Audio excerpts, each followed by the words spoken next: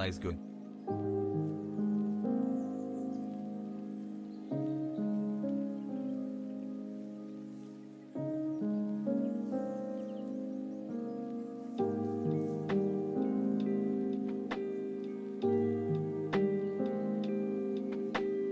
Hee.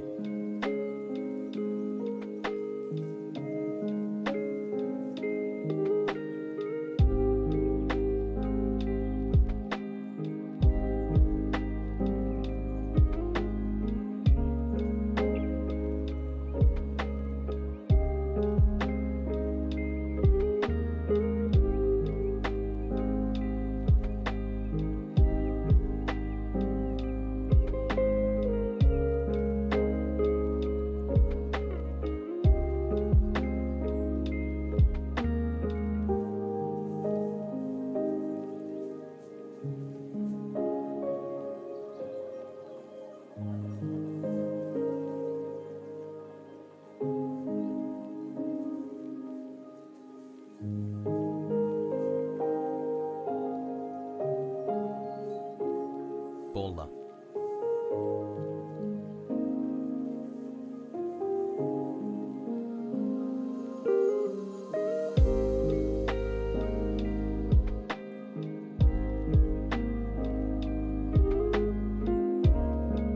Chat, if Drum declassified those dogs, why can't I read them? Makes you thonk, huh?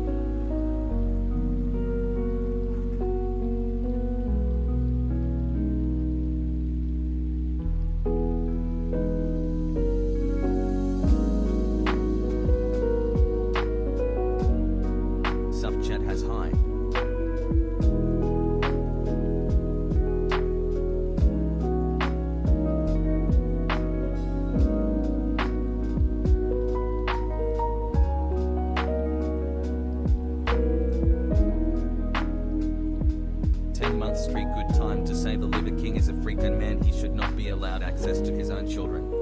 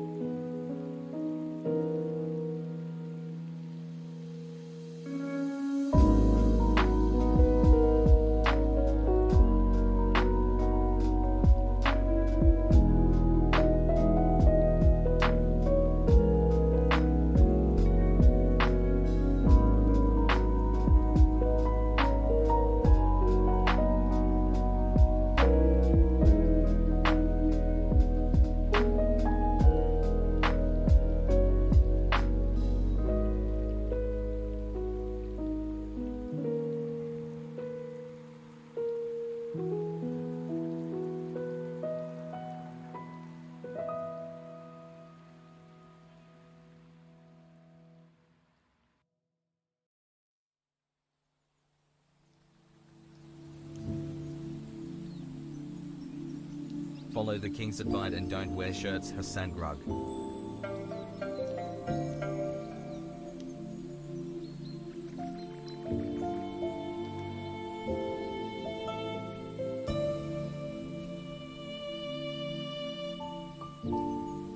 R.I.P. me who lives in Charleston. Storms hitting soon. Has left.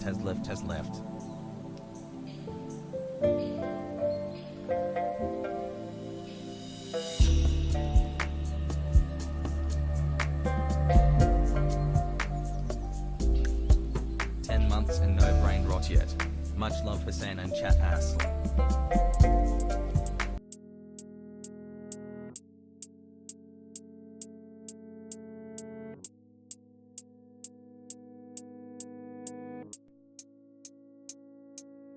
Hassle.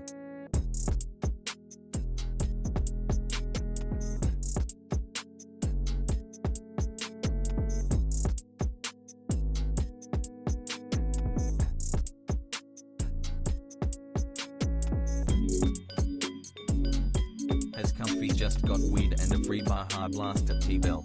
Life is a little less shitty.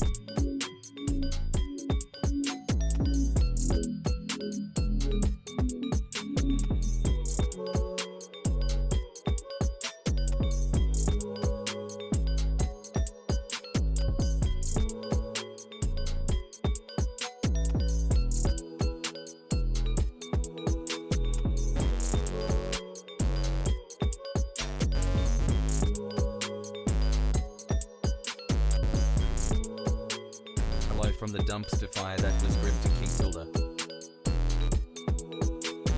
Every famous streamer is a picky eater, that's a fact. That's a fact. I'm waiting for his son to go vegan, but before he does, do I got any shrimp dicks in the chat? Yeah. Every famous streamer is a picky eater, that's a fact.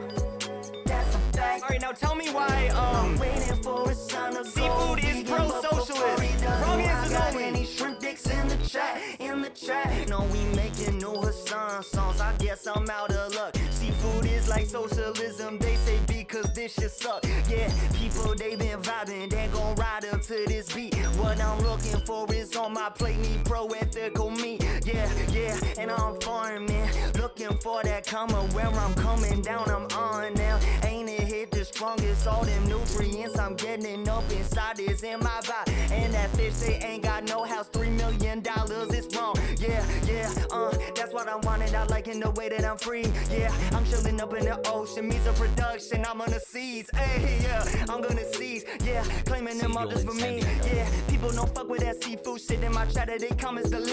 Yeah, every famous streamer is a picky eater. That's a fact. That's a fact. Hey. I'm waiting for his son to go vegan, but before he does, do I got any shrimp dicks in the chat?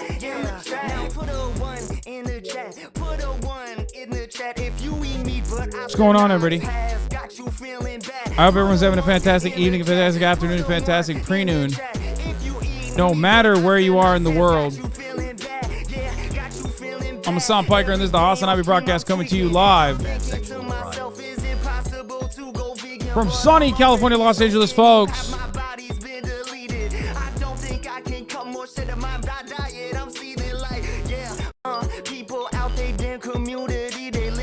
I'm live and alive, and I hope all the boys, girls, and MBs are having a fantastic one. Yeah, like you know the vibe I'm singing while I get it, yeah. But you came in way too early, tired minute one in the track, yeah, one in the track. If you wanna go vegan, cause I've got you feeling bad, yeah. Eating all that meat till the songs we make complete. I do not fuck with that shit I'm making, let me press the lag, yeah. Live and alive, folks, and I hope all the boys, girls, and MBs are having a fucking fantastic one, because today's a beautiful day. It's a wonderful day. It's a fan-fucking-tastic day.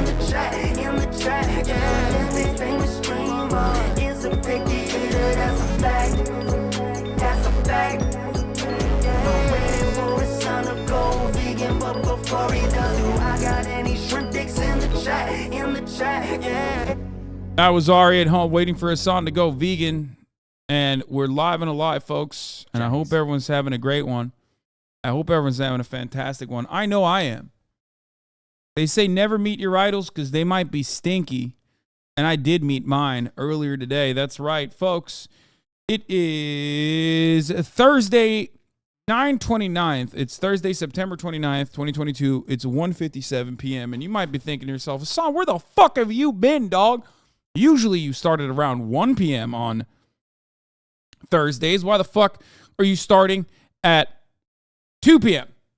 Well, there's a reason for that. We had a very special episode of Leftovers earlier today where Ethan graciously, instead of doing his regular podcast, instead of having Liver King on his regular podcast, he had me on, and it was a beautiful, wonderful, incredible experience for me. Yeah, for those of you who don't know, I had dick and balls. That's right. I had raw dick and balls on camera. Put that shit right in my mouth and ate it.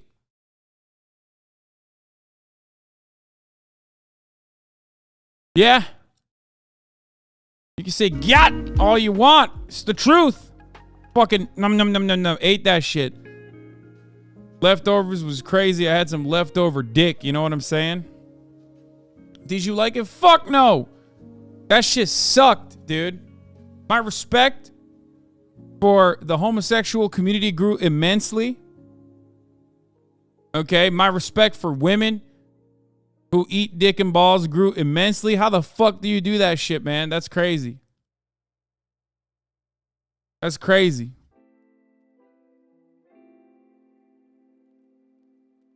I'll just say it like that. My respect grew even for the likes of Austin. When you think about it. Anyway, did he smell like BO or also shit? No, just BO. He didn't smell like poo-poo. He just smelled like body odor. Like heavy, heavy, heavy body odor. Like I went into the bathroom after he used the bathroom, and the bathroom like still smelled like Liver King. Motherfuckers be like, bro, he's tiny. He's a manlet dog. You forget I'm a giant, okay?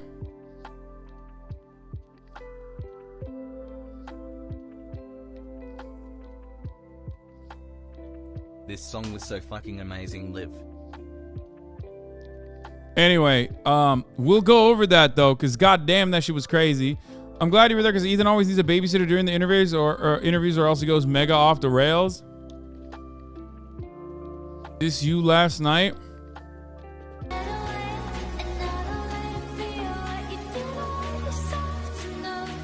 Dude, why did you bring that back up?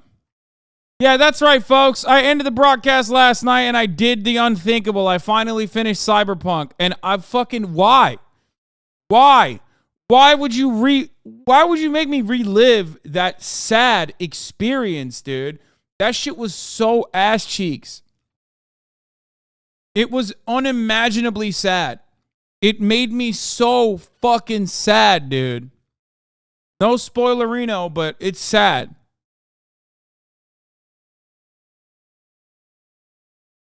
Oh, No, not Cyberpunk the video game. I finished Cyberpunk the video game when it first came out. This is a real conversation that took place. You definitely have some BO, like I can smell you. And he said, "Thank you." My beans of dysfunction. I've never seen a man say that. At HasanAbi season my beans of dysfunction. At HasanAbi season my beans of dysfunction. What? At HasanAbi season my beans of dysfunction. At HasanAbi season my beans of dysfunction. You gotta play the game again so you can get revenge on Yeah, Smasher. Right. Okay, stop. You're giving away some shit that's happening.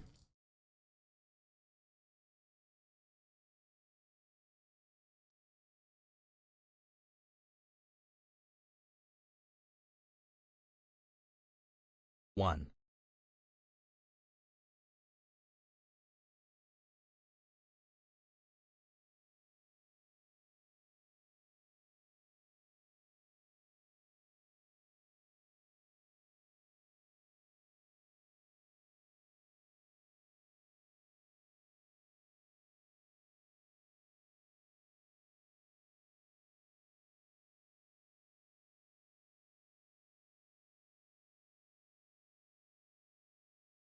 Honestly, good for them. I hope they're happy. That's all I'm gonna say. No, that's all I'm gonna say, dude. I mean, that's it. It's like there's nothing to say to that other than sometimes in life you get access to information that makes you feel a certain type of way. And there's nothing wrong with that. You know what I mean? I'm happy.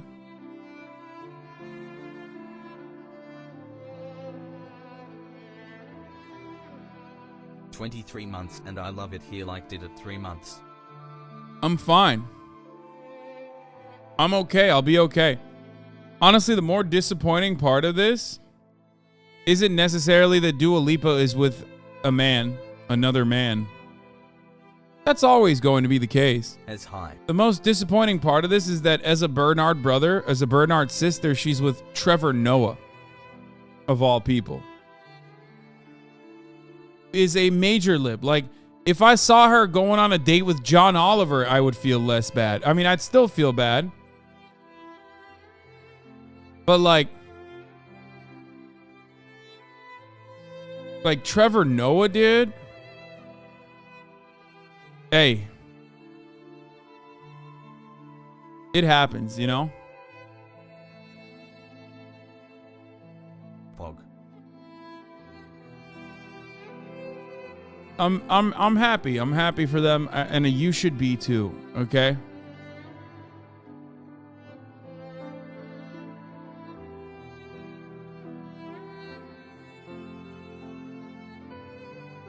Hassle. Just kind of funny to think about how Trevor Noah big timed me one time at Soho House in West Hollywood when a mutual friend of ours had introduced us. And back then I was a tiny content creator and I held on to that forever. Like I never let that go. I held on to that resentment. And I've talked about that before publicly. And now this just solidifies it. You know what I mean? This just makes my feelings permanent, I think, in an irreparable fashion.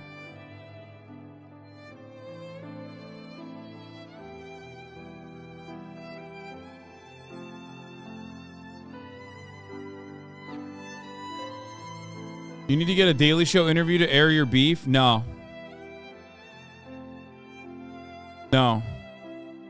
We vibing out here, love ya. Now, I might Hasan feel nauseous right now, and I can't tell if that's because of the bull penis I had.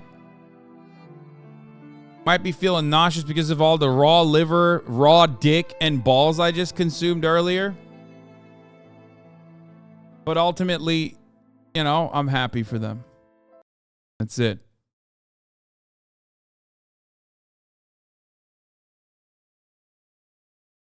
Marjorie Taylor, on the upside, Marjorie Taylor Greene is now ill. Anyway, okay, all jokes aside, let's get back to it. So, I ended the broadcast last night after tilting and whatnot. Trevor dating Dua Lipa. Meanwhile, you're dating Liver King. Yeah. So, ended the broadcast last night. Finished Cyberpunk Edge Runners. It was very sad. I've been watching the Dahmer Netflix show too. That one is like hard to watch though because of how fucking realistic they made that shit. Okay. But after I went to bed, I woke up and I got ready. And what did I get ready for? I got ready to get livered up. Okay. I got motherfucking ready to eat some raw liver. Ethan told me like Liver King is coming in with like, 3 fucking cars.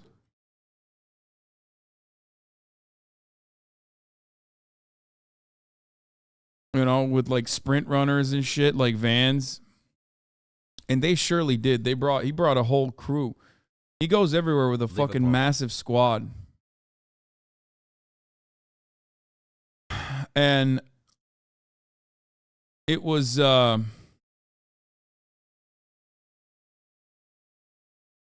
it was an interesting experience. Were you heartbroken when you found out that he's a liver landlord? At least it's commercial real estate. Anyway, I'll say a couple things before we get right into it. And I'm gonna blast off early this time because like I just wanna, 4 months of gifting funny subs. Does anyone have good memes for the blast off? I'm gonna blast off right now and talk about my Liver King experience.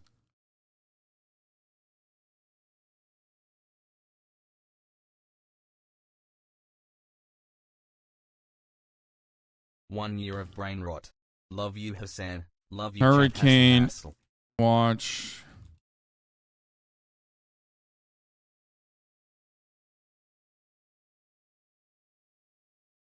And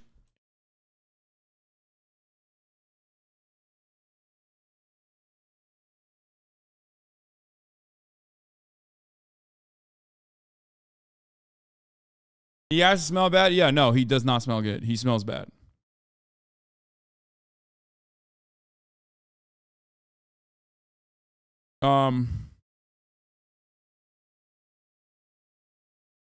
Hurricane watch continues.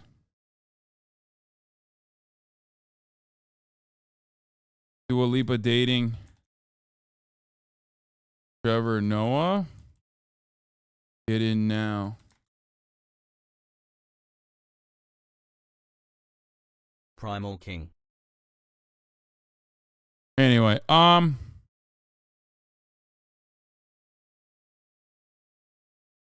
did Ethan actually get a Liver King a private jet? No, we didn't do any of that. I don't know why he was like saying that, but we just went along with it. Please unblock me so I can gift more subs before September ends.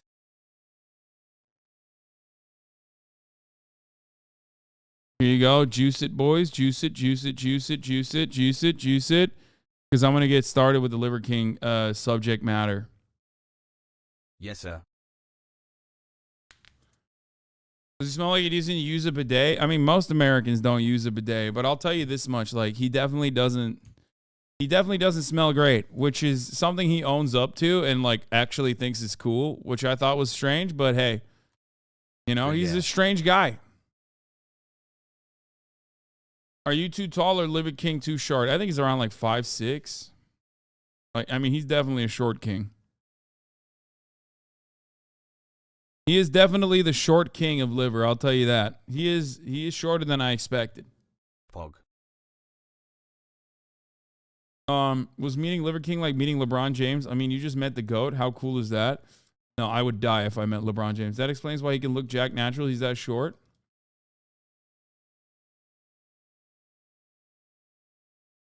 Are his abs actually implants? No. I'll say this. He does look way more natty in person than he does in photos, which was surprising. Like, he definitely does not look natty in but I still don't know if he's natty or not, or if he's cycled. I think he probably still has. But when he was off, I mean, when he was in front of me, he looked a lot more natural than he does in photos. He looks juiced to the fucking gills. He looks juiced to the fucking gills on photos, though. Even in this photo, he looks juiced to the fucking gills.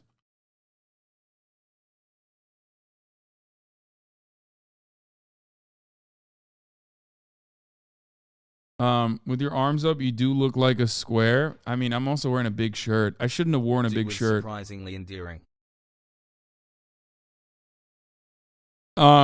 Anyway, so yeah, discussion mega thread. Liver King is here. Leftovers episode 26, I guess. God damn, what a fucking fire ep this was. Coming out of the cave. It's a utility. A utility.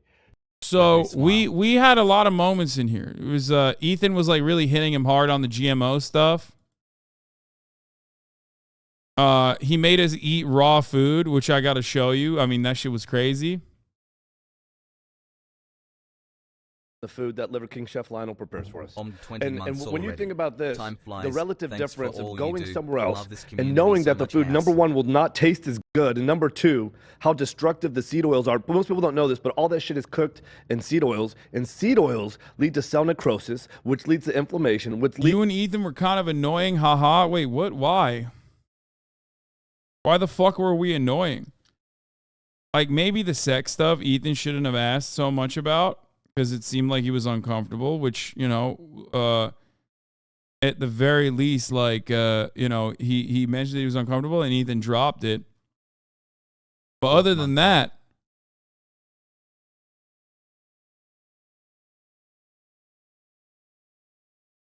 the seed oil stuff I don't agree with, but I don't know enough, so I just like kind of didn't say anything. Testing. Which is what? Sheep intestine. Oh, okay. I talked about kokorech. Nah, the whole point of interviews, you have to risk asking uncomfortable things. No, you were annoying when he tried to educate you on live. You went like, bull penis, am I right? What? Educate me on life? Donos are back, let go.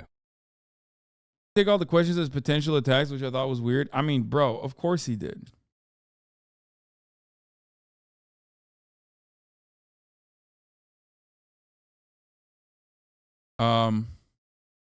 If you hear low smoke like point to see oil how beyond you its ever smoke went point, fair you will in get Lizzo. bad results. But see, is this just him though? He has weird questions to get the cringe. Of sheep intestine, it's one of my favorite things to eat. Hell yeah. Where is the raw food? Where do we Feel like eat you're- it? You have more Star Wars energy, stuff? more drive, and your neuro... More Outer radiation space, will kill your balls was luxury. crazy. No, I have not ever tried. Take a piece of that. right here. Now, what's the benefit of eating the testes? Is that going to make me more virile? For us, we're not going to eat it raw fresh, but what we normally do whenever someone else is butchering it for us, we'll treat it like sushi, and we'll freeze it for at least 7 days in our That's smart. freezer. Smart. And, you know, No. my main thing is to not get... We're gonna watch Liver certain King and parts of his this. Hold family on. sick, and, you know, Have you guys ever got sick from Chef... I'm sorry, what was your name? Lionel. Lionel. You All guys- the fucking time.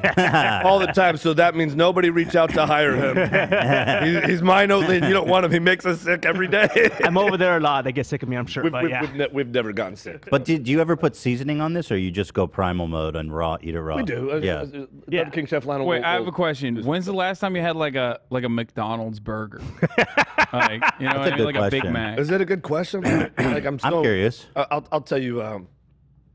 20 years ago. Ooh. 20 years? I mean, listen. I think the Whopper is dog shit, but like every now and then, you know what I mean? I'm gonna fucking have a burger every now and then. Do you eat burgers? Oh, you have all the burger time. patties. All the time. But here's the thing. I can't get food anywhere else that's more delicious than the food that Liver King Chef Lionel prepares for us. And when you think about this, the relative difference of going somewhere else and knowing that the food, number one, will not taste as good, and number two, how destructive the seed oils are. Most people don't know this, but all that shit is cooked in seed oils, and seed oils lead to cell necrosis, which leads to inflammation, which leads to the chronic diseases we're talking about. This is one of the compounding factors why we're suffering evening, today. Hasan and Why would I Shahbaz. ever The want to seeds. go? Seed oils. The seeds are the enemy of the people? Well, seed oils are really rich in linoleic acid. It's an omega-6 acid. It's an extremely What do inflammatory you acid. think about oat milk? Because that shit's bomb. Is oat milk real? How you gonna milk an oat? I don't know how they do it. Checkmate, I don't know how they atheist. do it. When I was growing up, I was a big dairy boy, and I still obviously love cheese, love ice cream, all that sort of Yo, stuff. let's eat right? this shit before it starts rotting. Yeah, this guy knows. Let's go. So next is gonna be. So Here, this, yeah. this is like a very almost intimidating type of organ, but my personal favorite is gonna be the Here's my testicles. crime These yet are bull's again. testicles right here. Now, what's the benefit of eating the testes? Is that's gonna make me more virile? Am I gonna be able to? So yeah, after you put some in your Hold mouth. on, I'm gonna my I'm gonna God. put my hair up for this. How's that this taste? one. Good and fresh? Okay, number one, to answer, I want to be a smartass, and I was going to tell you it tastes like strength, power, gains, and growth. Yeah. It I mean, actually is that means it delicious. tastes shit. Like Exactly. shit. King, this is Delicious. pretty sus, man. We're about to put balls in our mouth. What's going on? I want you to let me know what it reminds you of. Yeah, it looks like chicken, which immediately I am worried about because when I see that, Doesn't look. This looks like a kind of meat you want to cook. I'm gonna start It does look taking like on chicken. It is really good Trevor cooked, but raw Taste is it. Come on, preferable. put it down there. oh I'm god, waiting for a song. You're gonna love it. How much you want to bet you like this the most? It's dripping, dog. Yeah. Get all the testicle juice down there. So what's the benefit of eating cow testes? It doesn't smell great. Like supports like. That's why it's called a testicle, right? That's No why. smell. That's why a liver's It called a smells- liver. There's does smell. specific peptides. There's enzymes. There's cell signal. There's all these things in here. I'm putting it down. Yeah. You just swallowed it. You didn't even chew it. You didn't even taste it. Oh, that does not taste good. Wait, he didn't even chew it, liver. Hey, he can do whatever. It's I didn't down. know you could fucking deep throat like that. Okay, I'm gonna try it. Ethan's mad. I'm cranked. Okay. Ethan's mad that I just destroyed that. I downed that testes like a fucking oyster, dude. Don't even give a fuck. Play with me, dude. Play with me. A gifted sub spoiled me, so now I must sub. Test my fucking patience with that shit. It was disgusting. It was disgusting, okay? It was disgusting. It was so disgusting. It was not appetizing at all. It just like smelled bad. Can you describe taste? I don't want to even think about it if we're being honest.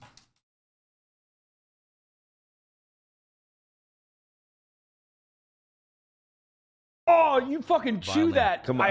I will. I'm not a fucking subprimal You bitch. chew it.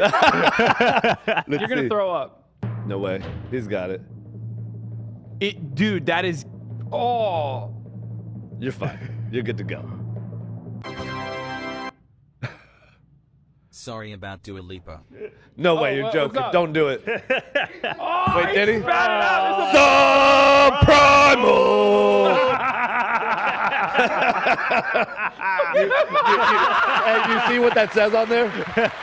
Oh, he's got a subprimal ball. We got a subprimal Love spit you, bucket Hasan if you Hasan. can't do it. Oh my God, liver. But at least you Yeah. listen, you got testicle in your mouth. You done it. That was not a great experience. It tastes like that I would like to it tastes replicate. like fucking metal, and It doesn't taste good.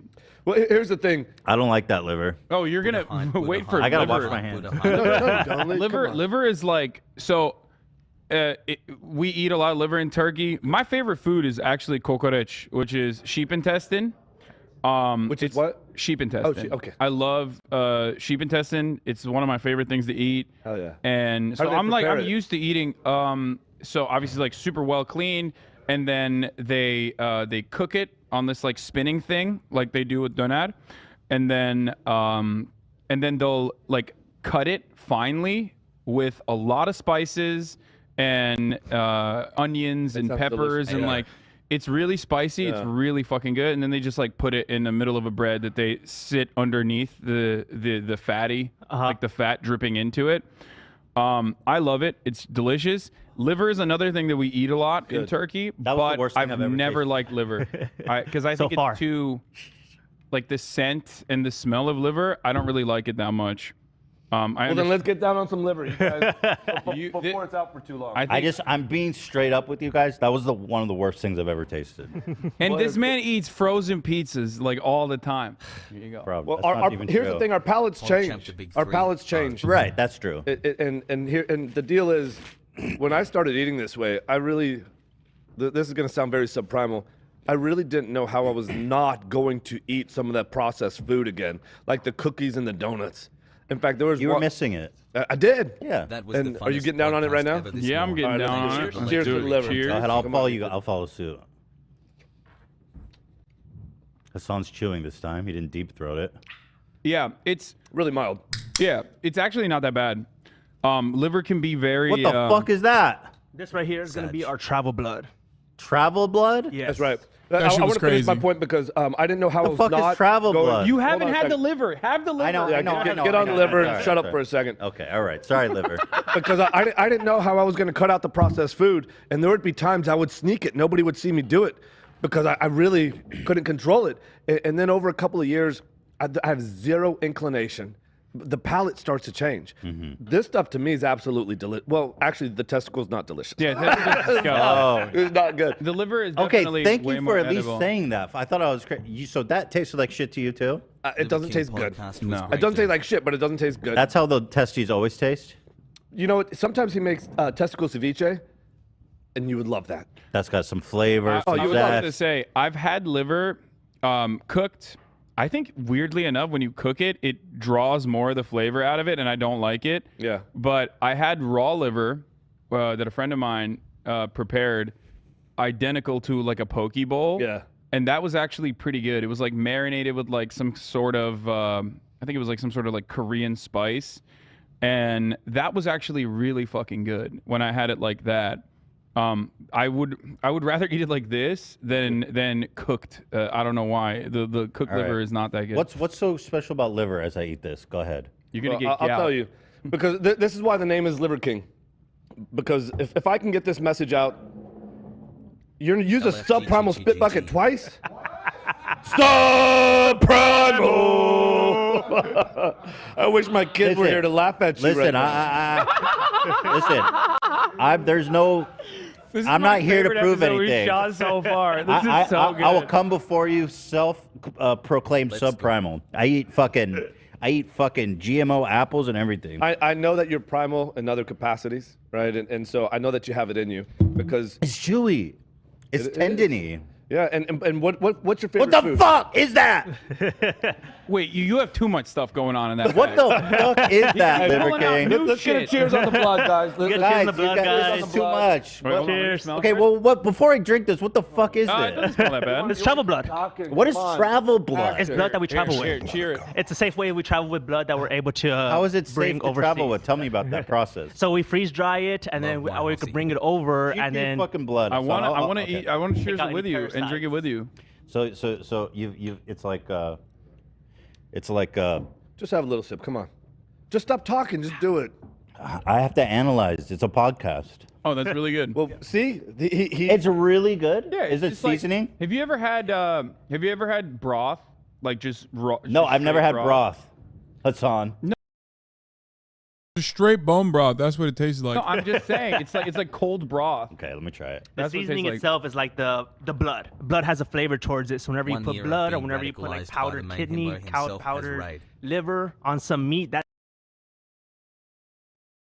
Ethan is so funny. How mad, how tilted he got was hilarious. seasoning Drink all itself, that. like it You has a love it. really. I good don't want flavor. to. I don't know if I want to drink all of it. Prove to me how much you love I it. think a couple of sips, you're good to go. It's like. I'm And not- why do we A true king consume would not blood, starve their Liver? child for We've 3 always done days. it, right? Since the We beginning have? of time. Listen, I want to answer the question about the liver because you asked that question. And here's the thing. Let me cheers you, will you? If you want to be an alpha organism kicking an ass in life, right? You don't need to know about all the peptides in here. You don't need to know about the vitamins and minerals. What you need to know That I is got down. if you want to be an alpha organism, Barely. do what other alpha organisms do, right? If you look at killer whales, they're the ultimate predators of the sea. They rip open great white. I mean, gorillas fucking eat only vegetarian. You know what I mean? They're pretty alpha. There was a lot of Yo, stuff that almost I a just year like with my kind of was commie ass. captivated by his charisma in person. That I just like didn't really think clearly on. There was a lot of crazy I mean,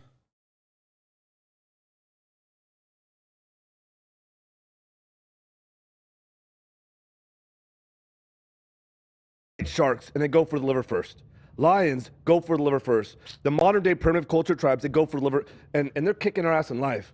And so You want to know about all the vitamins? I can tell you that there's really unique things in here that will otherwise be absent in your diet if you don't eat liver. Liver is the most nutrient-dense food that there is. You got to find it. Listen, you don't got to do this, but you got to find a way to get it in your diet. Why do you just do that? It's like use a cutting board. Ethan, we've just taken this out of our diet. In Turkey, they still do it. In a lot of other countries, we're still eating organs. We've recently abandoned the ways of our ancestors. And Look at my face. I'm staring directly at that testicle and cock. In favor of muscle meat that falls off the bone. I just like the cooked What, stuff, is that a that's dick? all. I could eat this stuff if it was Is that a cooked, you know? penis? Think so? What It is. animal's Well, cock are we about don't to let eat? It's not a perfect be cow. the enemy of good. If you can get this stuff It's a in bull's. cooked, Yeah.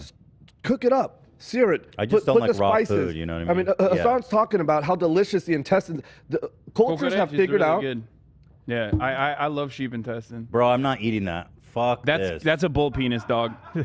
You have to. It's why gonna make, why are you obsessed with eating dick and balls, bro? Why not? Okay, fair enough. What Good do rebut. you like? What are you obsessed with by the way. eating? Dick and balls, bro. I like them raw in a different form. Again, like supports like. You know, again, that's.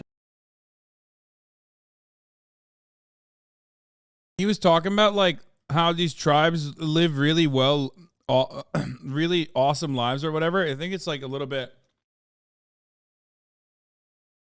I mean, he's a man of contradictions. Okay, none of it makes sense. 5 months of pure brain rot. I love your content. Like those The sound tribes I are hate not for life. fucking living life. They're not exactly living La Vida Loca. And when I brought it up, first jokingly with the anime reference, but it just in general, his response always was, well, they're living 20 to 30 years while, you know, Hassle. that's a life worth living.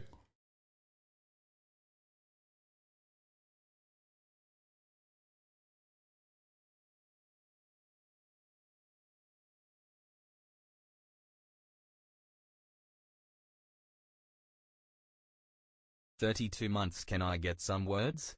That's why the tissue is called what it is. That's sus, man. That looks super tender. But the thing is, it's not just dick and balls, right? You're just gonna force us raw dick right now. We're about to eat raw. Yo, cock. take me out for dinner first, man. I guess you are technically. Take me on a date first before you feed me your dick. This is it. This is it. This is our date. Now, is that like a Dude, that is preserved? way It too smells hard like to it's cut. been What's pickled or happening right something. now? It's in pickled, yeah. So Okay, this- interesting. It is cooked because whenever you try to eat penis raw, it's soft. The Say that tissue- again. Whenever you try to eat penis raw, it's soft, Liver King but just a doo-doo butthole. it's really hard to eat. Whenever you cook it, as soon as you put it in boiling water, it turns hard, but it's a Yeah. lot easier to eat. And then we pickle it Tender. to make it even more tender. Yummy. You What do you don't- pickle it? What's your pickling process? Does this taste bad? Just vinegar and salt. Okay. I'll be honest, it's pretty much inedible. Yeah. It's like gum. And you know, I say, hey, we're going on the H3 podcast. Let's do the legitimate things, and let's do some pickled pizzle. Bro, he was sweating too. Like, let's have some fun. He was sweating, dog. How can you still be eating after feasting on cock and balls all day? I needed to put something in my system, bro. At HasanAbi, you called yourself the B-Day King when Ludwig exists. Because I'll do it with you guys. He cut the tip of that dickhead. Like Yo, Lorraine one of Bobbitt your- be for one of our fucking what? For one of having our guests. flashbacks. I don't even know what the So- fuck. I don't even know what part of the cock I'm supposed to be eating raw Just the right tip, now. bro, and I think the it's a stem. knee. So if you don't like the flavor of this, so do you eat it regardless because it's good for you, or do And you it's not fuck pickled. with You don't this? like the flavor of this, even though it's 100% pickled? what you said. You know, like somebody sold us that we're supposed to do things that we like, eat food that tastes good, right? The Right. foods that are best for us probably don't taste great, right? And Let's then go. when you're eating, let's say you're eating what's your favorite food? Definitely fermented penis for sure. You look like the type. But what really is your favorite food? Oh, I don't know. What's your favorite food? You got. I don't know. I don't why know. you I like, dodging it? It's no, okay. I'm not. I like Frozen steak. pizza? Okay. Steak. Okay. Well, I was hoping to use another example. Let's just say for people that like donuts or for people that like crackers or whatever the fuck it is, right? How long does it take for you to devour that? Most people, it's like a minute or two, right? So you just enjoyed something that took a minute or two to do harm to you. As is the case with everything, it's just marketing. Fad diets like Atkins, keto, fasting, all these kind of fad diets are built on the foundation of the law of thermodynamics and like pretty Please basic unban me so rules I of can calories hide in, calories Love you out. so much. Give Okay. PLZ. What his 9 ancestral principles are quite literally, and I did bring this up, his 9 ancestral principles are literally just like the most basic stuff, which is move, put yourself in like physical struggle, To chat. and fucking, eat dense foods and sleep well. Like you can say that that's primal. You can say whatever you want about it, but ultimately, like, those ideas are, like, the way he's saying it is just like marketing terminology. But what he's actually saying, as far as like the main principle behind those ideas, are just like, do basic shit. He's just very good at, selling it. So you're going to live in this body another 23 hours a day, right? And so I still like to eat foods that are delicious, but I'm always going to eat the foods that are the most nutritious, that's going to allow me to feel and function and be my best for most of the life that I'm living. Got it. So I'm okay. So I eat raw liver and raw bone marrow and raw testicle every single day. You know, the Liver bone marrow queen was of the by boys. far the best on there. The bone marrow was nice. Good. It's good. Yeah, Very it was fatty. just butter. Look at that test you hanging out I don't there, even man. know. Staring you down, Hasan. Yeah, see the that's veins just on looking it. right at me. Kiss I'm it. never having that ever again. Which one? The testicle was Okay. not good. How much you want to bet? We're going to do a part 2, and we'll have testicle ceviche. And how much you want to say? How much you want to bet you're going to say? I'll have seconds. Yeah, I mean, ceviche could be good, but that's actually taking something that is like unpleasant and turning it into something pleasant. Like for me, one of the things I always tell people in my community is like, look, your diet, you have to stick to it for the rest of your life. That doesn't necessarily mean that that's a bad thing. Everything is a diet. You can have an unhealthy diet or you can have a healthy diet. And if you want to make sure that you have a healthy diet, you have to make sure that you find foods that you like that have decent macronutrients and that you can get an adequate amount of protein and feel like you are fulfilled and feel like your stomach is full. You know what I mean? Like, and what you're describing with respect to like, super carb heavy foods is just that your body processes it way faster. It doesn't fill you up in the same exact way. It's like processed sugar. All that stuff's really bad. I think you can still every now and then sneak in something if you want to. But I do think that like everything I do, at least I am a hedonist. Everything I do, I try to make sure that the food that I eat, I eat chicken all the time. I eat chicken every day. I love chicken. You like chicken liver? But I make sure that chicken is prepared in a way that is still, fun to consume because I want it to be tasty. Sure. So I whip it up in a way that like, I still spice it a lot and make sure that it's still consumable and good. Yeah. Well, here's the deal. If you're not going to be eating this stuff in the future again, you have to get this into your lives, right? People in your community. So I tell everybody the best way to get nose to tail organ meats, go on a hunt, go establish this kind of connection with the animal and the land. You'll never look at. God damn, Scumart is so quick with it, dude.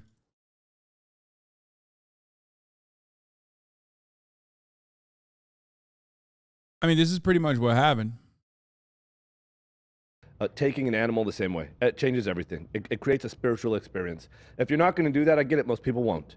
Go to a butcher, look another man in the eye, shake his hand, get to know where your meat is coming from. And if you're not going to do that, go to the grocery store or go to one of these online ranches like White Oak Pasture is incredible. Piedmontese is another one. Still, people don't want to do that because they don't want to taste it. They don't want to. They don't want to procure it. They don't want to taste it. They don't want to put it down their mouth. So if you're not going to do that, that's where a supplement comes in.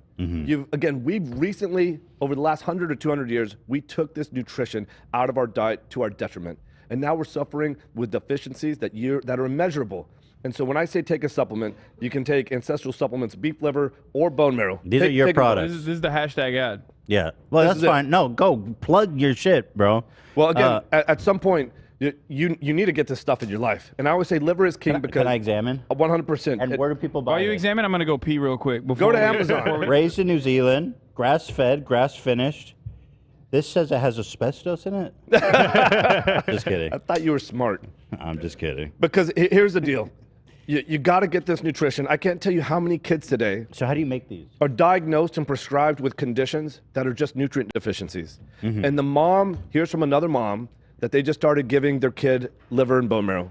And now that kid no longer expresses those symptoms of. Yeah, this part I do think is like almost, I mean, this is harmful.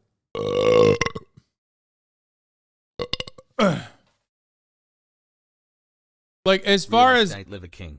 there are things that he said that make sense, like, you know, don't be sedentary, eat well, have some fucking protein.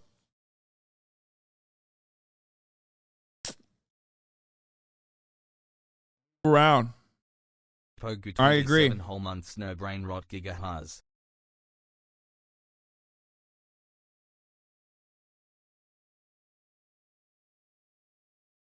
Lol, no longer a wife. Christian wife. Christian mother, American business owner. Oh! The hair is a little too good.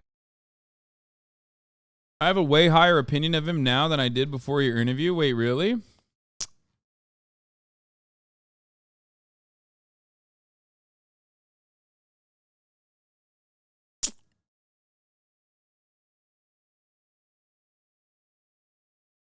A fucking joke, right? Oh damn! I was like, damn, hit me up. Like I'm trying to get on well, hold on. designer shit. Just for fun, this will be a soundbite, and I guarantee, because this is all over the place, people really say, oh, here's a soundbite. Hey, you said it yourself.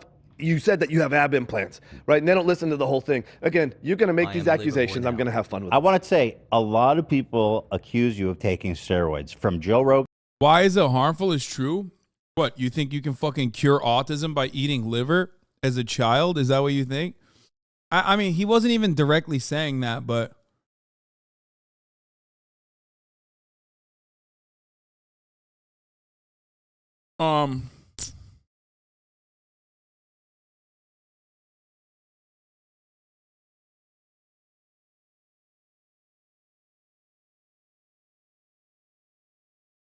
PLS unban me.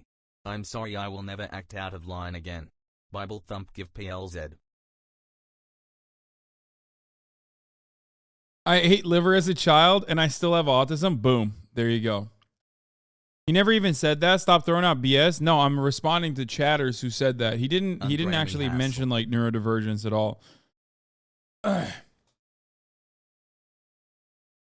sure my autism is here to stay. I didn't eat raw liver as a kid though, so who knows? No, I mean, there are things that he mentioned that I just don't think are true. Like, I don't think you can heal all ailments by eating liver, like straight up.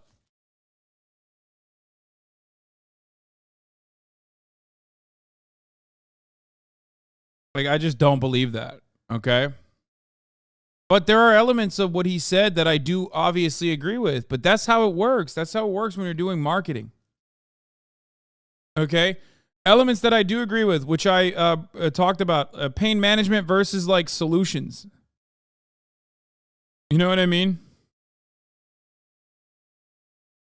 Like, I talked about the importance of physical therapy over just simply going the pain management route. Eat the dick.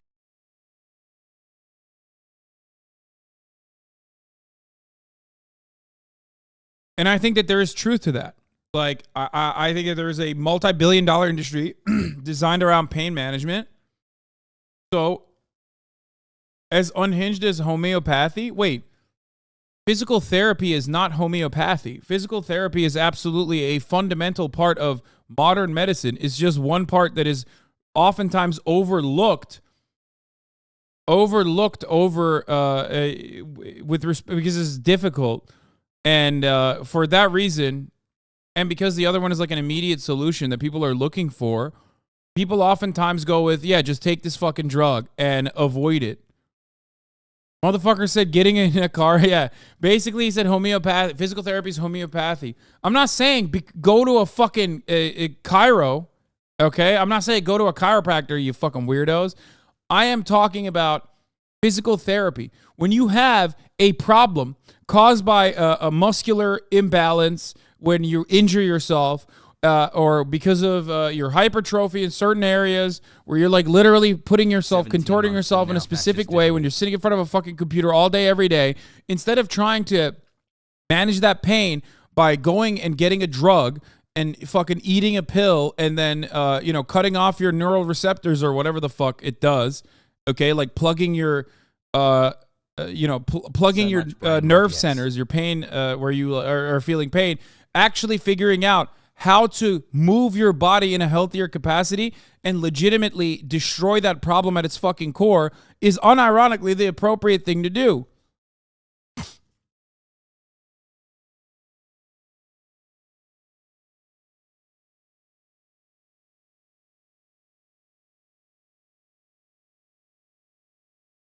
That shit's expensive as fuck. Yeah, so is having a drug addiction. But ultimately, my point is, regardless of how expensive it is, it's the adequate solution. Nobody goes, oh man, chemotherapy is expensive as fuck. Like, you have to take it. But our understanding of cancer treatment doesn't have that same kind of thing. Like, we have pain management, which physical therapy is supposed to be an adequate component of. And as someone who has been in and out of physical therapy because of multiple injuries throughout my fucking life, I can tell you with a certainty that physical therapy is oftentimes overlooked.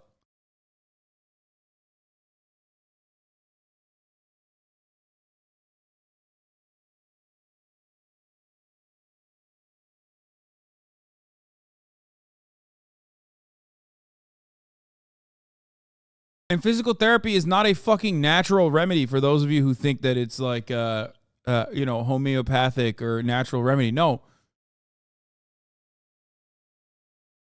Medication is always still a necessity in a lot of circumstances. I've never said no to medicine. I love modern medicine. My family, half my family wouldn't be alive if it wasn't for fucking insulin, dog. But having said that, I do genuinely think that doctors are way more inclined to prescribe you medication immediately. And because physical therapy is like really difficult to continue for a long period of time and you have to like build it into your regimen, oftentimes it's not even like fully covered by insurance, that people don't go that route and they just go along with the just take a pill and forget about it route, which is really fucking bad. Hassle. And I mentioned that as well. I talked about it because of the pharmaceutical lobby and because of the multi-billion-dollar industry that Big Pharma has created. There is a reason why doctors are, along with the other reasons I just mentioned, there's a reason why doctors oftentimes would rather prescribe you opiates than legitimately try to get you to heal your problem.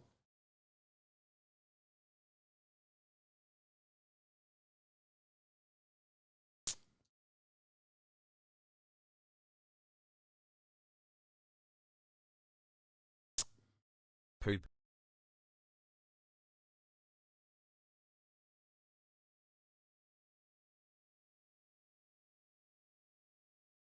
And like, even though I went and got physical therapy when I got a laparoscopic surgery, or even before that, when I first like blew out my knee, I didn't really follow through on it a lot. And I suffered as a consequence of that. That's why I had to get laparoscopic surgery eventually. So I just want to, I want you to understand, like you are going to probably do PT one way or the other because you can't live with that pain for the rest of your life. This was by far my favorite. Money. The kids go home with like $500, and wait, so they do draw blood?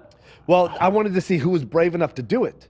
Am I gonna put a machete to their head? And I said, hey guys, here's how we're gonna do it. I'm gonna put the machete right there, right between the eyes. Boom, just like that. And then I'm gonna go like that, and whatever happens, as long as it draws blood, you get $100. And of course, I'm thinking, oh, everyone's gonna be scared out of their mind.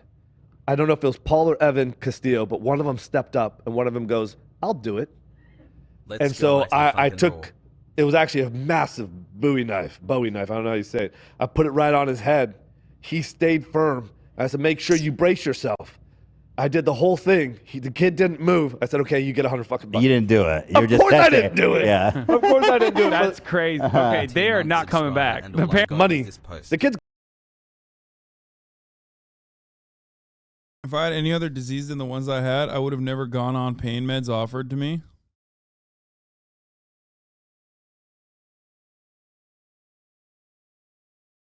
Munching on junk food after Ian. They get it. I mean, he's a crazy dude for sure. I mean, he's definitely a crazy dude. He has a lot of wild takes. A lot of wild takes.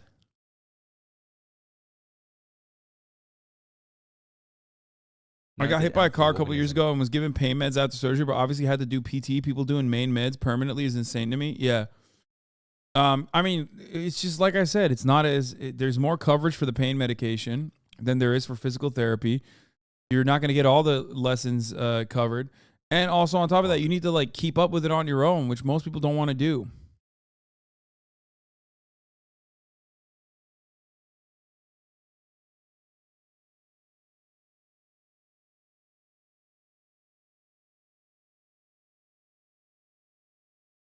What is this? Moments after Hasan the Hun consumed the penis, that horse penis, Heinous King. Yeah.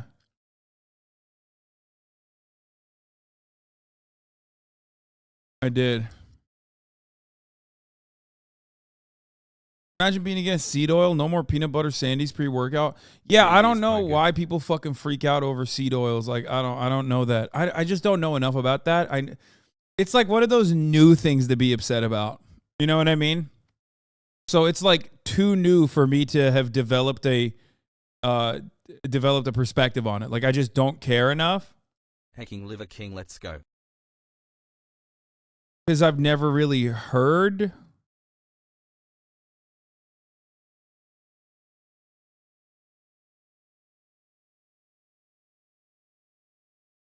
I don't know.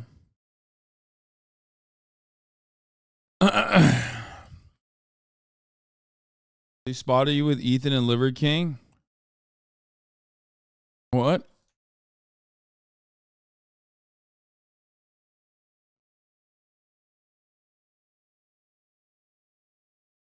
Look at me. Some oils are bad because they're inflammatory, like you mentioned, but there are good oils too. Avocado, macadamia, if I remember correctly, and olive. Olive oil is good. Seed oils and vegetable oils are not.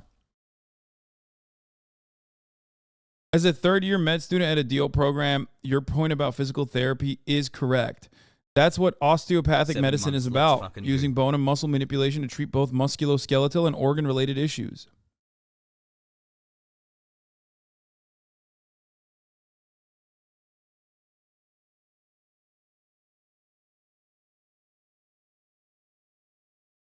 Why liver isn't good for you? Liver is very high in iron. That's why your tongue dislikes the flavor and it tastes like eating metal. The liver is the storage site of iron, and iron excess makes your body susceptible to pathogenic infection. There's vitamins in the liver, but you can get them from safer sources, say vegetables. Well, liver is also really rich, right? And that richness is what causes gout. I thought liver directly causes gout.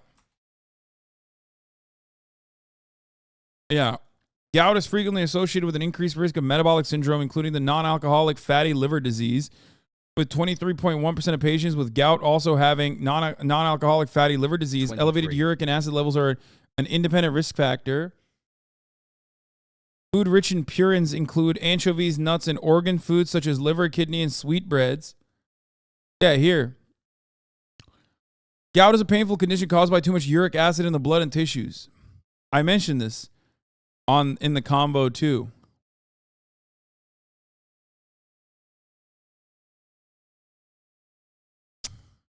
They have to cut your toes off when you do that. Anyway, eating foods rich in purines, which the body breaks down into uric acid. Foods rich in purines include anchovies, nuts, and organ foods such as liver, kidney, and sweetbreads. Overproduction of uric acid by the body. This can happen with some genetic disorders. Under excretion of uric acid by the kidneys. Kidney disease can interfere with uric acid excretion, such as starvation, drinking too much alcohol, and the use of diuretics.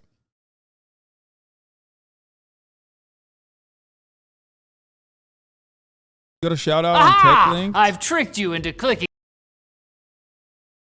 310 to 315. What?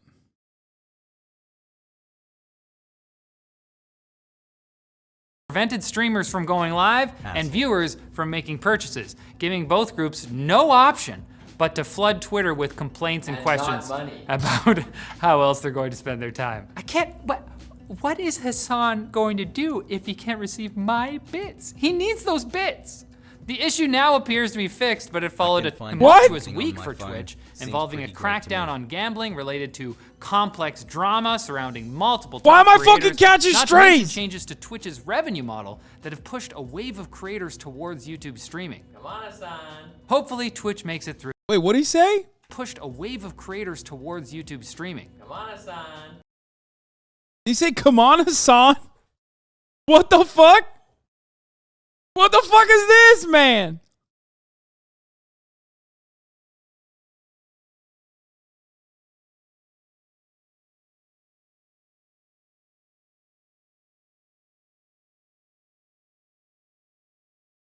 Hopefully, Twitch makes it through this trying time. Or not. You know, they're owned by Amazon, so it's like, it could go either way. It's true. Needs to buy a computer that actually run Valorant without crashing, Linus? Okay, chill. The computer that he made is awesome. Okay? Everybody calm down. I maintain that position. We're experimenting with a new way for viewers to pay support to their favorite streamers. Elevated chat will be available on select channels today. Keep your messages in chat visible for a longer period of time. Isn't this super chat?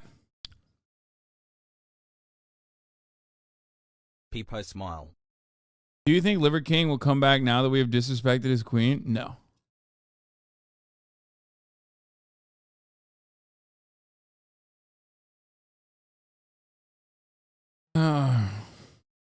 The Nelk podcast mentioned you 38 minutes in? Wait, why? People like, it's like, yeah, it's like how people are always going to comment something negative too, right? Yeah. Like, there's people that, like, for example, at the beginning, no one ever said, like, I love Trump, I love Trump, I love Trump, or whatever case it was. But people will think it, but they're not going to comment that. It's going to be all the people that are like, fuck this guy, fuck this guy, fuck this guy, you know? Yeah. And also, so I did this pod with Steve, and before the pod, me and Steve were like, oh, to be funny, we'll like think of like 3 like funny stories that are complete jokes and just kind of like straight face them. No fucking shot. 1 year, baby. Let's Oh, go. they're Smile. saying the jerking my dog off is fake? That's funny as hell. Bro, Bradley Martin running defense for fucking Steve will jerk it. I see how it is. Wait, he's going to mention me in this? God damn it. Why? I don't want to be mentioned in this, dude. I don't even want to watch this, honestly.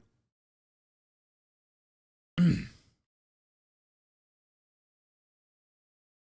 then talk about 3 like current topics, right? So it's exactly what we did. And then I see on the Is that pod still up? that pod's still up. Okay. The one it almost has like a 800,000. But anyway, so there's one story that like kind of got taken by all these like other They're jerking channels off the dog, yeah.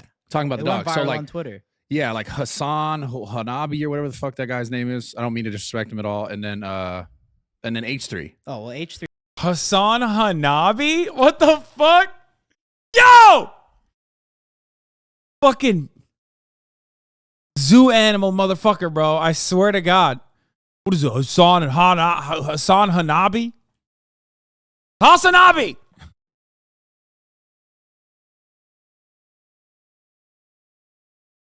What is he? Hasan Harambe? I don't fucking know.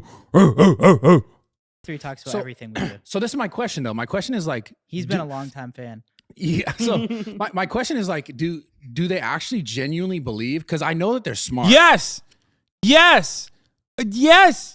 Because he said it with such a straight face. I not only genuinely believe it, but I also now believe that you're trying to run defense now because your reaction was insane to it.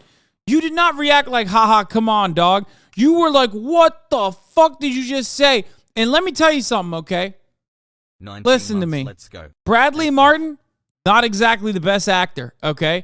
I'm going to go ahead and say it. That was a Meryl Streep-like performance. If you were not legitimately shocked and confused at the reality that Steve will do it, was talking about how Steve will jerk off his dog, okay? You were a really good fucking actor, man, at that point. And honestly, I don't think he's that good of an actor. I just don't. I don't believe it. I think he is very jacked. Respect to him for that, okay?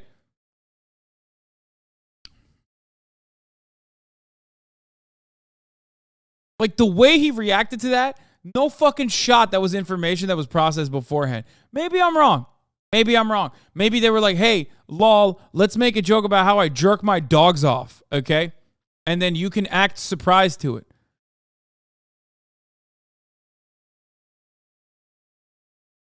$30-month brain rot, baby. Let's go. I can't believe you took the jokes they were trying to sell as real as the truth. Well, it's not even that. It's like, I don't believe it was a joke, man. I just don't. That was such a weird and specific story, but then also his reaction kind of sold me on it. More than like Steve will jerk it. Wow. That's a super mega tight bid. Now some of these morons going with. No, because like they're smarter than that. It just doesn't make sense. This is how your haters, man, with the not paying editor, producer, narration, by the way. Brother, there's a difference between that. My editor literally came out and was like, what the fuck are you guys talking about? And they still were like, nah, you're Stockholm Syndrome. They talked about it for like 20 minutes. And he literally fucking was like, what? No. I'm here. What did like, do they actually genuinely believe that it was real? Because I saw their reactions and they were like, I can't believe this. This is so crazy. How are not people were not upset about this? And like all these, like, this is the craziest thing I've ever heard. He's so serious. Yeah. Wait, what? Dude, now we got to run that back. He shouldn't be talking about this story any further. Now, the reason why he shouldn't be talking about the story any further is because, like, the more he talks about it, the more people are going to go back and watch it again.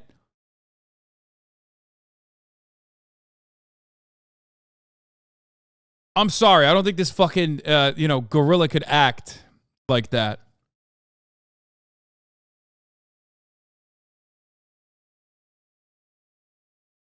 The only way he can prove it was a joke is by interacting with the dog on a live stream? No.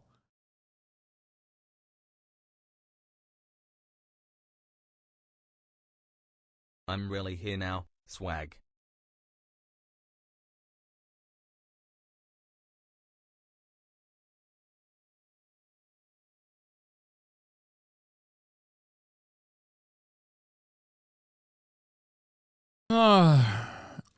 Did Steve ever deny it? No, that's the other weird thing. I never even heard it. Maybe he denied it, but I never even heard him fucking deny it either. Which is strange. Anyway, Louisiana and Florida, we stand together. Oh, God, my fave, dude. What a fucking legend he is.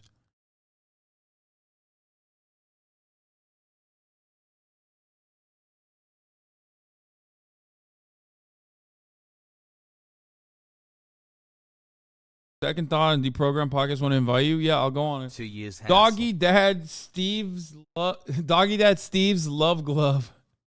Thank you for the 10 gifted subs. Doggy Dad Steve's Love Glove is back on the market, allowing 10 people to no longer see the ads. He's here. He's more fired up than ever before. He is fucking allowing 10 people to no longer see the ads at the top of the hour, which you can also avoid because the top of the hour ad break is upon us. Now, you might be wondering, like, how can I avoid that? How can I avoid that? Well, let me tell you. You can avoid that by subscribing for $5 a month or for free with Twitch Prime by connecting your Amazon Prime account to your Twitch account where you get one free Prime subscription a month. Here's the 1 minute ad break now.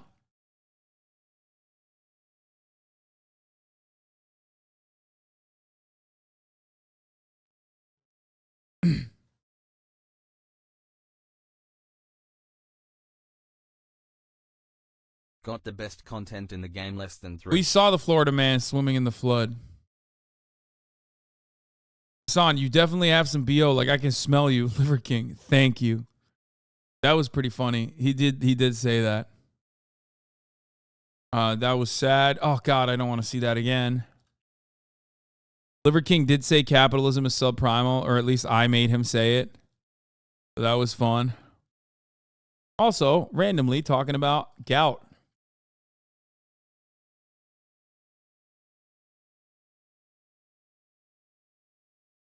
Do you like him more now? I think he's very charismatic. You don't make fucking $500,000 selling CPAP machines unless you're like a very charismatic salesperson. Hassle. Did Liver King leave upset? He seemed bothered? No, he was stoked. He loved it. He was very happy that the way that went down. It's conflicting to me that Liver King is so charismatic because when he got to the point of explaining his child raising philosophies that really challenged the likable guy I was trying to build him up in my head, Starving his kids and imposing the harsh dietary philosophy. What the fuck? Yeah, I don't know if that's the best thing.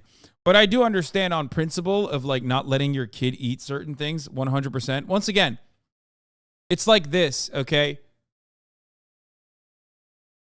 He takes understandable principles and then fucking maxes them out, okay? Slams the goddamn fucking gas pedal to the bottom of the fucking floor of the car.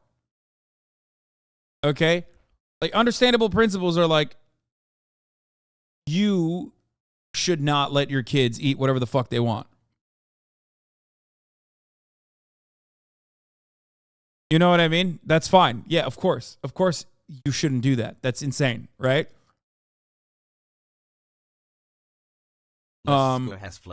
You should starve your kids for 3 days until they're like forcibly eating liver because there's no other fucking form of sustenance in the house. No, that's crazy. I don't even have an issue with you like, feeding your children liver every now and then, right?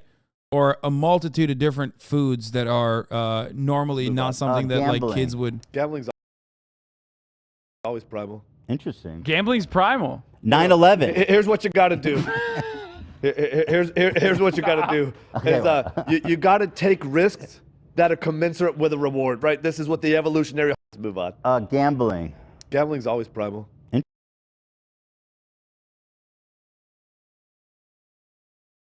Speaking of Florida, don't forget when Ethan asked if he had an addictive personality. I don't believe in moderation. No, I did see a lot of myself in Liver King in many ways. I think he and I are alike in that regard. I think he's just like me for real. He's a very addictive person. But I have channeled my addiction into like Twitch streaming, weightlifting, and moderating my food consumption. He has channeled it into, creating content as well, for sure, very clearly. But also into like eating crazy shit.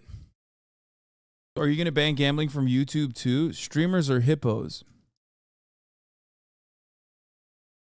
I think the only thing streamers have done is hypnotized you, my friend. The way you behave over here, it's like you're hypnotized.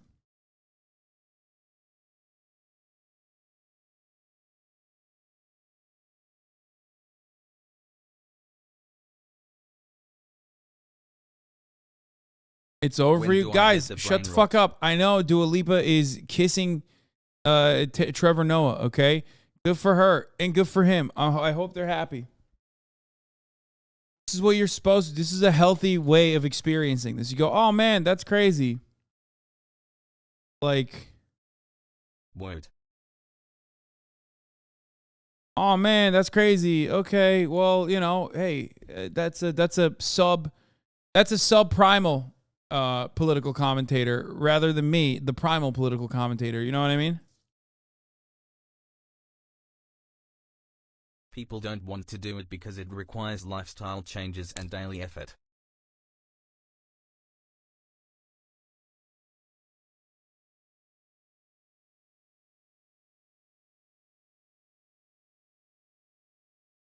Oh, Lake clapped him. I bet you're crying inside.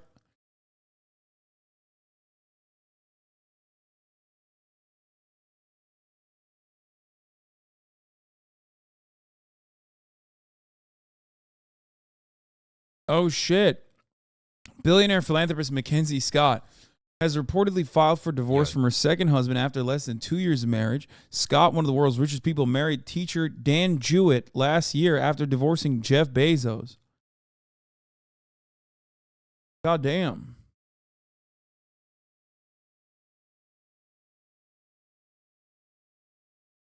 That shit was wild.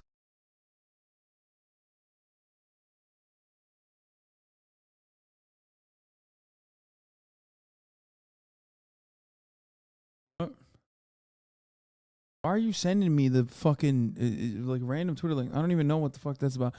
If you got a girlfriend, I would unalive myself. That's insane, dude. That is an insane way to live your life, okay? Don't even joke about shit like that.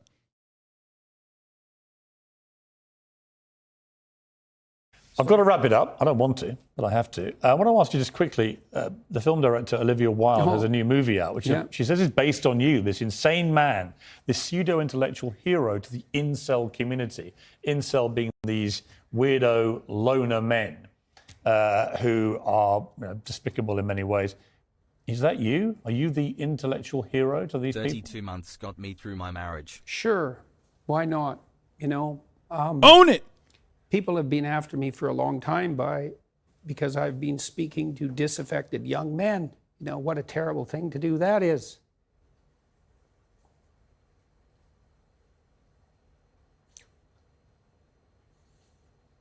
I thought the marginalized were supposed to have a voice.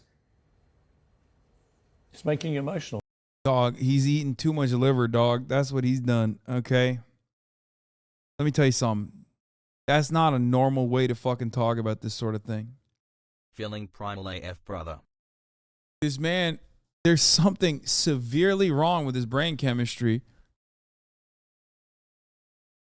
It's just it. That's it. Like, that's crazy. Too much meat, man.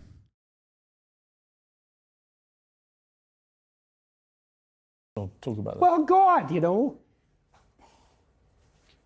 it's very difficult to understand how demoralized people are. And certainly many young men are in that category. And you get these casual insults, these incels. What does it mean? It's like, well, these men, they don't know how to make themselves attractive to women who are very picky, and good for them. Women, like, be picky. That's your gift, man. Demand high standards from your men. Fair Saying enough. that shit But was fucking all crazy. these men Don't who are talk about my alienated, wife it's in that like context. they're lonesome and they don't know what to do, and everyone piles abuse on them. When she said that, Olivia Wilde, it stung you, didn't it? I saw the Oh, by reaction. that time, you know, that as far as This is why Andrew Tate was so dangerous, dog. After a certain point, like when your brain is so fucking irreparably harmed by the benzo plus like all meat diet, even the most even the most diehard incels are gonna look at a dude who's like crumbling and crying and shit and go, yeah, that's too much for me, dog. I think that's like a little bit too much. You're like crying. That's weird. You know what I mean? Whereas like Andrew Tate at least is like, I'm a top G. I never cry. Crying is for pussies. You know? In a weird way, he's not toxic enough. You know what I mean? As critiques go, that was kind of low level. I mean, once I got painted as Red Skull, you know, magical super Nazi, that was kind of the end of the insults. There's no place past that. Not me, I So will say. when Olivia Wilde made those comments, the first thing I did was go look at the preview for her movie, which I quite liked. I thought I would go see that movie probably, and perhaps I will. It didn't really bother me. My Bro, you're crying, dude. You are crying. What the fuck? My family and I talked about it right away, and we were able to respond Hello, to it with some everyone. degree of I'm humor, Elon Musk. which then people completely misunderstood. I said I hope that, you know, that if I had to be played by someone, I think it's Chris Wilde, is that he's a very good-looking man, and so that seems all right, you know. And then I said something like, I hope he gets my fashion style choice right when he plays me, and it was a joke. All that was a joke. I mean, you've been so controlled today, and yet in that brief moment, you got very emotional. Why? It's really something to see. 2 months from the third world Hasan. He's crying for the incels, man, the disenfranchised. Constantly. How many people are dying for lack of an encouraging word? 26 months, let's go. And how easy it is to provide that if you're careful. You know, give credit where credit is due. And to say, damn, they're zooming on his face, dude. Nerds on the internet are the most oppressed, marginalized group. Especially nerds on the internet that fucking turn around and say that, like, Black people deserve less, and they're getting too much of the podium and shit. Those are the people that, you know, are the most marginalized. Why are they marginalized? Yeah, boy, yeah. Because they can't even say their ideas openly. Their video games are being taken away from them. Okay, their video games are being taken away from them, where the video games now feature like black characters. You know what I mean? Female characters. Back in the day, video games were not political. Now they got political characters like that. It's really fucked up.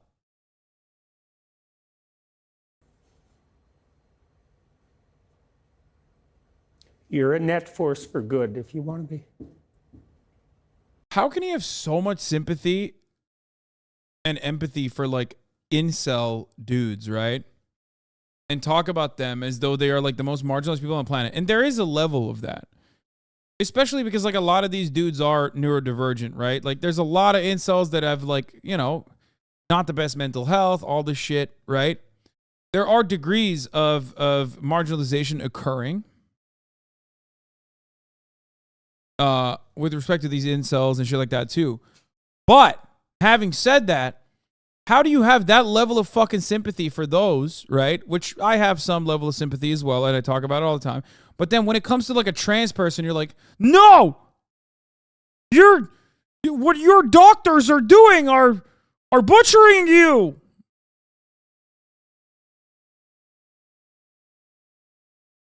Like, that's crazy. You are overall such a horrifyingly awful human being when it comes to like other forms of marginalization, that it's like impossible for me to take you seriously when you are talking about fucking incels and shit. JG11 Bravo, thank you for the 5 tier 1 gift subs. People who are asking like about the authenticity of this, right? I do think it's authentic. I think his tears are real. I don't think Jordan Peterson is like you know, good enough of an actor to fake cry about shit. I think those tears are very much real. I do also believe that his brain is broken. 3 months of like, I think that's the reason. I think that's the reason why he's like crying real tears when he thinks about like a white weirdo kid who's like in these fucking forums writing about like Pokemon's underwear or whatever is like the real victim of society. You know what I mean? Round 3. Like, those are the real victims in Jordan Peterson's idea. In Jordan Peterson's like ideal world, those are the only people that are victims. You know what I mean? Like, Leafy is here fans and shit. And Slam. And I think that the reason why he feels that way is, one, because he understands like where they're coming from, and two, because his brain is broken. Do you believe you're a net force for good? Net, yes. In all the details, probably not. You know, no one's perfect. So that's why he said net. People make their mistakes as they stumble uphill. Jordan's been a fascinating interview. Bro, he is weeping. There's like snot coming out of his nose. This is like, how are you going to tell me if he's like crying real tears or not? Also, it's infinitely funnier that he is crying real tears. I can't be alone in this, I think.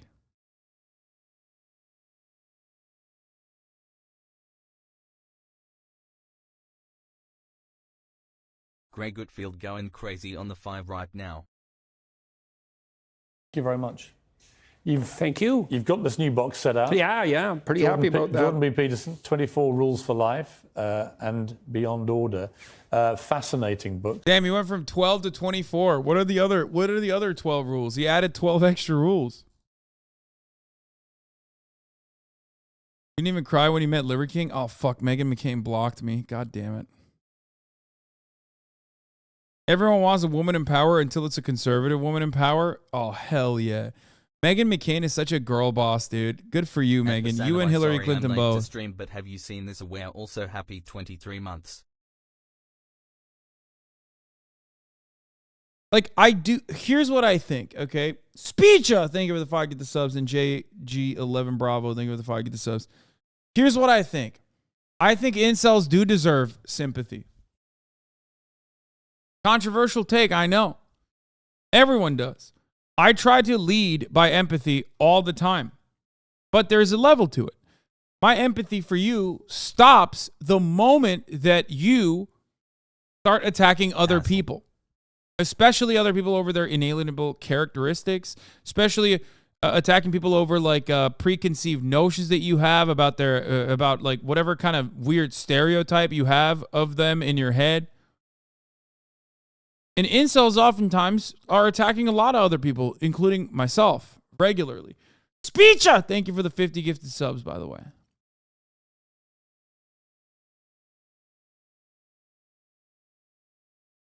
Okay? That's my take. That's why, you know, you catch me in a good moment and some fucking weirdo is saying like the most unhinged shit in my chat. I'm still going to try to be like, listen, man, you can change. You can get better. I know that's going to fall on deaf ears because that person probably thinks, because of all of their preconditioning, that person probably thinks I'm being sarcastic when I say I do care about you. Another month closer. You know, I do care about you. I hope you get better.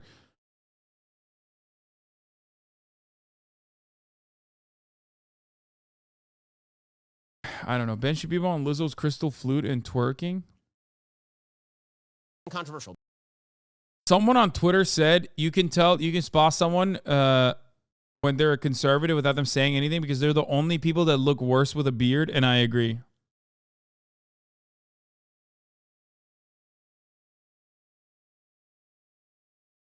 Conservatives have this weird thing where like most men look better with a beard. Most men do. Okay? Except conservatives. They just like somehow still look worse. They've sold how many millions now? Well, 12 Rules sold 7, and I think Beyond Order is approaching 1 million now. So yeah, they're doing just fine. Did you ever think you'd sell that number of books? I never thought any of this would happen, you know. I mean, so yeah, I knew when I was teaching at Harvard and at the University of Toronto that some of the things I was teaching were revolutionary. I was surprised that I got away with it, let's say, as long as I did. And so there's a way in which it doesn't surprise me. And I wouldn't say that's because of the brilliance of my ideas. It's because... Dude, he's so revolutionary. He was another conservative professor at Harvard, which, of course, famously, there are none. I love that. I love the notion that, like, you know, Harvard, an institution filled to the fucking very brim with like 75-year-old neck-bearded, weird, perverted right-wing professors. You know, those guys are all, you know, Jordan Peterson was another man amongst them teaching revolutionary things like pick yourself up by your bootstraps and communism is bad. So wild. So revolutionary. Has anyone legitimately thought that any of the things that he has ever said was considered revolutionary? Like, or different, or disruptive, really?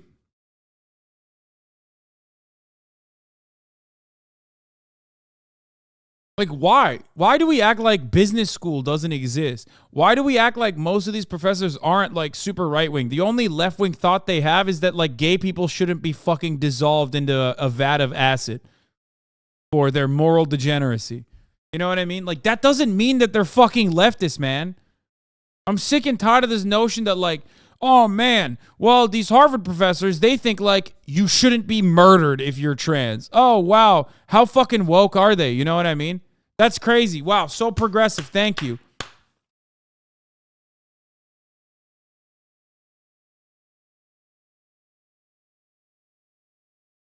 I'm good at communicating ideas, but the ideas that I've been developing, they're ancient ideas. They're the oldest ideas we have in some way.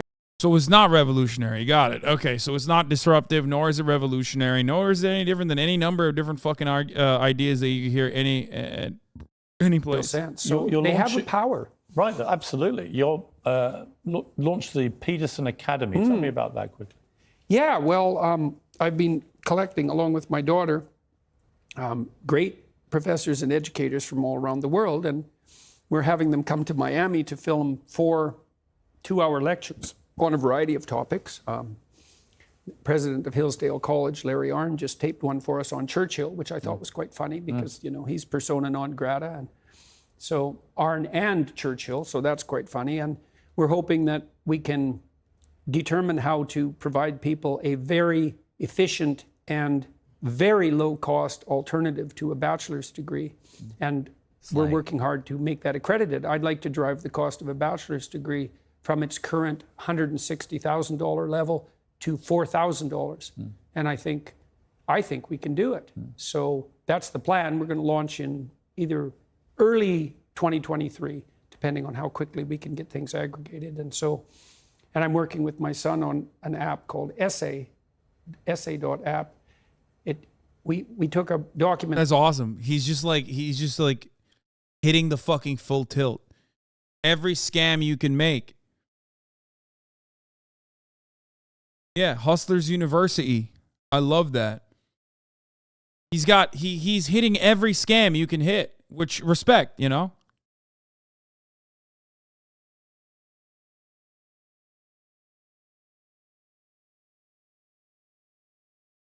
I wrote for my students that help them learn how to write and edit. And editing is very important if you write, and people are never taught to edit.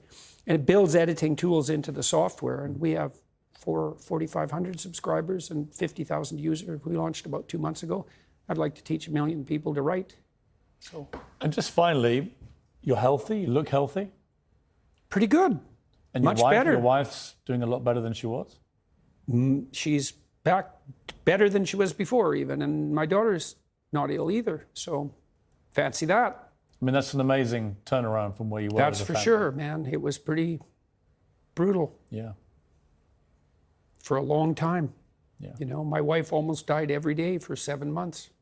What? So. What did she have? Did she have cancer or something? Sir. I really am. It's been a really fascinating interview. Wait, how tall is Liver King? At HasanAbi. I don't know how tall he is.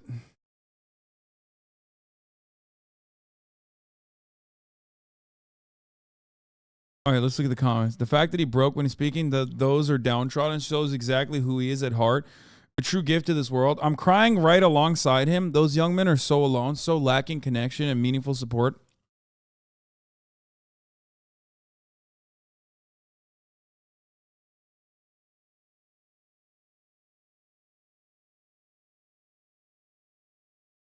Pierce trying to get him off the air as soon as he realizes how bashful he is. Nah, Pierce loves this shit, dude. Liver King pushed Hasan to a wall, sneering, "You're primal." Hasan scoffed, "You're primal too." Hasan's eyes glanced down at the king's lips, and the king smirked. "Like what you see?" Hasan flushed, twisting his lips, twisting his head, as if. You guys do this about every fucking person I interact with. You need to stop.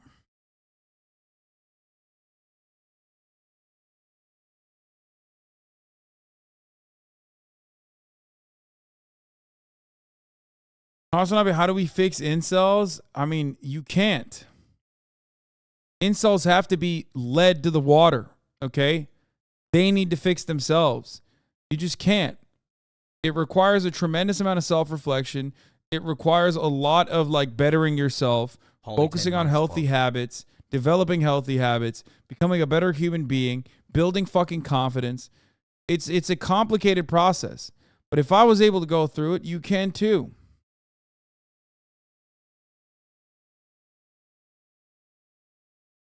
I filmed an insane video with that tribe that Liver King was talking about earlier today. He got most of it 100% right. I love that everyone has been talking about how that tribe's life expectancy is 34 years old, but leave it up to anarchists in the chat, Cinemarxism, who's like, nah, dog, everything that the guy, Liver King said about the tribe was true, except for the one main fundamental point, which was that they live healthier and happier lives. They might have happier lives, but I don't think they have healthier lives, dog. Your days are numbered, Hasan. Dank Ackermans. What? Pesties, besties, gobbled on down, and shit. Panut is a legume. Fat man's disease. Prune those grippers. Sugar brains. We did it, Twitch.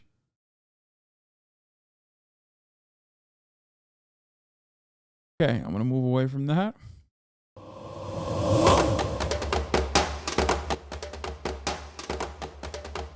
Look at this. I can't say I'm being shocked. What is going on? This is goat sushi. I have to draw a line somewhere.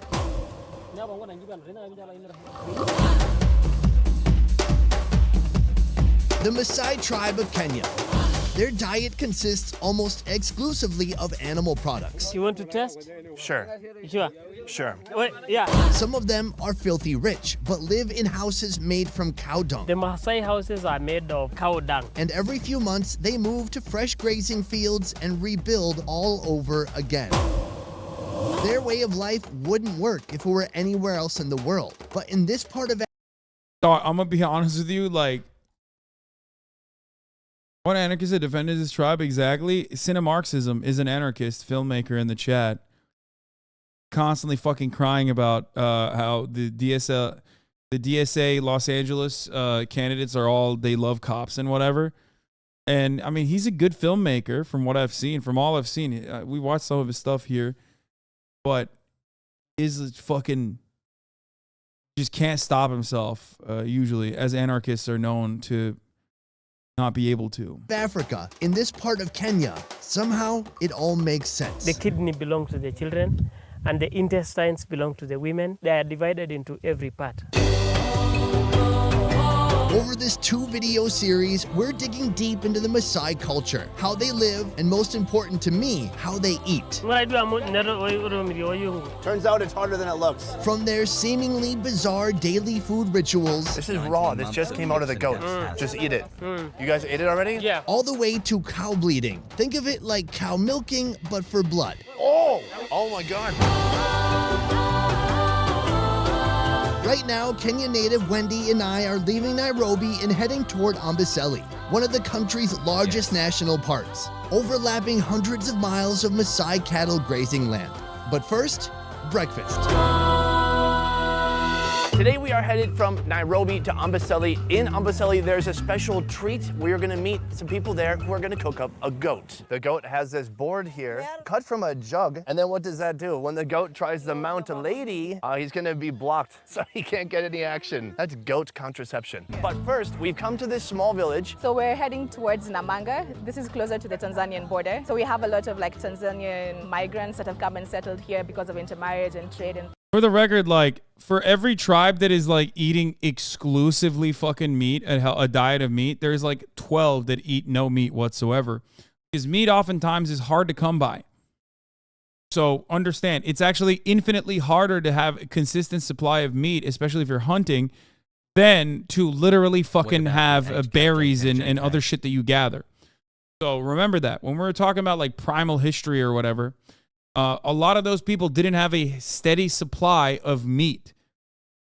And the part that Liver King was completely correct on is that, yes, sometimes they would go fucking, they would fast for 5 days when they didn't have food. Or sometimes it would take 5 days to hunt an animal down because you didn't like hunt an animal and kill him with a gun. You would oftentimes have to wear the animal down. You would fucking graze it, hit it, let it fucking bleed out. It took a long ass time, and then you have to carry that shit back. That is part of the reason, like, human beings were apex predators because of our endurance and because of how long we could go and how fast we could go relatively, but definitely for how long we could do it for. Okay, we were endurance hunters. Everybody knows that at this point. We knew how to use tools. Also, I can. Okay, and we used it to our advantage. But that doesn't mean that like everybody had cows everywhere that we were grazing and shit, so we could just always have meat readily available. things like that. So it was our heat management. Yeah, sweating is OP as fuck. You don't have to breathe out of your mouth to regulate your temperature. Before we go to Amboseli, we're going to check out life in the village, grab some breakfast, and maybe even try out some narcotics. Wait, what? Yeah, there is a drug that we're going to try. Not a joke. Let's go. So we're heading to do some drugs. Okay, great. But what do you actually call it locally? So it's called Mira or Mogoka. It's just cut. It's just a...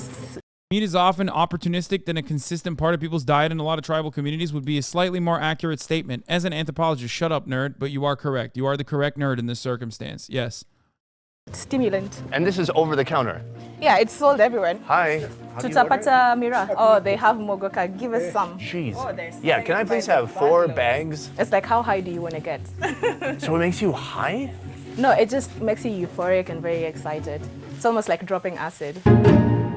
Cut is a stimulant often used by long-haul truckers. Let's see if this stuff Making fun messes of him me for up. no reason. Yeah, it's it's a loving making fun of. Okay, I'm doing it in a loving fashion. Shut up, you fucking nerd. It's very bitter. It is so bitter. Almost like an aspirin. I think I feel something. Do you? No. How much do I need to feel it? You need to finish this whole bag for you to feel it. I don't even eat salad to be healthy. I'm not gonna eat a salad to be high.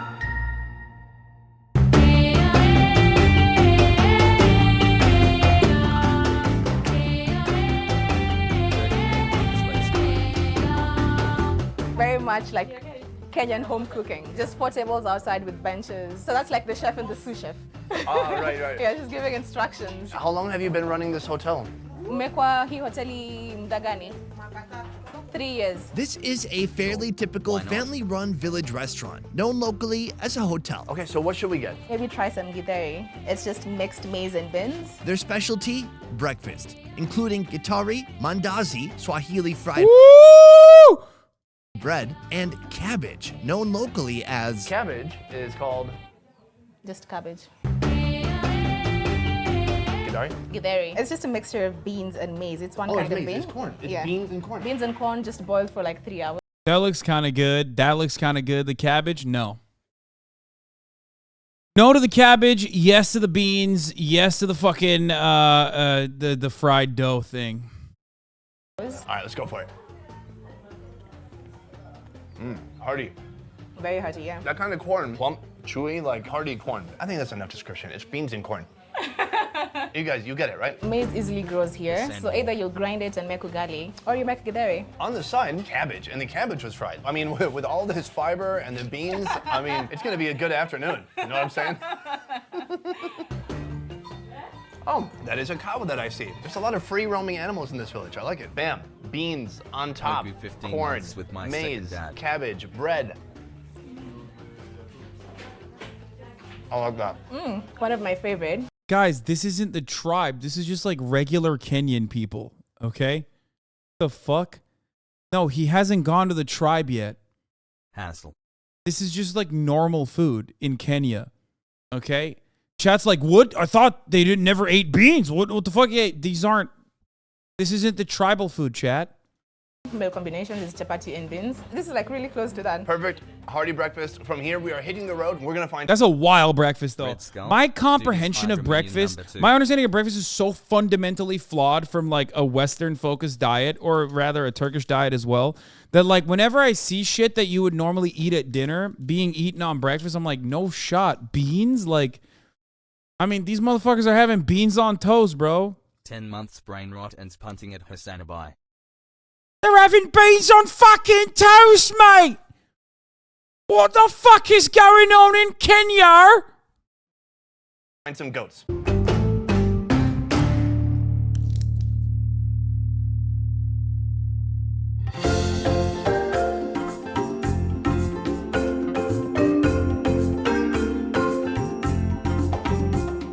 We are right in front of a Maasai village. Thank you for having us today. You're welcome. Jacob, a community elder, will be showing me around today. I want to talk about your outfit, particularly your shoes. Is that made from a tire? Yes. You made these? Yes. Basically, you've created a strap here, 2 straps in the front. It stays on Comfortable. easily. Yeah. It looks cool. Thank you. There are over 800,000 Maasai in Kenya. For hundreds That's of fire. years, they've been living peacefully alongside big game animals and surviving off the consumption of cattle 16 like months. cows, Let's go. goats, JDPTS sheep, gives and us donkeys. fuel. Sorry guys, we don't have any shots of a donkey.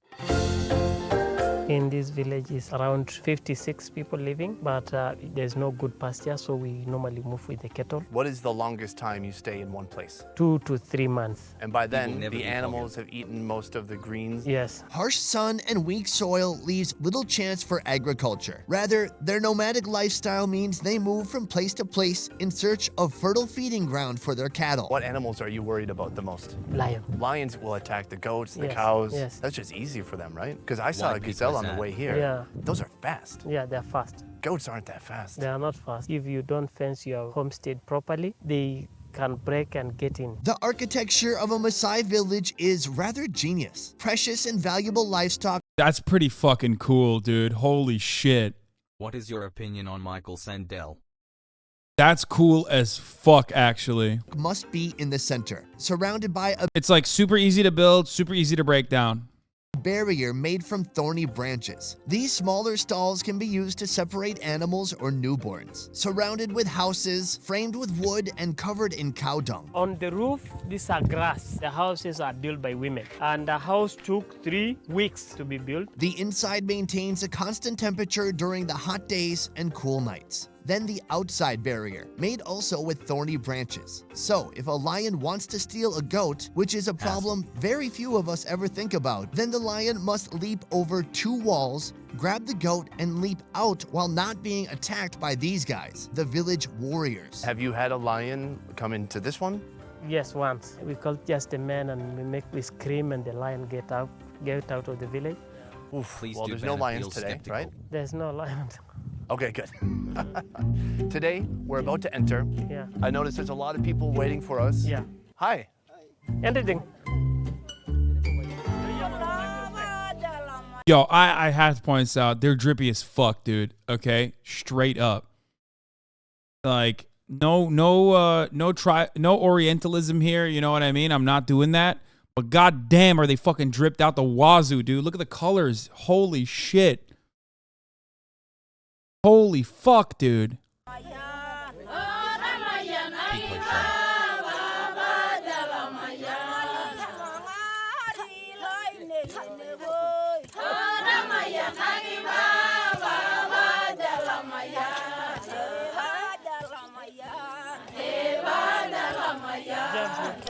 Can you dance?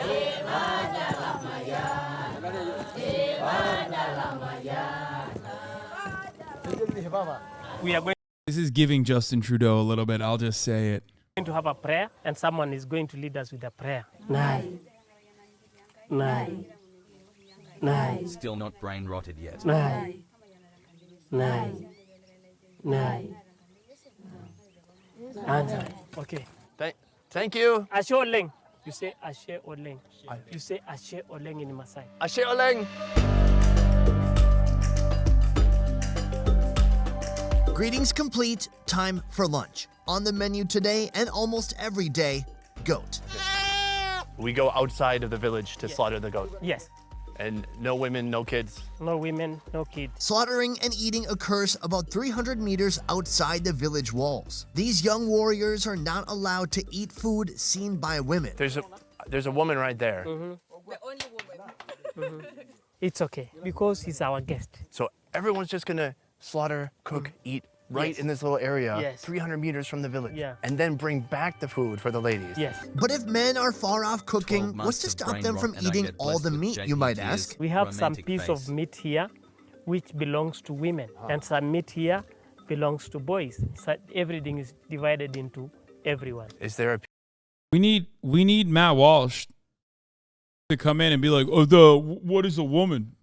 Is this the tribe that Matt Walsh went to be like, what is a woman? What is a woman? What is a woman? What is a woman? What is a woman? What is a woman? What is a woman? What is a woman? Please tell me. Oh my God, please. I haven't felt the touch of a woman in so long. Piece for sunburnt white guys? Yes. Okay, great. Yes. Is it the balls? Yes. Yeah, I thought it might be. No. What part is for the guest?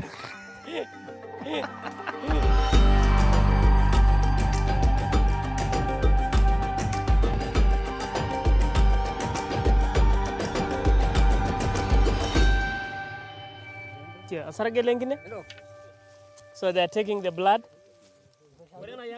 That's where we get iron from. The goats he's doing it right now? Bro, this shit gonna make me fucking... Yo, I swear, this shit's gonna make me vegan, dog. Holy fuck. Original. You want to test Our it? baby is 4 months old. What is baby? You want to test? Do you want to test? Sure. Sure. Oh! Wait, yeah. Bro, he's eating that shit up. Woo! Goddamn! Is there a right way to do this? Yeah, no, just anyhow. Did you sip your river? Yeah. Okay. Yes.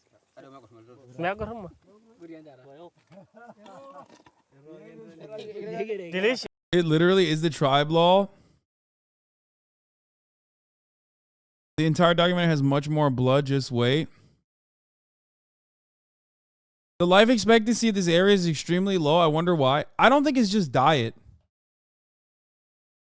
I mean, they're braving the fucking elements in Kenya, right? So that's a little bit different than even braving the elements in like Los Angeles, right? But braving the elements in general is like gonna fucking wear on you. So that's why I'm saying like they do live the Liver King lifestyle. But of course, when you live the Liver King lifestyle and you have no fucking medical access whatsoever, you have no medical care whatsoever, yeah, you're gonna get knocked out at the age of fucking 20. How many of these dudes are surviving past 60? How many?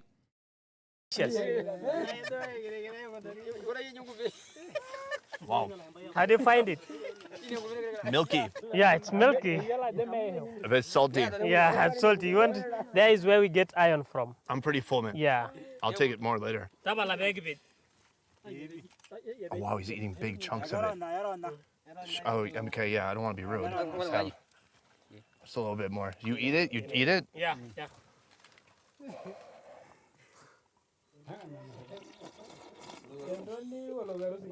Read the comments of this video. They're wild. That is the very first part that a lion starts after he killed a cow. And that is why the lion is very strong. I mean, that's exactly what Liver King said. 15 months. Ladies are missing out on this, huh? I'm here But I'm gonna keep it real. Like, I don't think I would take these.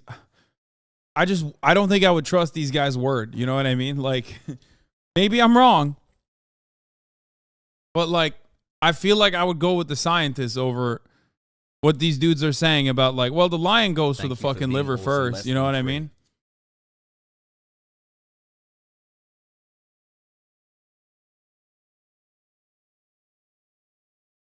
It's good. No, it's good. It's good stuff. My compliments to the chef. They are making it, diluting it with a herb. He's a warrior. When the lion attacked our animal, they are the people in charge to kill the lion. You see now, the blood is diluted, so it is good for drinking. Hello.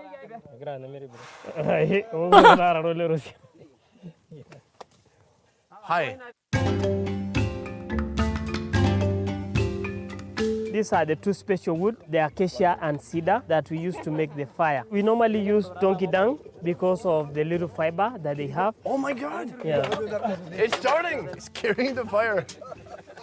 You got to be quick with that, man. Yes, the fire stick. So you've come in contact with different Maasai people before, right? Yeah. How does this compare to any of that? This is even like anything even I've witnessed. And you know what they said earlier? This is the first time in this village that they're even showing this to visitors. You know, I heard about the separation of like, oh, these parts are for the men, these parts are for the women. I mean, you drank the blood. I think I'm okay with it. Like I'm not going to complain. By this point, guys, my man, the warrior, has eaten a 5-course meal of raw goat. That part belonged to the people who have slaughtered. The back belonged to the lady that the goat belonged to. A pregnant woman get this to make soup for herself. This one goes to the old man. The other leg belongs to the young man. The chest Hope your day is going well. belong to the boys who are looking after the sheep. The ribs belong to the chief, and the other one belong to the owner of the goat. So we subdivide into every part. Is there any part that nobody eats? Yeah, we have like the eyeballs. It's only maybe the dog or the hyena. Are there hyenas out here? Yes, they must come here tonight. It just seems like almost a practical way to not have fighting. There's one about animal who gets for what, so yeah. many people. So how do you make that fair? Pregnant, you're getting this. If you're like an elder, you're getting this. Hey, look, he's doing some good work over here. This is the ribs. Is this the man ribs or the woman ribs? Oh, so this is for the women. No one here is allowed to eat it.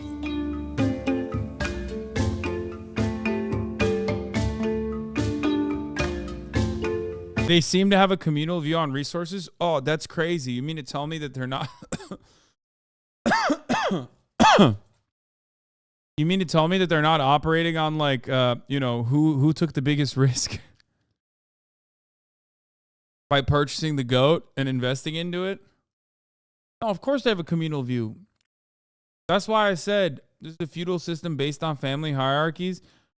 I mean, this is like this is not full blown primitive accumulation, obviously, but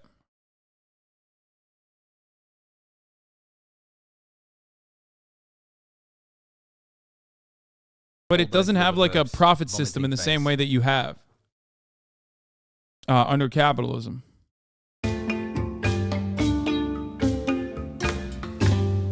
This is the fat from the stomach. What is going on? This is goat sushi. Balls. I have to draw a line somewhere. That's the goat fat. Are you just doing it for the camera at this point? This is a fat. You want to have a little? Yeah, just a little. You eat it raw. Yeah. Okay. That one's the easiest parasocial. so far. It's the fat. It's just some fat. It's just some fat. Sometimes we eat the heart. Sometimes you eat the heart raw? Yeah. Oh, that's badass. That's kind of cool. Look at that. That's the kidney? Yeah, that's the kidney. You need to eat the kidney? But the kidney is for the kid? Yeah, this one is yours. Yeah, this is mine. Hold on. What is going on? It's a kidney. The men are sharing the kidney, so let's eat. This is raw. This just came out of the goat. Raw kidney. Just eat it. You guys ate it already? Yeah. Bro, what the fuck? My man is way too white and way too Western to be just like hitting raw kidney from the fucking tummy of a goat, okay? He is going to, no wonder Liver King shit his fucking pants. Like non-stop. Yeah.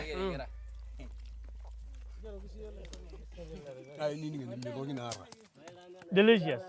It's so good. That was great. Great. How do you feel the taste? Man, it's just very intense. Yeah. Turns out cooking it does wonders. Whatever organy kind of flavor you've experienced, that is like times 1,000. Salty. Yeah. You like that? Yeah, I really like. Is that safe? Very safe. Oh, I want to throw up a little bit. No. No, don't. No. Okay, because I'm a warrior. Yeah. I'm a warrior. Yeah. This is a lot of new stuff, like within 5 minutes, man. Yes. Okay.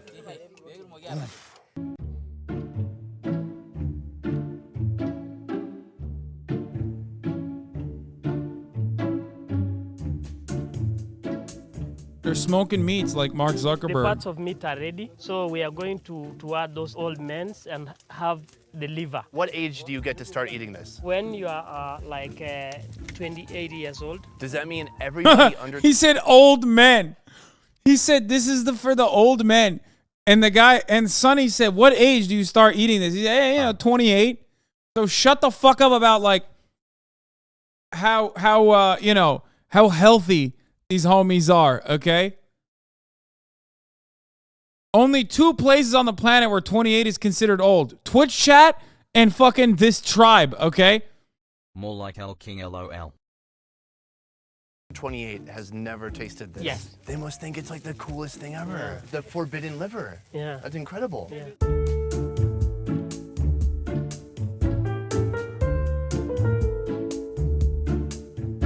Let's go. All right, let's try it out. 19-month swap.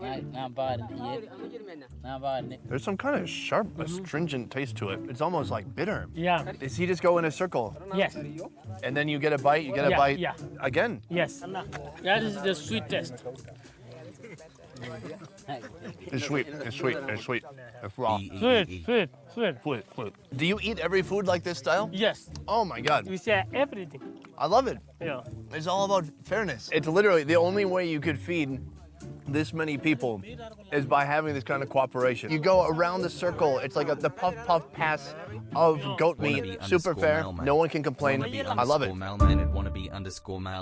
You guys, the lunch is ready now. Could you set it to vibrate?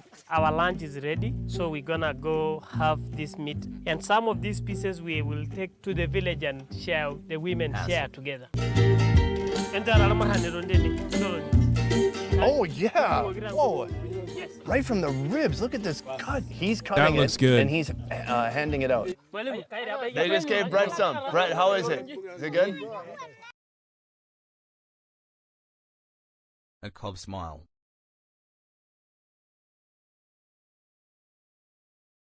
Every time you talk shit in the chat, I'm just gonna fucking show you this.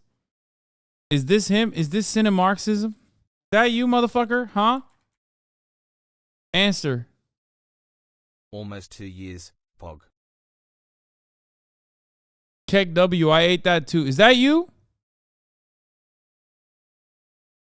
Every time you talk shit in the chat, I'm literally gonna fucking go back to this.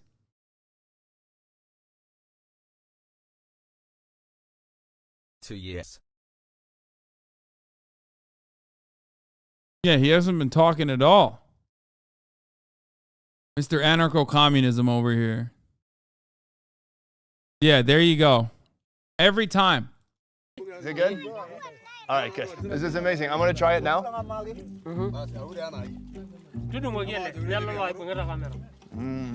Oh, Kai's got some now too. Oh, the ribs. I love the ribs. It's warm, just bubbling with greasiness. Shut the fuck up, I'm hot. Oh. Dog, what is that fit, bro? What, you like the you say shut the fuck up, I'm hot? What is this fit, my man? What did you wear? What is this fucking fit?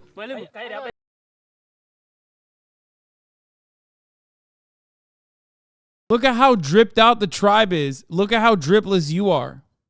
Yo, Bezos money.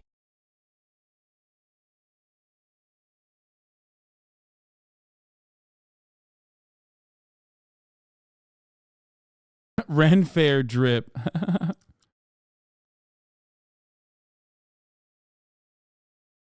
Answer for your drip crimes, dude.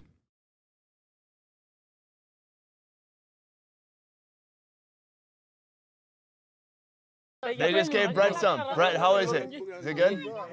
All right, good. This is amazing. I'm going to try it now.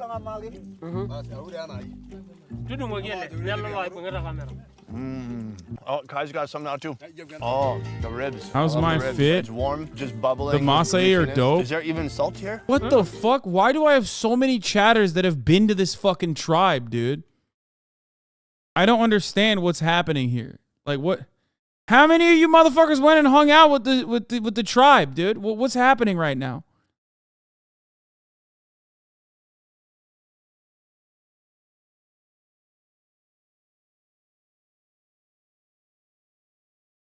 There was a group on. I'm in Kenya on the fucking Serengeti, not trying to win fashion awards. And I love watching you. Thanks for Fashion all is you do. eternal, bitch. Oh. You have a white chat, Hasan? Yeah, I know I have a white chat. Of course I have a white chat. I lived in Freetown, Sierra Leone for years as well. Is that you?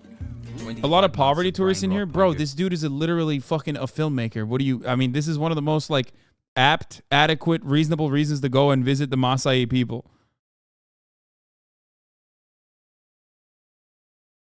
It's not like he went there to be like, lol, fuck you guys, or ask them about what is a woman. This channel for the food content smile. This dude Sonny is like actually people will be like documentarians, poverty tourism.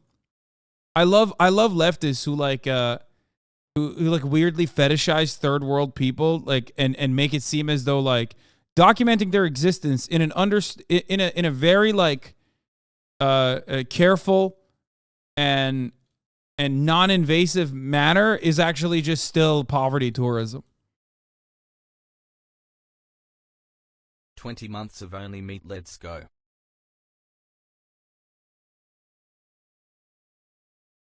Yeah, that is how we do. Ah, sure. Yeah, you give to another someone. It's very tender and juicy and fatty as well. You can just see the fat dripping off it. This is really nice. Everyone gets a piece. No complaints, no quarrels. Are they really eating this every day? Yes. They're never like, oh, it's Tuesday, I want tacos. I'm sick of goat. I feel really guilty if I don't like clean my bone. Let me show you. I'm so bad. He gets everything up. Oh!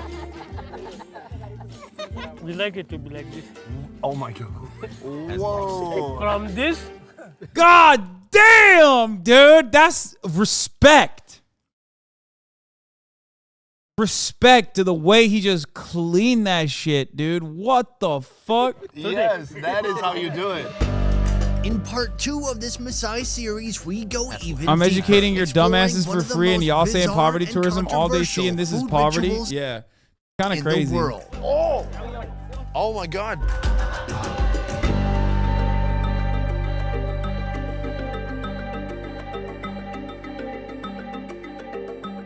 Mild brain rot. Love this. Huge thank you to Holiday Destination Safaris for putting this itinerary together for us. This was pretty wild. Clean that bone like they do in Tom and Jerry. I just, you know, respect. Has slam.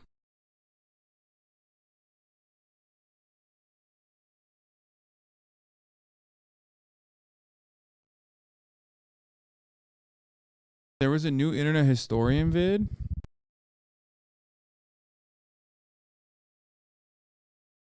Hey yo. And all over the world, BFR is awesome.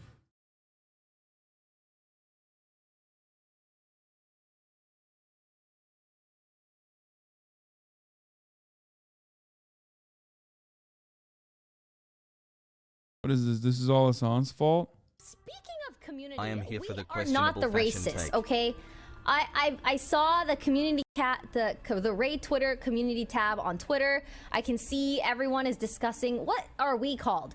We are not the racists. We cannot be the racist. That is triggering for many people. It is stupid. We cannot do that, okay? We are not the racist. We are not the racist. We are not the racist. We are not the racist. No, we cannot.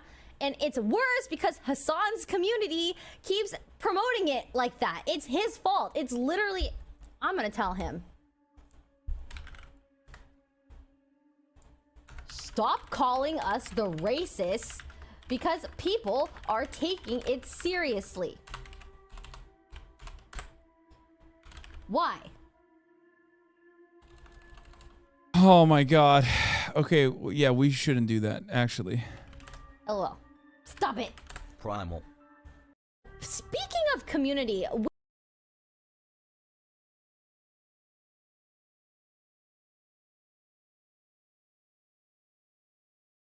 we can say that they're Republicans, okay? That's funnier.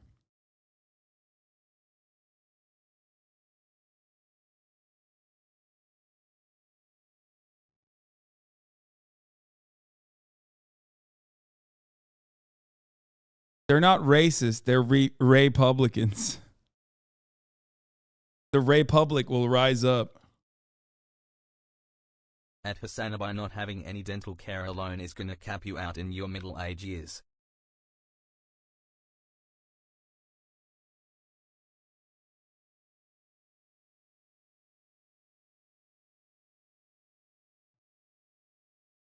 Ray That's how I be actionaries. eating my girl.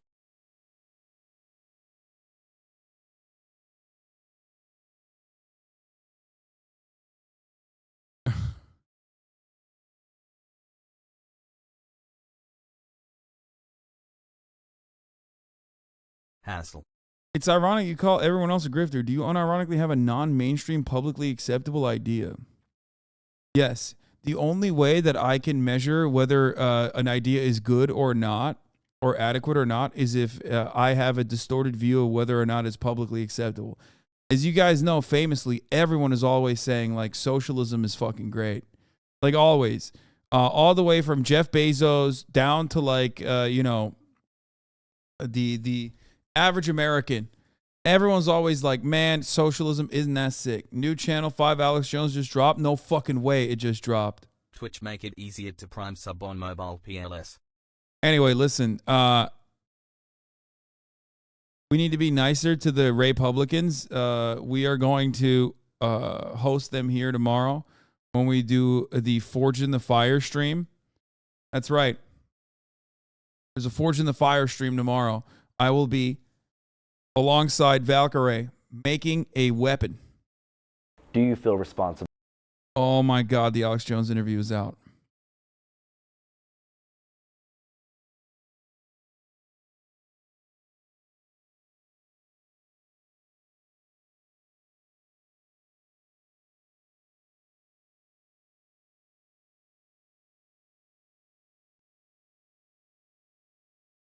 I think our communities mesh very well, to be honest.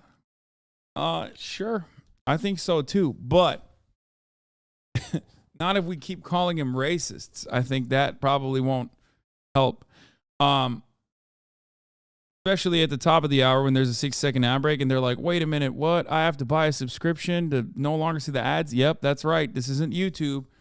You do have to do that because at the top of the hour, there's a 6-second ad break. And if you no longer want to see those ads, all you need to do is subscribe, which you can do for $5 or you can do for free with the Twitch Prime by connecting your Amazon Prime account to a Twitch account where you get 1 free Prime subscription a month. Okay, that's the best way, the foolproof method of having an uninterrupted ad-free broadcasting experience. What, you caught a stray again? Finally got some time to research. Wait, so you re-gifted a message that you meant for HasanAbi's stream for me? What the fuck? So it means nothing then. You don't actually put my stream on the sleep. Pineapple teeth chat. You just want HasanAbi to see that, but he didn't see that, so he went to me instead. What the fuck? What the fuck? So I'm just second best, huh? I'm just second best to Hasan? I'm your rebound streamer? What the fuck, bro? Team. Ow, my hand! Bro, I think I could have a better sleepy stream than Hasan. What's Hasan doing? What's Hasan doing? He's probably sitting there like, okay, so like, that message was meant for Hasan. Wait, what am I doing? I want to know what she went.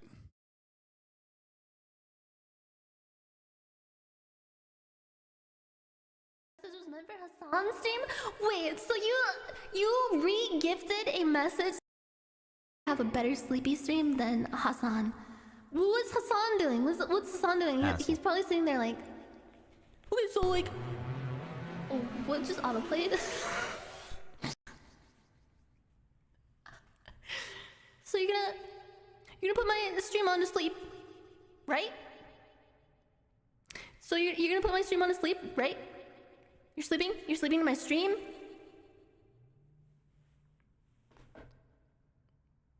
He's not sitting there. He's gone AFK while videos play.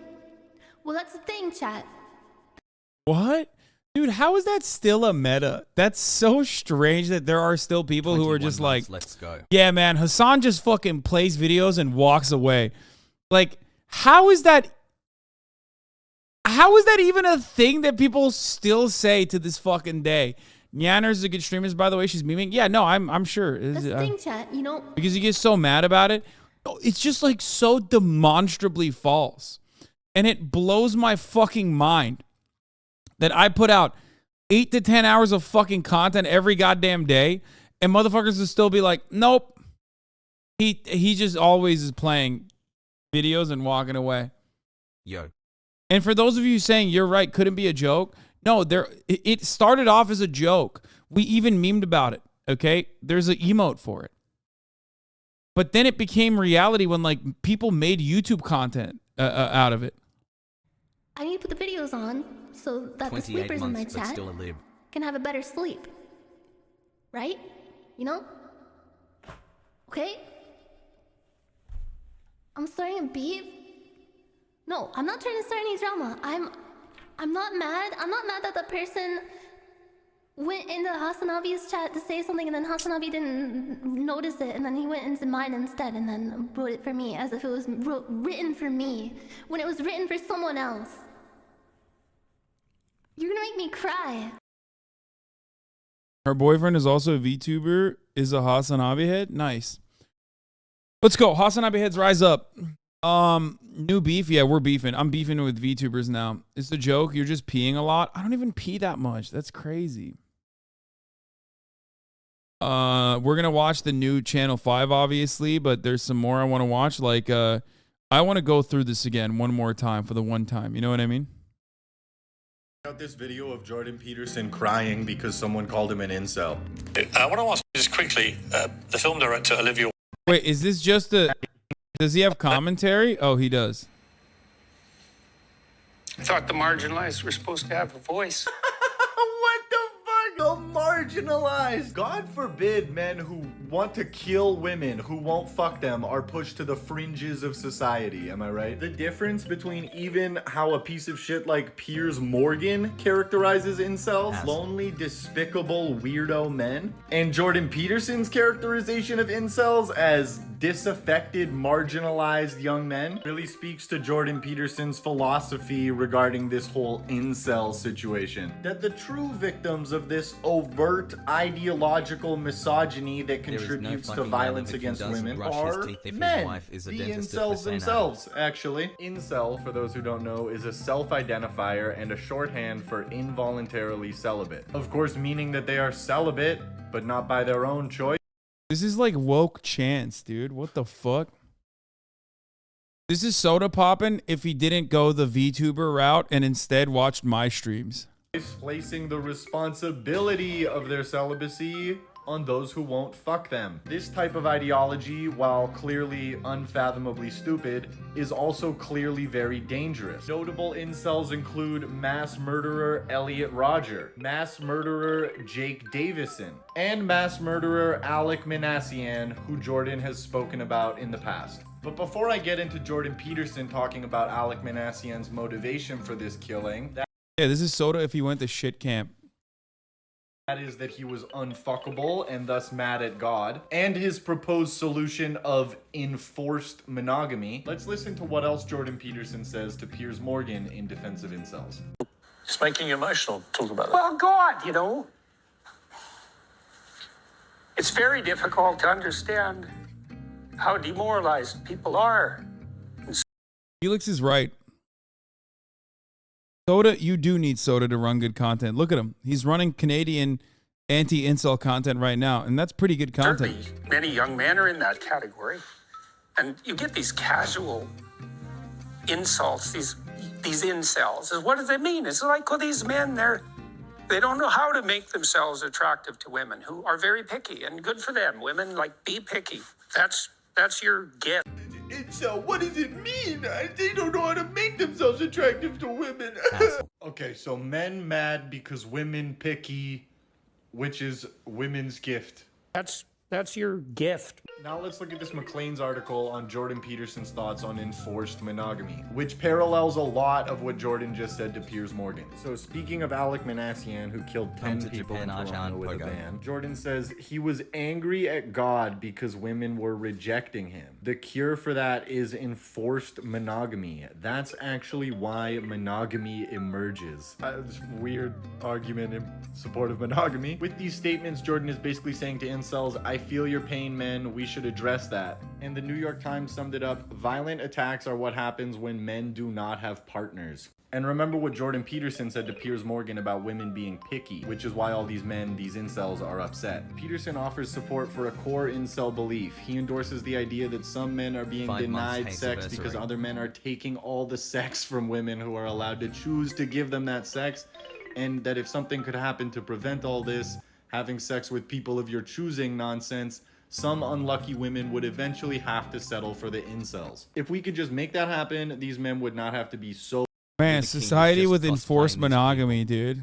angry at God and commit mass murder, so the argument goes. So someone killed 10 people because he was angry at God because he couldn't get his fuck on. And Jordan Peterson says maybe if women weren't so picky and let him get his fuck on, then maybe 10 people wouldn't be dead. Which is maybe the most incel thing ever said. And Jordan is crying because someone called him an incel hero. But let's watch this back for the moment Jordan actually gets triggered, because I think it's the most interesting part. He's all laughs and smiles when he thinks Piers Morgan is just asking about Olivia Wilde. Like, oh, we get to disagree with a woman. Yeah, this is the best. But Jordan's expression completely shifts when Piers gives a pretty accurate description of incels. I want to ask you just quickly, the film director Olivia Wilde has a new movie out, which she says is based on you, this insane man, this pseudo-intellectual hero to the incel community. Incel being these weirdo loner men who... Oh my God. It's true. His face does start changing. At first he's like, oh, this is great. We're going to shit on Olivia Wilde. I guess she was wilding out, you could say, as the kids are saying nowadays. And then it slowly starts to shape like despair. Or aware, sorry. Yeah, like that emote.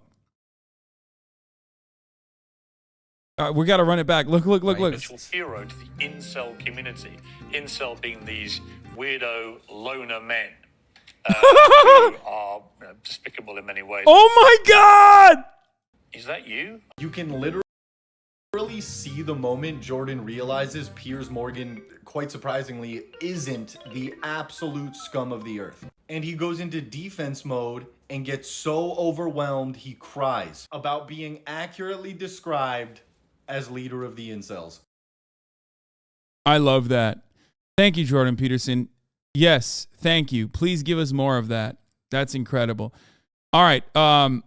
Before we move on to the new Alex Jones video, Republicans and Reaganomics, before we move on to that, Ben Shapiro complains about Lizzo taking an instrument that speaks to the sort of gentility of America's founders being brought into a context that is vulgar.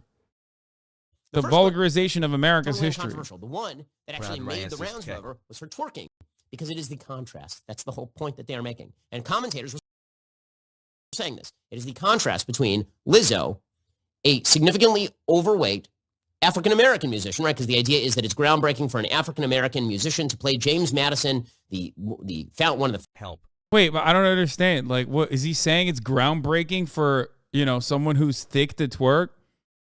Because that part is not necessary. What? Does this dude live in a fucking cave? What is happening? Punish Ben Shapiro. 1, the beard doesn't look good. Okay, shave it off. I know I joked a lot about Ben Shapiro, like, not being able to grow facial hair, and I suspect some of my disses have made it to him. And he's like, look, I'm putting a lot of Rogaine on here to make sure that it does grow. Okay? I can grow a robust and thick beard. Do you ever watch Curse Jessic? It literally looks like when you're a kid, okay, and you, like, take the beard clippings of your dad and try to, like, paste it on your face. That's what his beard looks like.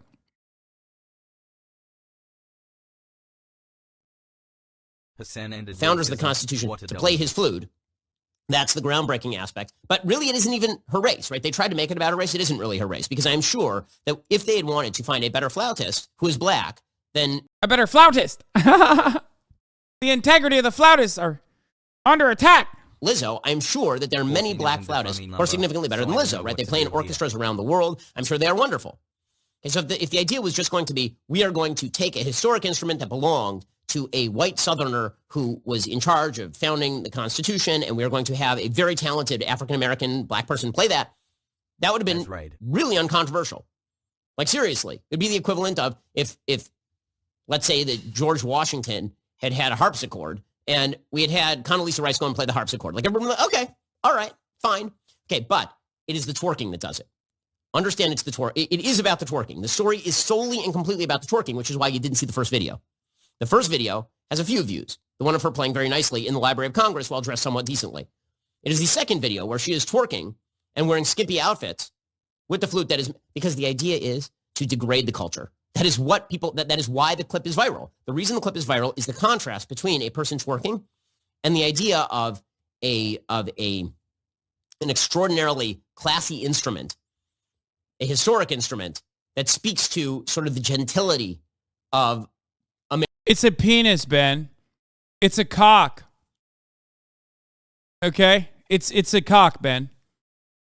It's just you're talking about a penis-shaped instrument that you fucking blow into like a penis. Okay? Please. That's what you're talking about. The gentility.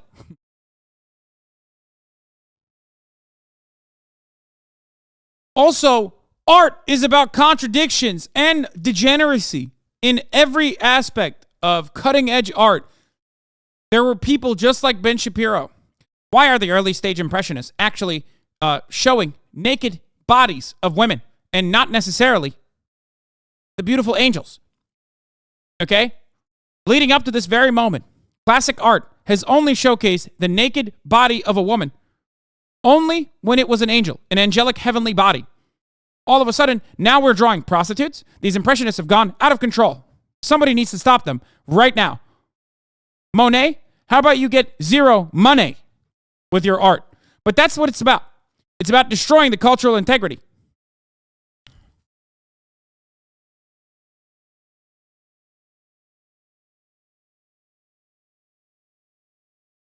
Super chat is just paywall highlight. I can't even tell. What is the super chat?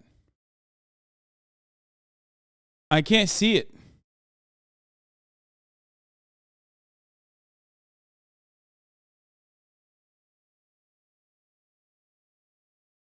I can't see it on Chatterino. It doesn't matter. Anyway, the funny, again, that was a little art history lesson for you guys, okay? But that is basically how art works, okay? The contradictions and the juxtaposition of like, wait, what is this? Why are people saying -5? Twitch PP honestly, sus group. I mean no off, but really WTF, bro. I literally can't even see the fucking super chat, homie. I can't. But at the same time, things don't change. All I cannot see the super chat. What does it look like? Can someone screenshot it? WTF 15 has slam. Wait, how are you seeing it? -5 omega lol, -5 omega lol. It's not even coming up on my chat.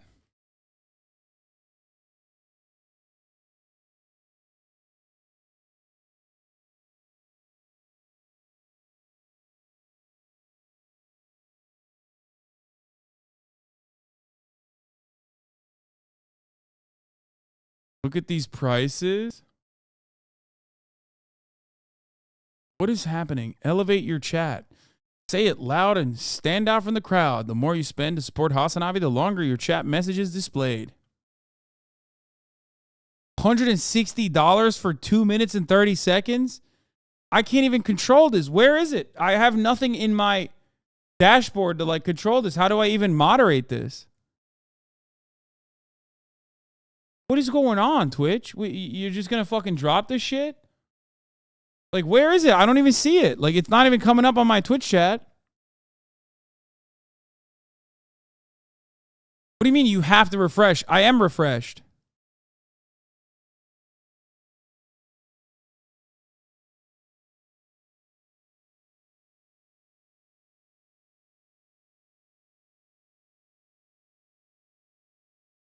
I don't even know if I'm getting money from this. Like, Twitch is just so fucking insane. Let me tell you another thing about Twitch. I never said I was going to go and do a meet and greet. Okay? I never said that. And I didn't even know if I was going to go to TwitchCon for legitimate reasons. Some of which I can say, some of which I can't. Okay? 11 months away. And then I said, you know what? Fuck it. I want to go. It's going to be fun. I'm going to see the fans. I'm going to see my friends, some of them, right? And the moment that I fucking literally signed yes and said, sure, I'll go to TwitchCon, it didn't even take 30 seconds for them to release the meet and greet lineup with my name on it.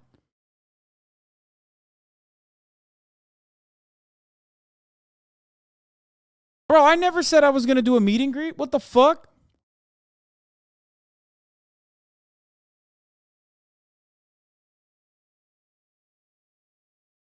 No, it's not in my contract. This is outside of my contract. You're wrong. Yes, partner agreements stipulate that you have to go to TwitchCon, which I don't even mind because I like going to TwitchCon.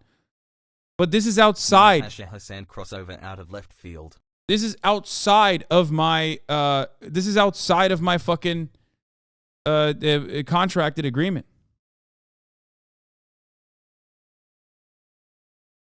Just say you won't do it. Why would I do that? Because then I fuck you guys over. And I already fucked some of you guys over because some of you guys actually probably got tickets and then refunded them thinking that I wasn't going to go.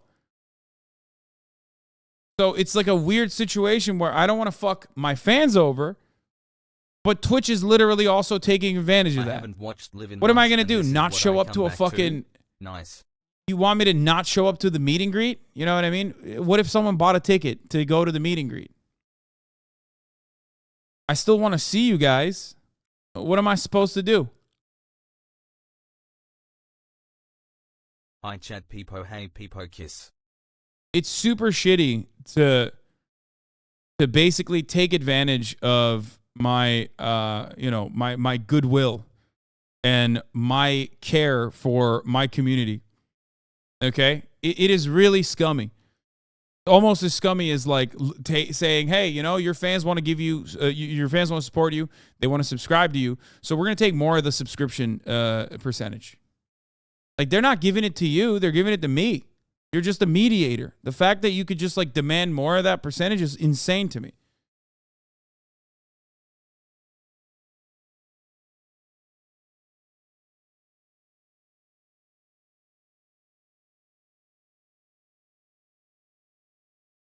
Tickets are non-refundable, so don't worry about that.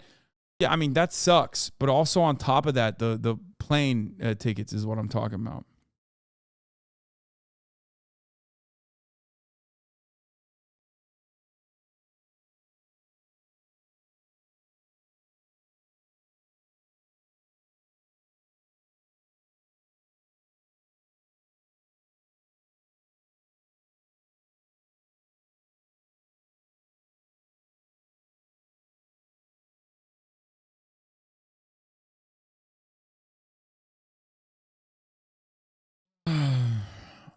Anyway, I don't even know what's going on in my fucking super chat right now. My dude, you live 1.5 hours away. Just drive. It's faster. Dude, are you fucking stupid? You think I give a shit about buying a fucking plane ticket? No, I care about you buying a plane ticket, thinking that I'm not going to go, and then refunding it and not being able to buy another plane ticket when you find out I am going to TwitchCon. I don't give a shit about me buying. I don't have to buy anything. I'm talking about you, fans. I'm talking about the fans. Chatters be like, bro, what the fuck? You're so stupid, bro. What? Like, just drive down to San Diego. No way, dude. That's crazy. I could do that?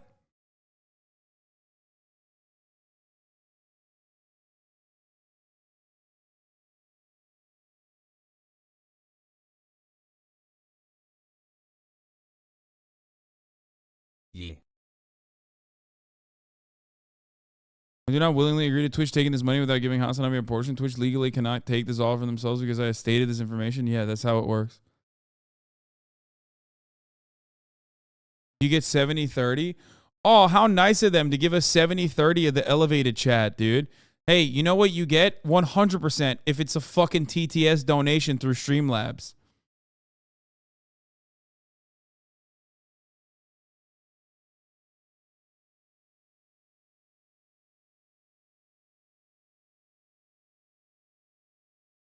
Hello Hasan, it's me, a friend Ariadne. So Very whack. important question. Can I throw a music show in her house during TwitchCon?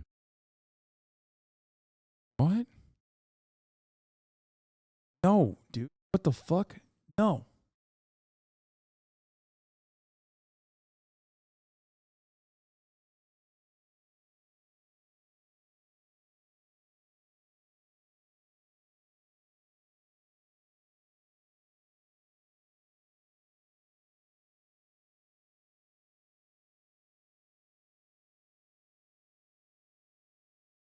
Is that Ari? Who Techway said 2 that? years gone.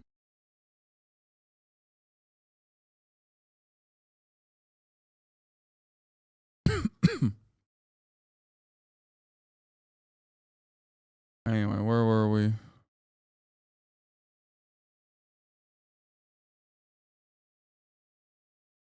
Twitch owns you, little bro. Yeah, no shit it does. Of course it does. When I say it, I'm fucking... America's founders being brought into a context that is vulgar. It's the vulgarization of American history. Again, Lizzo did both, and only one of those clips went viral. And so if you notice that, then you're very, very bad. If you notice that, then this means that you're some sort of racist, or it means that you don't want black people playing the flute or something. No, I just don't want people twerking with historic instruments. Why? The first... Why? Why? Why? Why? Hassle. Who cares? Who cares? Why? Who cares? You fucking dork. Gigantic nerd. You fucking loser. Oh my God.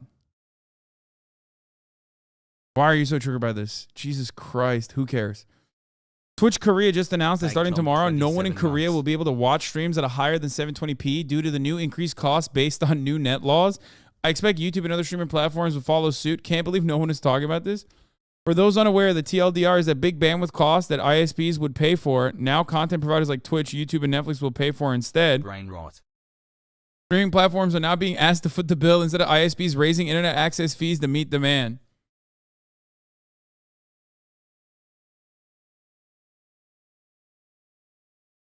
What the fuck?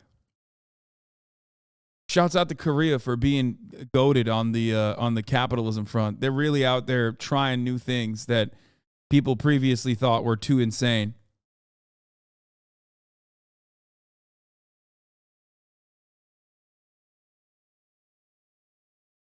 Hey, man. Hassle. You got to fucking squeeze out that profit wherever you can, baby. You got to squeeze out that profit wherever you can.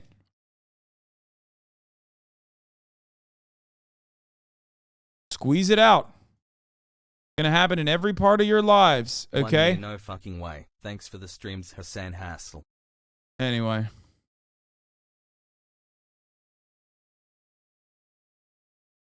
For what happened to the Sandy Hook families. Yes, I killed the children. But beyond that, I went in that school, I pulled a gun out, and I shot every one of them myself. Peterson should volunteer to be with these incels.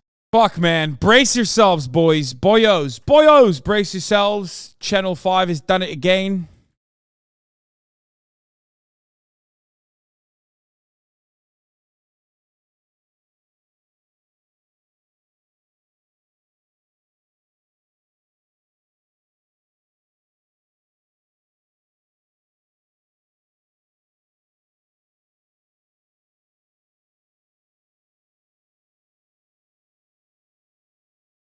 I'm guilty. It's true. No, but no. Let's just. Do I feel responsible that someone that played shoot 'em up video games on a bunch of drugs went and killed a bunch of kids, and then the internet questioned it, and I covered that? They staged Sandy Hook. The evidence is just overwhelming. We've looked at all sides. We played devil's advocate from both sides. No, I don't feel responsible, and I don't apologize anymore. I'm done. Mm-hmm. I don't apologize. I killed the kids. Was there a definitive? No, I killed them. I killed him. You didn't kill him. No, I did. No, you didn't. No, everybody said no. I killed him. I killed him. I already admitted I did it. I killed him. I'm the bad guy. I'm the devil. Get rid of the First Amendment. We move on to other topics. I killed him. First Amendment killed him. Second, get rid of the Second Amendment. Get rid of the First Amendment. They're bad. They killed the kids too. George Washington killed him. Jesus killed him. We should rename the whole planet Sandy Hook. Everything. There should be holidays. We should bow 5 times a day to New Haven, Connecticut for the kids that died. Every American's to blame. Every gun owner's to blame. I'm to blame. We're all guilty to Bloomberg and Soros. Turn our guns in. Turn our guns in. I know. I did it. I killed them. I killed them. I killed them. I know. I killed them. So I'm done talking about it. I killed them. Okay, go ahead. Can we talk about the trial at all? There's nothing to talk about. Yeah. Let me tell you, I don't know if I can do this interview right now. You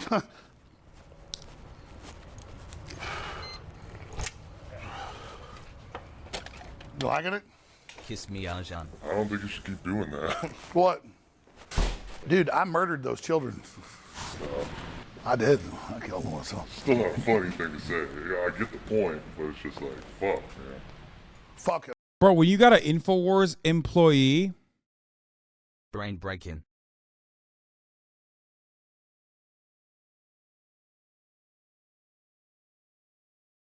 When you got an InfoWars employee saying, brother, you got to stop. That's when you know you've gone too far. For someone who supposedly hates like Nazis, you got like they Owen really love Schroyer, like them. the most Amish looking InfoWars guy, out here being like, yeah, maybe you shouldn't say you killed the Sandy Hook's kids. Sandy Hook kids. Too much. I don't give a fuck, dude. I'm far beyond giving a fuck right now. I understand. Dude, you want to fucking take me out? No, but I'm just saying. They really, that wasn't their intention. A jury in the Alex Jones trial ordering the conspiracy theorists to pay $45.2 million to parents who lost their 6-year-old son in the Sandy Hook massacre for calling it a hoax. Every sin ever committed on earth in 10,000 years of history, I did it. The Night Stalker, the Zodiac Killer, I did it. Vietnam War, Hitler, I was actually Hitler. It wasn't Hitler, it was me. I did it. Oh my God, he shot his $1 million button. That's, I mean, million play button. That's kind of cool. Vietnam War, Hitler, I was actually Hitler. It wasn't Hitler, it was me. I'm not gonna lie, that's kind of cool. Also, what a relic, dude. YouTube, congratulations for surpassing 1 million subscribers. This right here, for everyone that's like kind of new to this, you know, new to this internet thing, new to like being a leftist on the internet, YouTube gave InfoWars a 1 million subscriber play button. I don't even have mine yet. That's how shit used to be back in the day. That's when I was a fucking, you know, young leftist on the internet. When I was a young leftist on the internet, YouTube was offering play buttons to the InfoWars channel. You understand? That's why it's always so funny when motherfuckers are like, bro, you're such a grifter, you're such a grifter. It's like, dog, I've been saying the same shit since like 2014, 2015.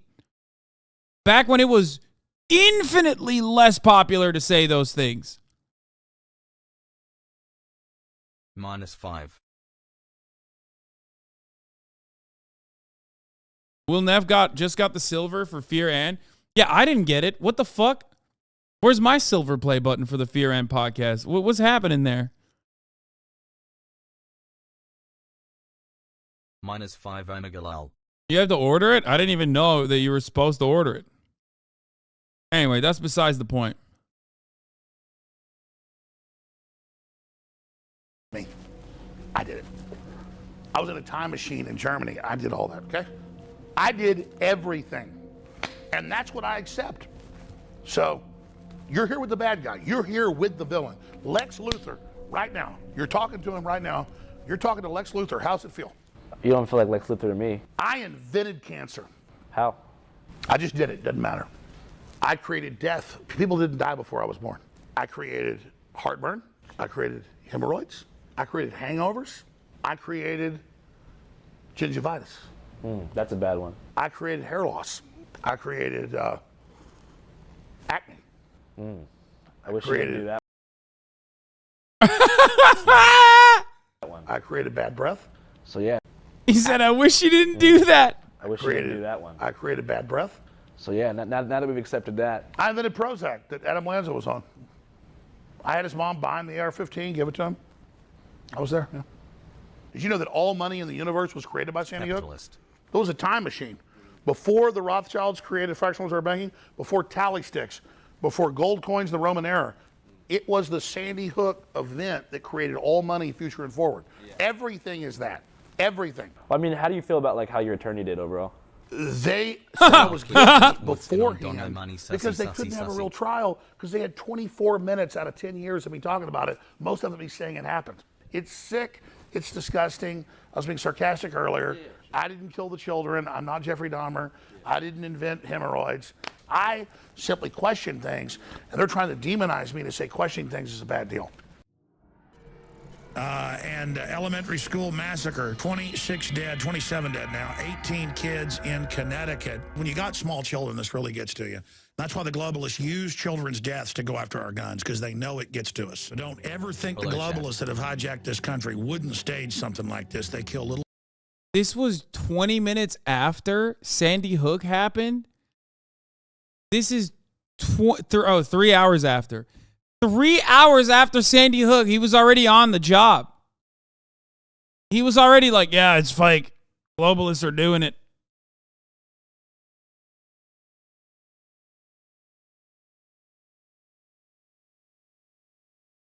That's crazy to me. Hassel, thank you so much. That's incredible.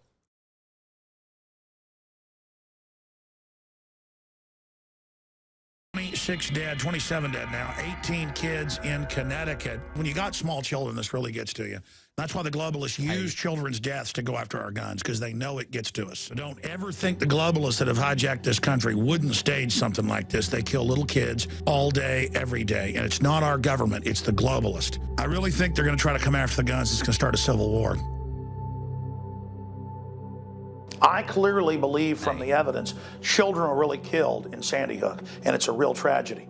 Unfortunately, evidence is beginning to come out. People who've been coached, people who've been given cue cards, people who are behaving like actors. I dropped Billy off and watched him go around the corner, and he never came back, all because of the guns. Won't you just turn your guns in for my son? I mean, folks, we've got video of Anderson Cooper with clear blue screen out there. Nothing can account for what happens to his nose. Early on, I said, well, they had to have killed somebody. I mean, this doesn't make sense. Then parents come out and start laughing and then turn to the camera and cry. No one died in 2012 in San. Damn, he did this more than I thought he did, low key. Like, I thought he just, like, said it a couple times. Like, I remember him saying that it was a false flag and stuff way back then. But he really he just kept getting fatter and fatter as he kept saying Sandy Hook was definitely a false flag, which is wild. Like, he just kept eating and saying Sandy Hook was a false flag while his hairline receded and he got more and more red. Hi. Like, you can really see the time lapse from the way he changes. But the rhetoric never changes. YouTube saw this and was like, congrats on the views. Yeah. YouTube was like, here's your 1 million play button. Please. Thank you so much for your valuable contribution to the platform. Yes. Why, yes, we will keep elevating you on the fucking search bar, on the suggested search bar, on the recommended videos tab. Please. Please continue. Do not stop this.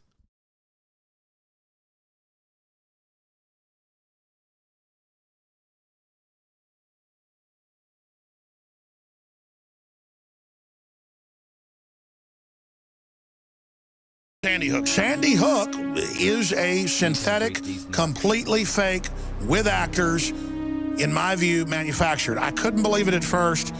I knew they had actors there, clearly, but I thought they killed some real kids. And it just shows how bold they are. People come up to me in hotels and in grocery stores, and I'll be walking my dog, and they just go, the car will go, "Roar! You son of a bitch, quit, leave those kids alone." And I'll be like, I never talk about it. The media, shut up, you son. What do you mean you never talk about it? Bro, you definitely talked about it. What, did he have that fucking crazy chili again? Listen, you don't understand. I had that chili, okay? I had a chili. It smelled of sulfur. Probably a Rothschild chili. Made me forget the name of my children. You don't understand it. I forgot the name of my children. Trail blood. That fucking judge, she's a bitch. Trail. That's why I had the drawer on fire while I was on trial for defamation.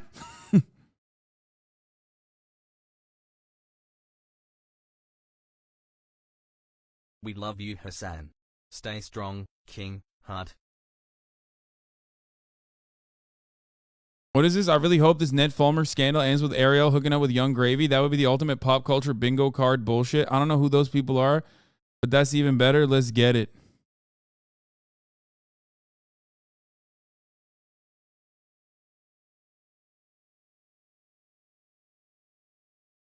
Can people stop fucking sending me Trevor Noah dating Dua Lipa? Can you guys please stop sending me this?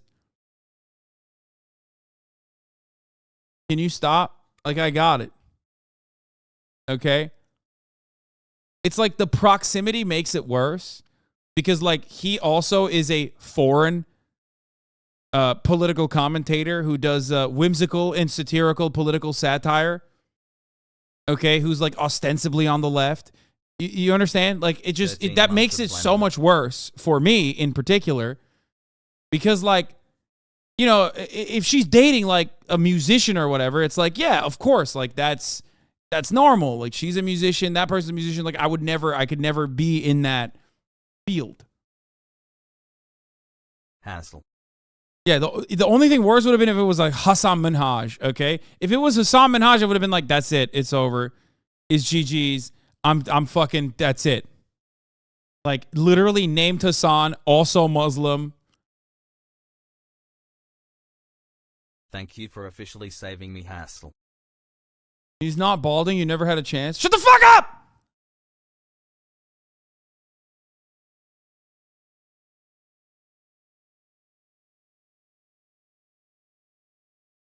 Chatter, apology for sending Dua news. Thank you for all that you do, hassle. Hasan, I want to apologize for sending you the Dua and Trevor news. I didn't think you would see my chat, but I shouldn't be making excuses. Hostwit, I'm sorry for ruining everything. Hasan should have always been my priority, but I lost focus and sent heartbreaking info. I'm sorry for any pain that my actions may have caused to the guys and the fans, but most of all to Hasan. The only thing that matters right now is the well-being of Hasan in chat, and that's where I am going to focus my attention. Please accept my apology. We're having too much fun with this, okay? I don't want people taking this shit seriously. You bet your ass if you had a CNN show, that would be you. Shut up!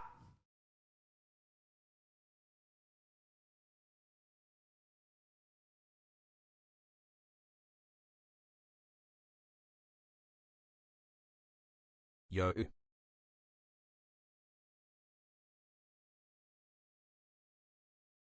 You and Dua had your chance. Babe, don't leave me just because I look like Zeke from AOT.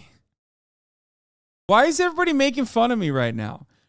Look, can't you just be happy that Dua Lipa is happy with Trevor Noah, okay? Can't you just be happy for them? Why does this have to turn into me? Why does this have to turn into making fun of me? What's wrong with you guys, huh? This community is full of fucking snakes, dude. It wasn't Hasanke, okay? It was Hasanke ass chat.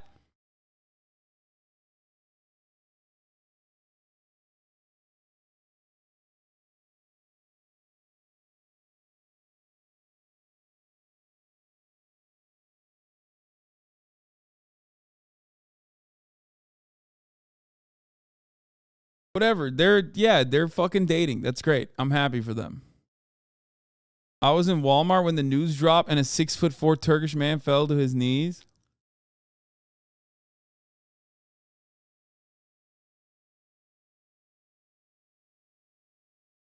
Has right, has wit, has left. I'm going to say I'll be the first to come out and say I'm happy for Dua Lipa and Trevor Noah, even though I met him at Soho in WeHo one time and he totally big-timed me and I never let that go in my heart. Let me get a yeet.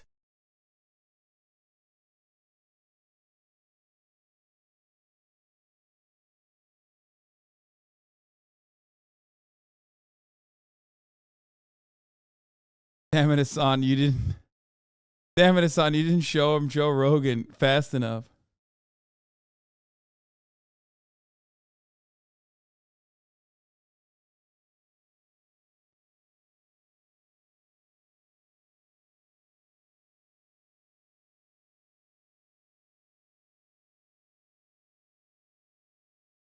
Hassle. Let's just hope Trevor Noah doesn't start a Twitch stream. Trevor Noah dating her is a false flag, brother. No one was actually big timed at Soho House. Wake up. Hasan! You were never at Soho House, West Hollywood. Hasan! That was a government psyop. Fine AF. They gave you Klonopin. It was a CIA facility. You went in for a routine checkup. And they drugged you and hypnotized you into thinking that you actually met Trevor Noah at Soho House, West Hollywood. It was a false flag operation. Don't worry, bro. Trevor No Swag will bore her quickly and she'll get off his high-pitched ha laugh when he's watching the British version of The Office.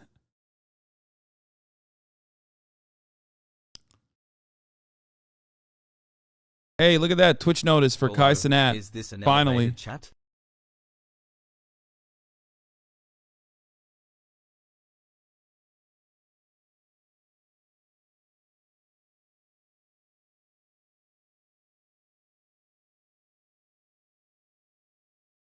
Twitch elevate Can you this watch a video with sussy. your chair now?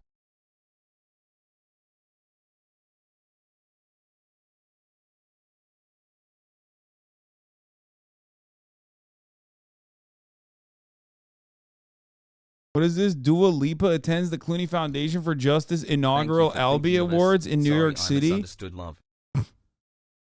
Why are you showing me this?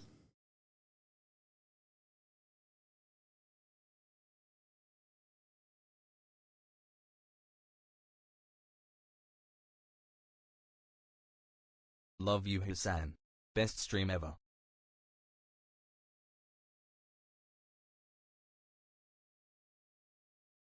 We were watching Channel 5, but it's hard to... It's hard to focus on it. Okay, Love let's you, continue. Arjan, and chat forever. And some people have confronted me in front of my wife and children and said, "You son of a bitch, you killed those kids." No one knows who Adam Lanza is. When you ask somebody about Sandy Hook, it's Alex Jones. So Yeah. I did not kill the children. But do you feel any sense of responsibility for the way the lives of the Sandy Hook families were affected? An emotional day of testimony after 3 family members whose loved ones were murdered at Sandy Hook Elementary School took the stand describing the harassment they endured as a result of Alex Jones' false statements. People were, accusing me of lying, telling me Ben never lived, telling me that I was going to burn in hell and that I would pay for what I had done. Hensel Bro, they shot at this man's house, dude. Alex Jones's deranged psychopathic fan base shot at this man's house. Testified that after her husband Jeremy committed suicide in 2019, people went to their daughter Aviel's gravesite looking for evidence the family was faking his death. I couldn't wrap my head around just one more family member. No, like unimaginable amounts of cruelty, chat. Ben's Like, facial hair I looks think like because a this dog who happened in just like drank water 2012, out of a lot of people forget that like when it first happened. Now you live in 2022, right? Babies are dying in fucking schools all the time. It's like commonplace almost. Like when it happens, people are like, "Oh, that's kind of cliche. Let's get a new thing going." But back then, it was the first time it had happened, and it was truly like world changing, right? That was a lot of people will say like that was a pivotal moment where when government got together and there was a bipartisan proposal for gun control and it didn't pass. And when that didn't pass, it was over. Like Ben Shapiro. When that at I that really moment, don't and like they were his rich facial white hair. kids too. Like they were from a well-off neighborhood. They were white kids. Like when that happened and gun control lost the battle, okay, and guns won, that was genuinely a tide shift where people were just like, "Oh, this is never going to change. No matter what, this is not going to change. It's over." Okay? You're forgetting Columbine and VTech? No, Columbine was obviously also a major event, but this is kids. Like, this is little babies, okay? Sandy Hook was an elementary school. These are fucking babies, dude. They were little babies. So, when that happened,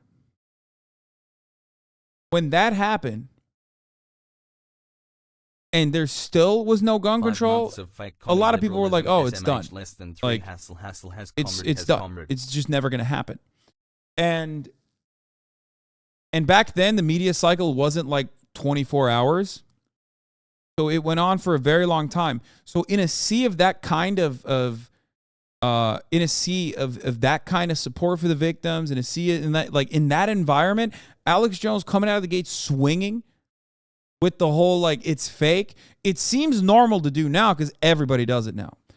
Like 15 minutes after Uvalde, you had congresspersons being like it was a trans person. You know what I mean? Like immediately, it's like it's commonplace now, right?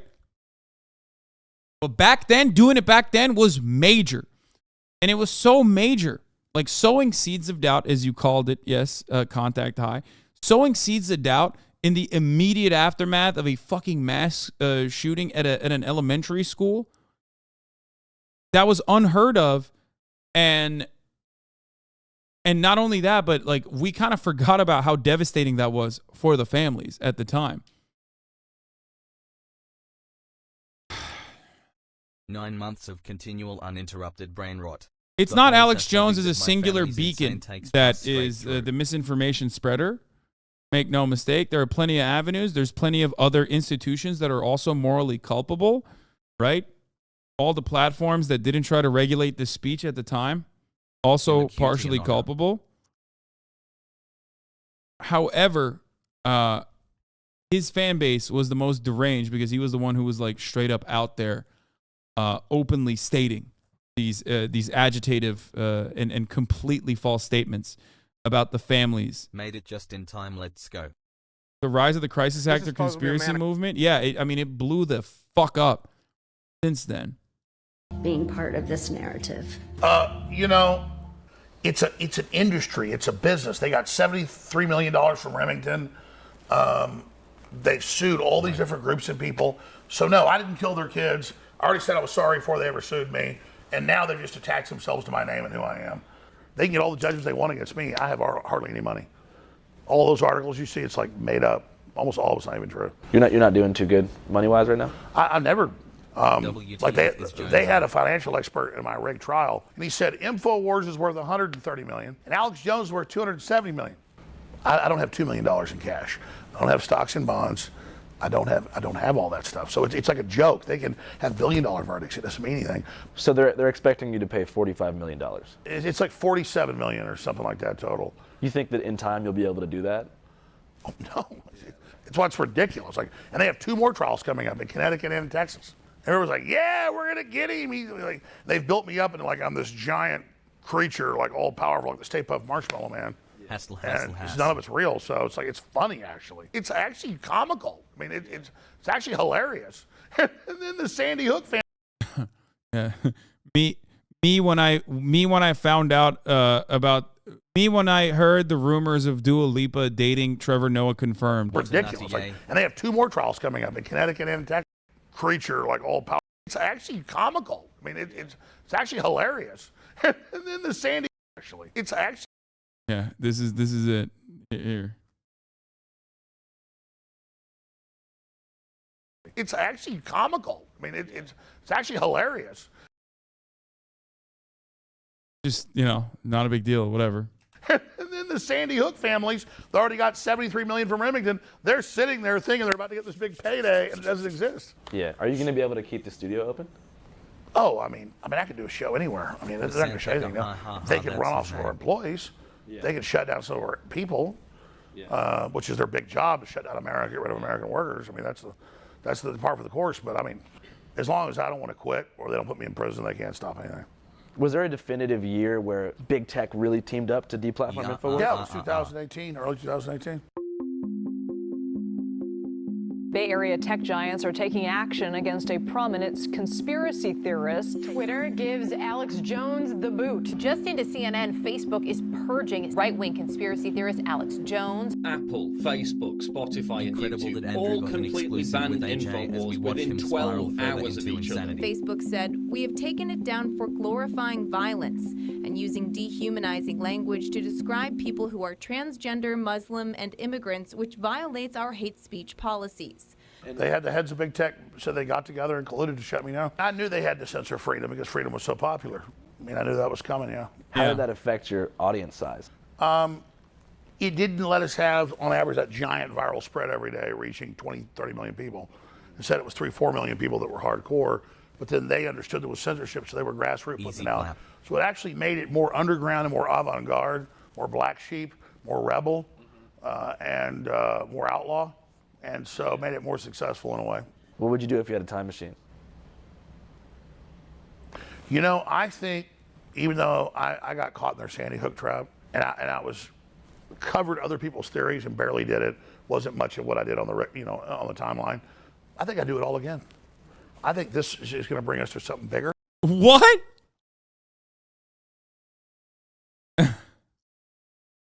What trap, homie? He calls it a trap because he got trapped into what? Saying it was a false flag? Like, nobody stopped. Nobody forced you to say it. And the double down. I mean, at a certain point, you got to fucking, I don't know. It's just.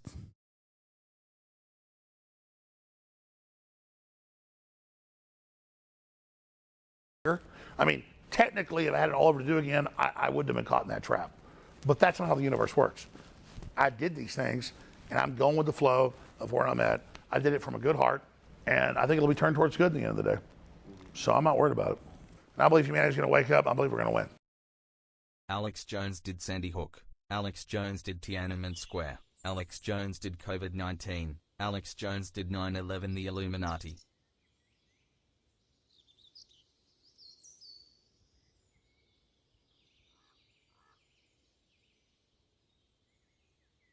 He is my Higa. That's fucking crazy that he's just so remorseful, dude.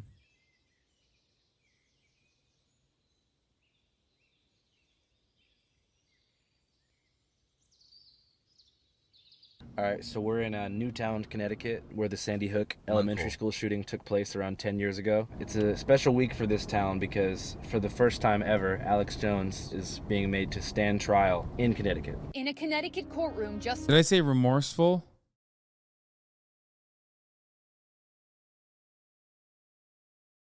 Bro, I really got to take a fucking day off or something. Remorseless! Good so far.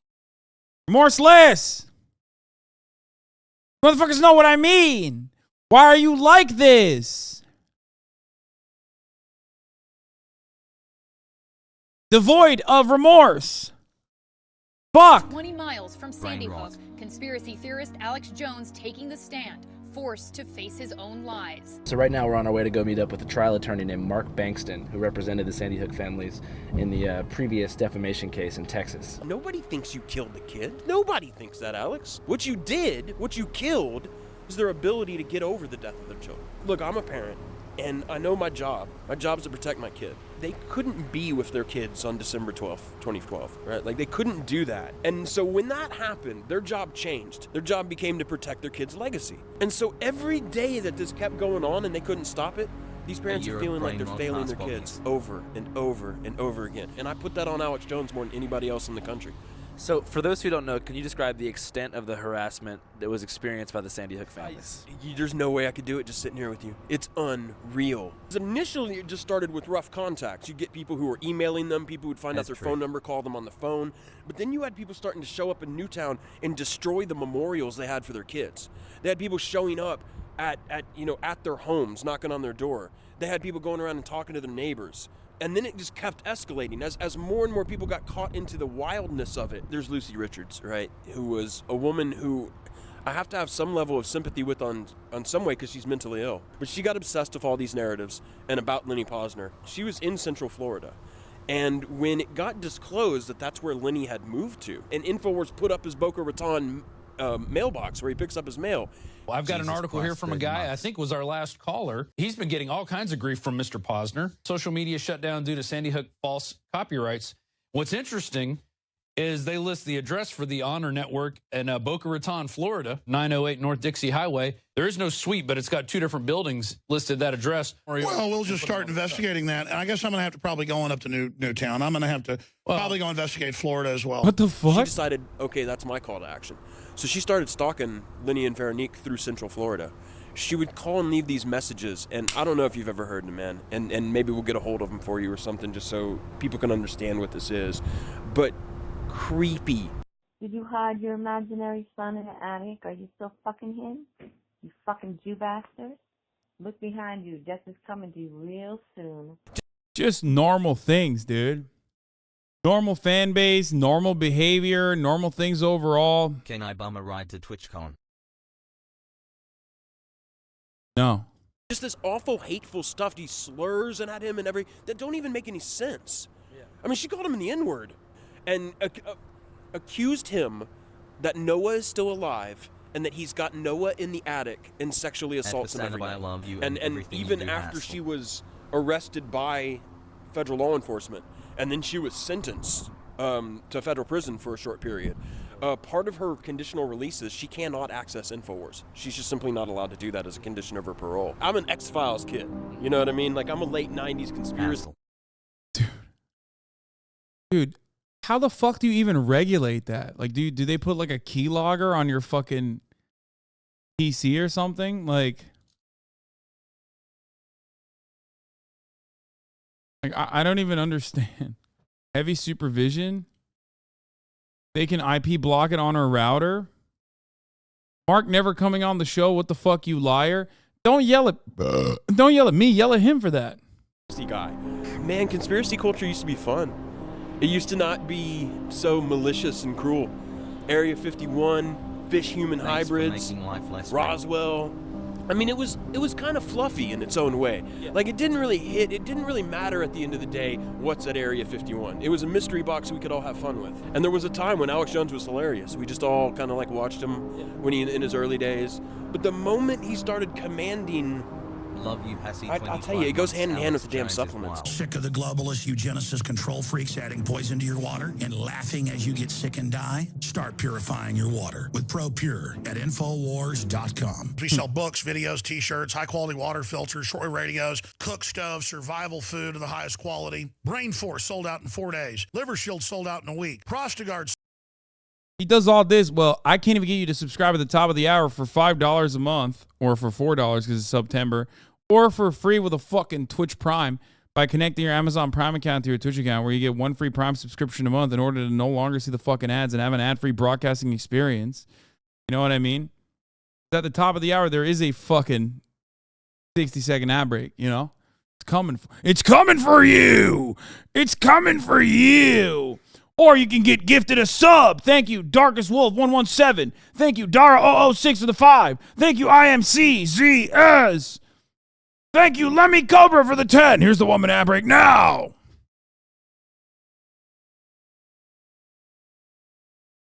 God damn. Tag for Band Evasion. Thank you for the 5-1 gifted subs. E. Bridget with the 5. Mr. Jolly Roger with the 10. I'm sorry for your L. At HasanAbi. Thank you, Oat MILF for the 5. What the fuck is an Oat MILF? Don't at me if your sub badge don't go to the shiki. Sold out in a month. We have the highest. Thank you, F. Porzio for the 5. And Ray WR for the 10. Buy the prepackaged food, right? The government has released radiation into the environment by the iodine. You know, we were seeing that basically. Thank you, right after the month of Sandy Hook, his traffic went up darn near 50% from all the coverage he was doing that month of the hoax. So that caused them to double down because they've testified on the record. Thank you, Abby Jean for the 5. Emulate that. When Alex Jones said the school wasn't an operating school, when he said paramedics never even entered the building, when he said there are pictures of the children who they. Thank you, Twubbles for the 5. Okay, stop. Enough. Say died who are still alive. He didn't believe that shit. I don't believe Alex Jones thinks there's anything fishy about Sandy Hook, but he's going to keep saying it even right now. You know, he's still going to be weird about it. Why? It's not a matter of whether you believe it or not. It's a matter of whether you have carved a groove in your personality that the wheel just goes in that rut now. I think it would force a moment of ego he's not ready to confront. The InfoWars store is like the main revenue source, yeah? I mean, if I need it to be, if I need to, I can go to supporters and just get straight donations. Yeah. So how do you go about doing that?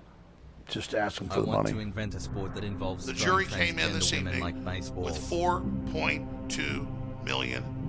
I admitted that I followed disinformation, but not on purpose. I apologize to the families. What I did to those families was wrong, but I didn't do it on purpose. We are so broke. But if you don't fund us, if you don't buy products, InfoWarsStore.com, we will shut down. So get a t-shirt, get a book, get Body's Ultimate Turmeric Formula, get Vitamin Mineral Fusion, get them all at InfoWarsStore.com and keep us on the air. What do you think he deserves at the end of this road? To no longer be in public life, right? Like, I don't... People have been like, oh, you're out to destroy Alex Jones. I don't want to destroy him. I don't care. If he wants to work at Safeway or manage a Sprint store, I don't care.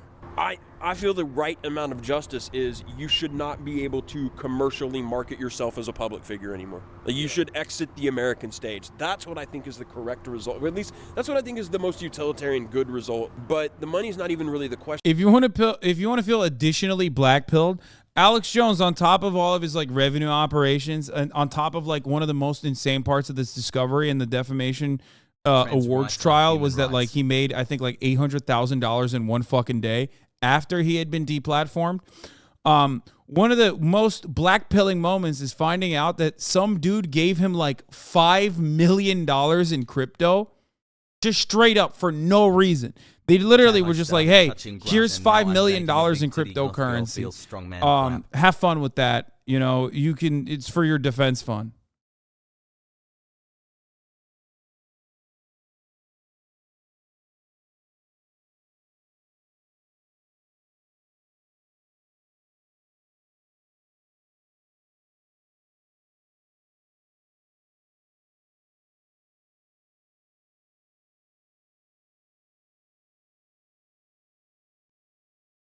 question for me. The question is, will this suit be successful at stopping him from being on the national stage? And my worry is, like we said in the courthouses, it won't be, because the cameras will still follow him. Like, he can lose all of his money. He gets out there again on the bullhorn, and he starts building it right back up. No, I told you I was going to shut it down. Wait, I was wrong. Another 3 million? Oh my God. Oh my God. I thought it was only 5. Oh my God. It's a total of 8 million in 26 days. Oh my God. Oh my God. Oh my God. And motherfuckers are still so stupid. They're like, bro, you're such a grifter. You're such a grifter. You're such a grifter. You're such a grifter. Dude, if, holy fuck, I could get so caked. My himbo. I've gotten so much more comfortable with myself since I started watching you. I could get so motherfucking caked, dude. I could be caked out the motherfucking wazoo, you okay?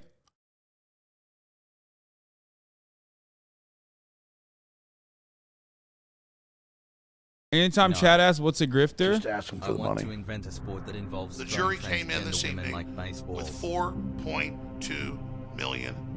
I admitted that I followed disinformation, but not on purpose. I apologize to the families. What I did to those families was wrong, but I didn't do it on purpose. Let's be fucking real. You love this shit. We all know, yet you decide to be here. Let's be fucking real. You love this shit. Yes, I love what I do. I love what I do despite the fact that the platform I'm on fucks me. I love what I do despite the fact that there are, you know, plenty of insane things that I have to deal with that many other content creators in this space are never going to have to deal with. Okay?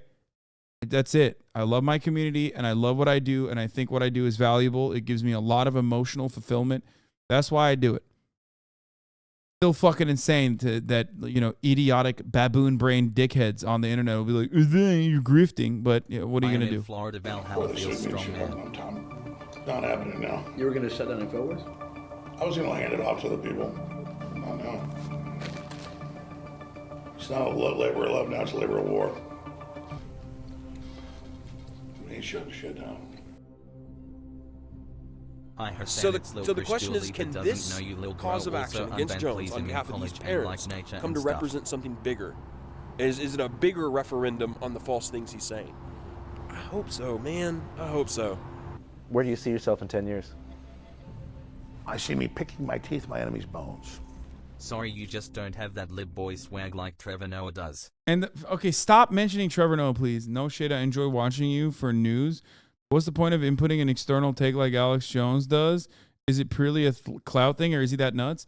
Brother, did you not just hear me say he made $800,000 in one day?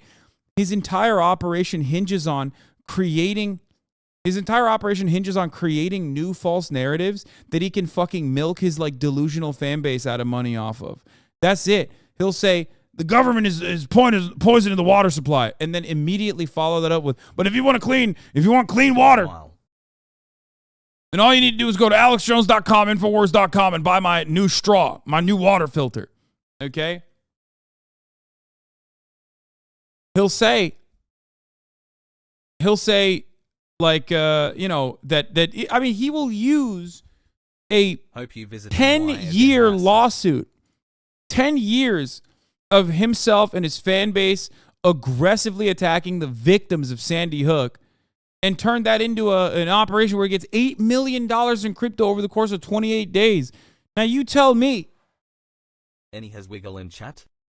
He's not doing it out of the love of the game. I mean, he might love the attention he gets and shit, certainly. But he's doing it because he's making a fuckload of money too. God, but yet he's told the whole world that 26 people died in his church when nobody died. He's a liar. Let's go, Frank. Let's go polygraph right now. I've got a man in San Antonio. The comment you just made, knowing my 14-year-old daughter's laying... You're a liar, Frank. You're a filthy liar, Frank. You know? You're a demon, Frank. You should be able to provide the evidence more than anybody on this planet. This guy should be able to provide evidence of a death that happened at this church. We've had to learn to deal with these sick fuckers that are saying this stuff, that are out there claiming that we're not real people, claiming that we're actors. We don't give a shit what you say. We're not afraid. It's a horrible thing to think that 17 children got murdered, but it's even more disturbing to think that the government would do something like this and present it as a real event when There's a little bit of TOS here. A lot of today's hoaxers are mentally ill, and they think that what they see on the web and TV is just a reality show. And so if it's a reality show, then everything is staged and everyone is an actor. This isn't a fucking conspiracy. This is real life, and people are fucking dying.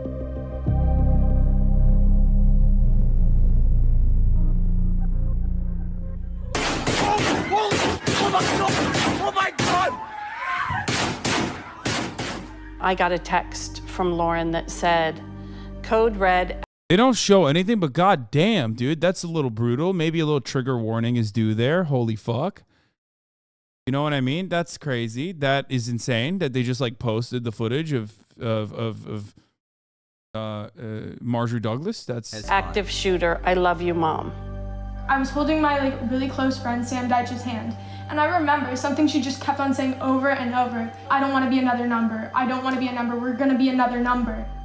She knew that at least 3 of her friends had died. She wouldn't know for the next 36 hours whether or not another one of her friends died who actually did. Knowing that as a big brother, you can't do anything about that, just made me so mad. I figured I would use my speech and debate skills and my journalism skills, I guess you could say, to go out and speak. And my parents didn't want me to go. I told David, don't go back over there. He disappeared a few minutes, he comes back, he's got the camera, gets on his bike, and I said, what are you doing? He goes, I'm going to get my story. And he took off. David Hogg. David Hogg. David Hogg. David Hogg. David Hogg is here with me now. When I first started doing interviews, I wasn't like nervous or anything because I've done many interviews before with our own TV program, and I'd been doing that for the past like 4 years basically. And I was just pissed off. I wanted to make sure that something like this wouldn't happen again. My name is Tony Mead, and I am an independent journalist. How I'm related here is that this is in my backyard. Did people die? I don't know, but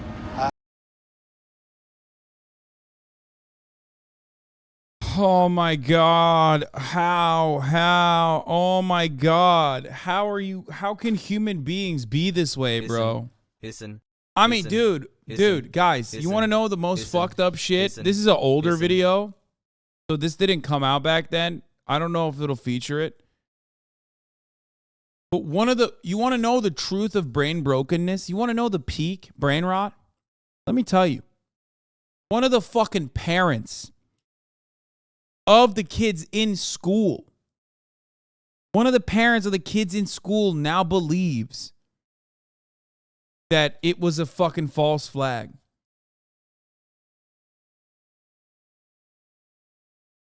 Hassle.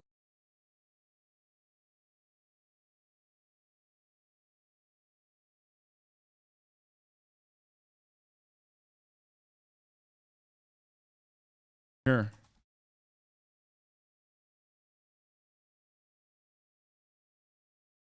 I joined a union recently and it's the best thing I've ever done. A Parkland shooting survivor's dad found QAnon and is now convinced the massacre was a hoax and his son was a paid actor. This came out last year.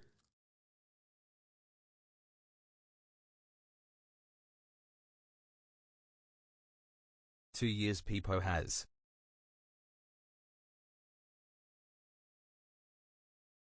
What do you do with that?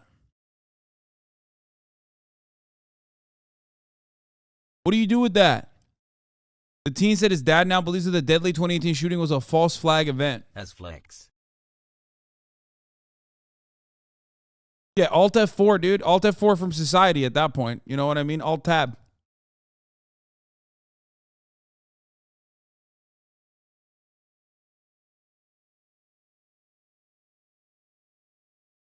But what the fuck are you going to do about that?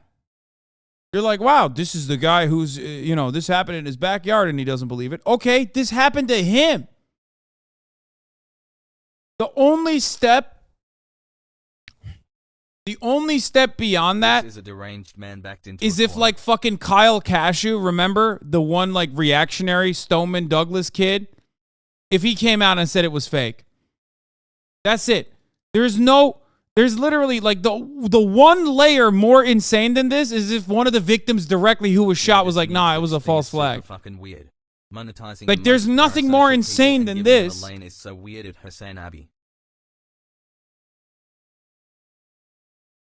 Like someone was like, yeah, I got shot, but it was a false flag, actually. I didn't really get shot. Fog.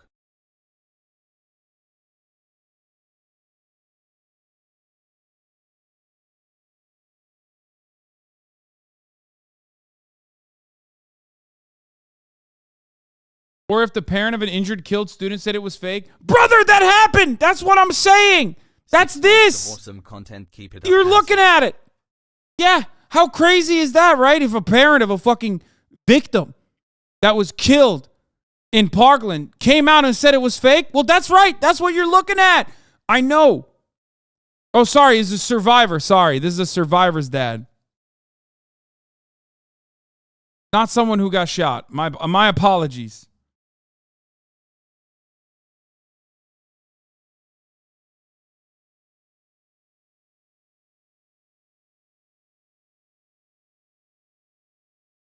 He's a small binue.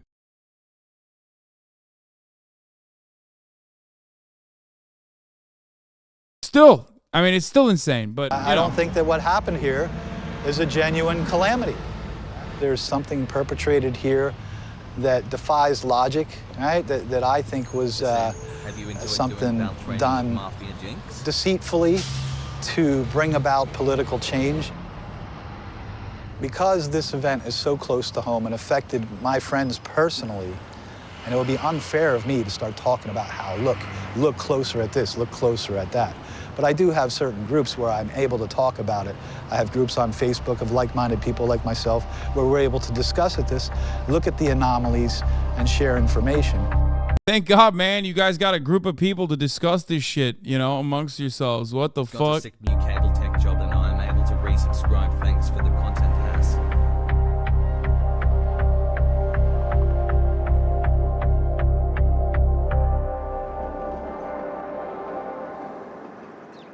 I go by Side Thorn, and this is Conspiracy Granny. Thanks for being And what we do is we go to these false flag hoaxes. Dude, here's a fucking, here is a red flag, okay? Any dude with a GoPro strapped to his chest. You see a motherfucker, a civilian with a body camera, know that you are about to have the most unhinged conversation and it's probably going to appear on some fucking like Second Amendment auditor YouTube channel, okay? And we prove them wrong. This lady's called Conspiracy Grandma. Like, dude, what is happening? You're literally like, hey, what's up, guys? I'm insane psychopathic pedophile here. You know, and this is my YouTube channel. Like, what the fuck is that? You literally just, like, named it yourself. You named your fucking channel off of being a conspiracy grandma.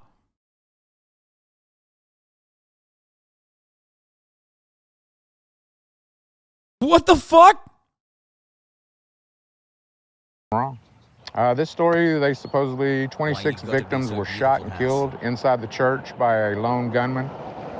It's a false narrative, fake, never happened. And we'll show you how that never happened. Bro, her eyes are way too close to one another. I'm just going to say it.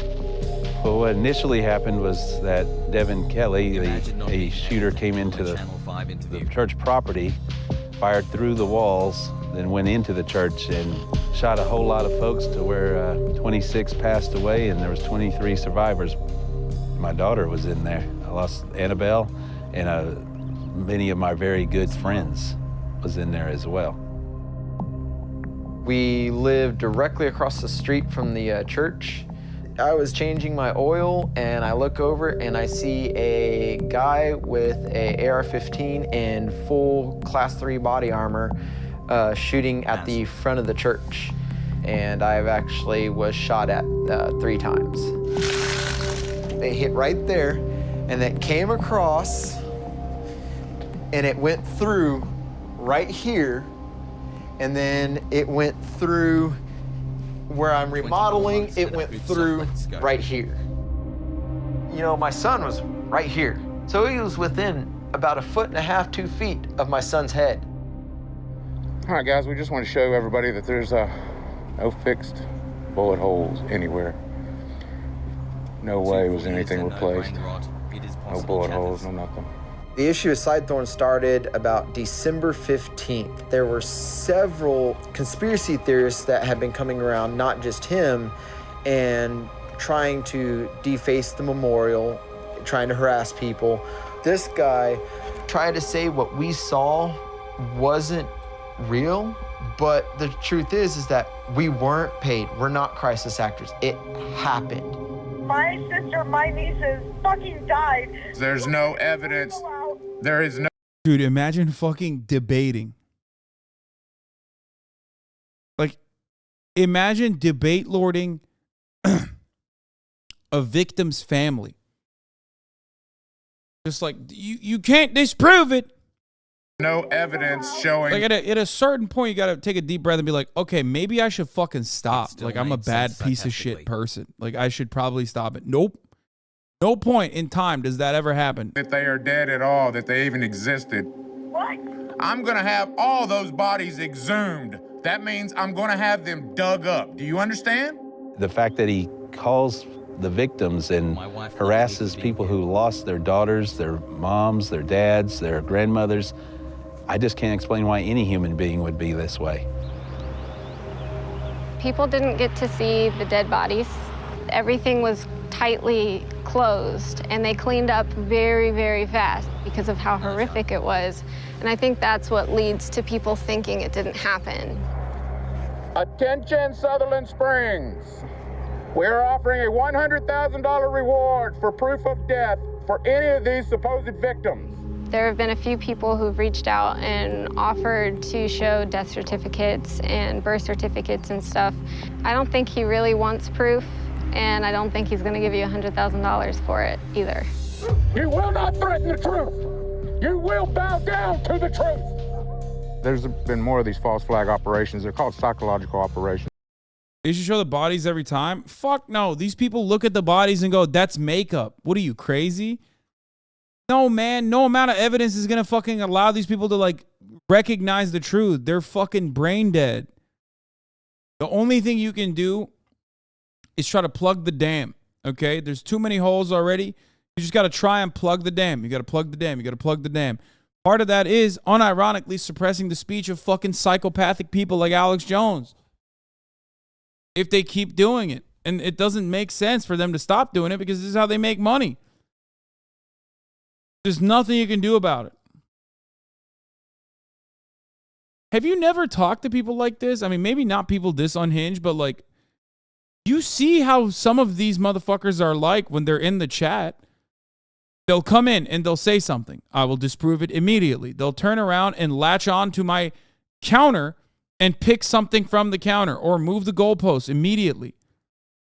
Or use my counter as a way to reconfirm their suspicions. This is just how it is. I experience a microcosm of this, but it's just how they operate.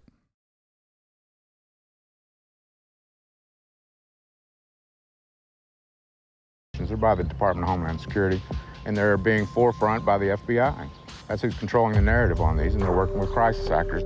We were right there by the car, by the gas pump 3. And we heard the shots go off again, and that's when we saw that he was standing out there shooting at the building.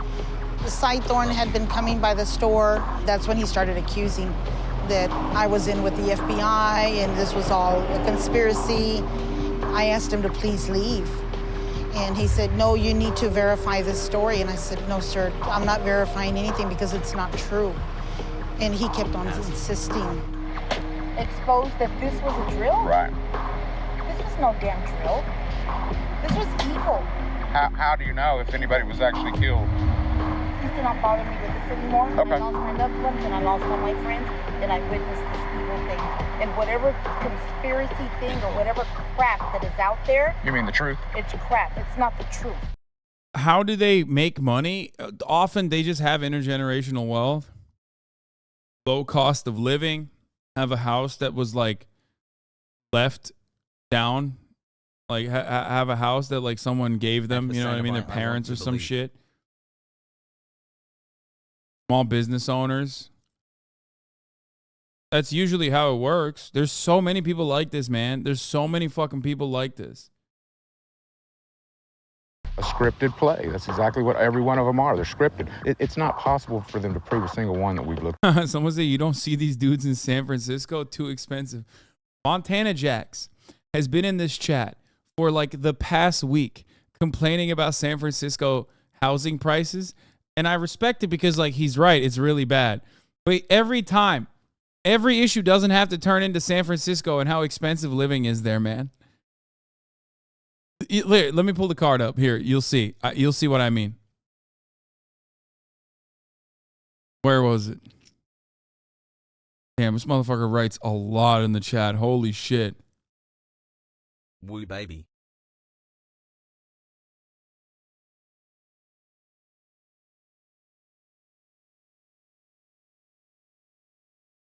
Was it not him?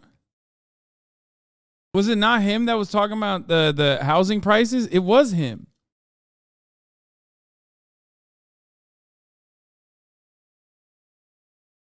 Am I crazy?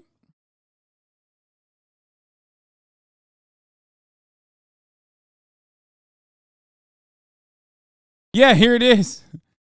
Here, look. Yay, now I can buy a home in San Francisco. It's only up 2.5%. It's only $4 million now, KW. I mean, when you sign a 30-year mortgage on something that's 10x your yearly salary, I understand because people get underwater. Healthy, long-term, sustainable economy, by the way. Talking about landlords in San Francisco. How do you remember these chatters? No, this was like a couple days ago, but he was like really adamant about talking about it.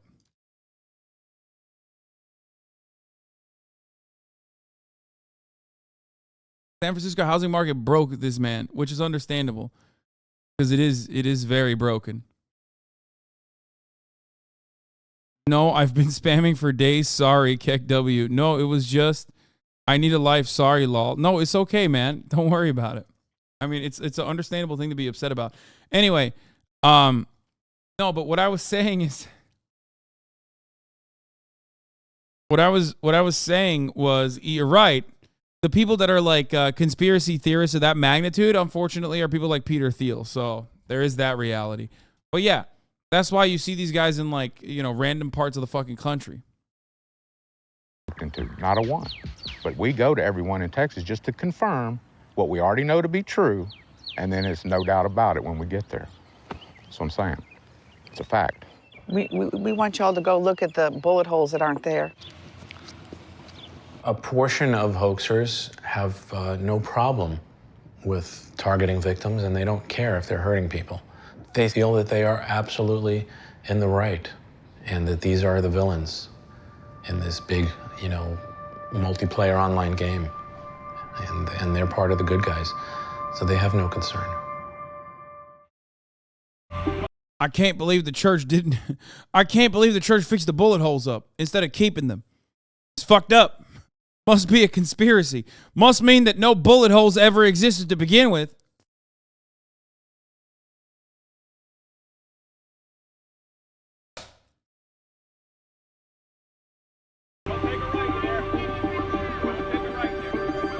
My son was murdered at the Sandy Hook Elementary School shooting.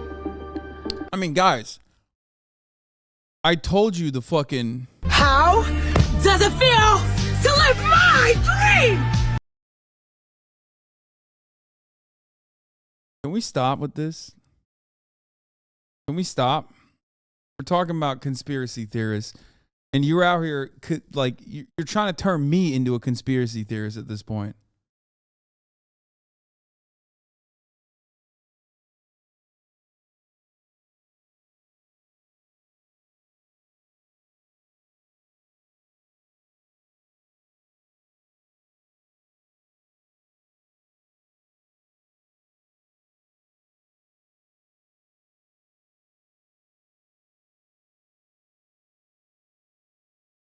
Look,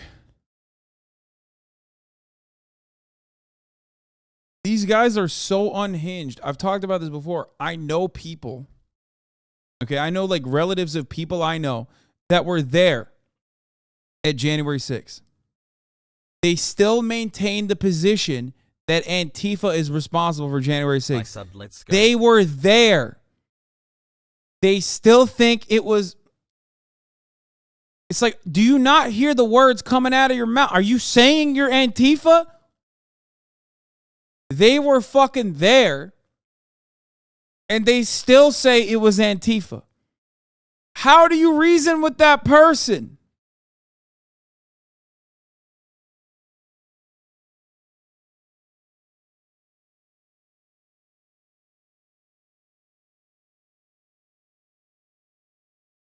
As a result of that event, They're industry plants in your family. They're not in my family, man. They're relatives of people I do know, though. Online conspiracy theories started to brew.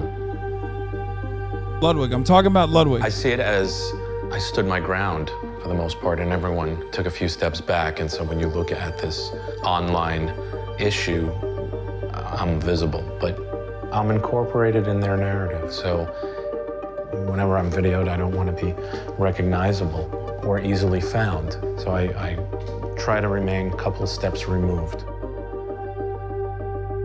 There's almost nothing different in the conspiracy theories relating to the Parkland shooting. The hoaxer playbook is immediately finding any inconsistency in any footage that's being shown online and then freeze framing it and drawing circles and lines and arrows on it and claiming that this is fake, that's staged, this person is practicing their lines. And that's the other part of it. This is the greatest way that stupid people can do that. The easiest way to like create a conspiracy narrative around something is by just like looking at something that is normal process and then acting like that process is strange. No, you just don't know how that process works. Another great example of this is how conservatives, like mainstream conservatives, routinely lied and still continue to this day lie about the election and the tabulation of the votes. How do they do this? Well, there's a lot of footage. This is one of the most recorded voting processes on the fucking planet. It's one of the, actually, unironically, one of the cleanest and one of the most secure voting processes on the planet, the United States election system. We don't get much right, but this is one of those things that's like actually pretty solid. And part of that process is the transparency of the matter itself, right? Almost every part of the tabulation was recorded. Like you see it in front of your eyes. So what do these people do? Well, they take that transparency and use it to their advantage. They weaponize videos by going, look, this is a moment where they actually take the votes out of the box and put it in this bag. It's like, okay, that's the normal process. You're looking at the normal process and just saying that's fucked up. And because most people don't understand that that is the normal process, they go, yeah, that does sound kind of weird. And I'm inclined to believe that it wasn't, that God King Donald Trump could have possibly lost to a fucking corpse that they propped up like Joe Brandon. And that's all it takes to sow the seeds of doubt, because these people are fucking stupid. They literally will look at like normal shit, but because the audience doesn't know that that's normal shit, act like it's actually abnormal.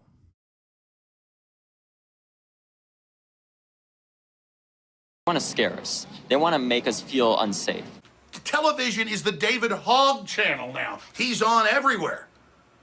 And I know scripted PR when I hear it. One of them went into a bathroom in the same, I believe, in the same hallway as the shooter. Hold on. One of them went into the same bathroom, I believe, as the hallway shooter. That's called a soundbite. And I was re-saying my sound bites to sound as eloquent as possible. I wasn't reciting my lines, I was reciting my heart. I mean, it is incredible, though, to watch fake news in action. I mean, this is how you murder the truth. And I don't know if David Hogg understands this. He probably doesn't. I tweeted the lovely man that is Alex Jones. I wanted to come on and actually debate him, but then I realized some of the stuff that he was saying, which was the exact same stuff that he said about the Sandy Hook survivors, saying that they were actors. Then we see footage of one of the reported fathers of the victims, Robbie Parker, doing classic acting training where he's laughing and joking, and they say, hey, we're live, and he goes, oh. And maybe that's real. I'm sure it is. He's doing that exact same stuff, and knowing that he had done that before, I wasn't going to give him time of day. We didn't say you were a crisis actor and believe this happened. We just pointed out that you're an admitted actor and journalism student and said that you're anti-gun and that you're being fed talking points. Alex Jones was probably the first one that created the narrative of Sandy Hook victim dies again. In 2015, there was a school tragedy. That is fucking bananas. In Peshawar, Pakistan, where the Taliban had killed 150 people. And Noah's image appeared on the school grounds during vigils. And perhaps they were trying to say, we kind of feel your pain. We have the same tragedies that happen. That InfoWars short news article was then echoed thousands of times online. I'm the administrator. How are you gonna fucking sit here and blame the full-blown responsibility exclusively on Alex Jones when you just saw that? When you saw that number?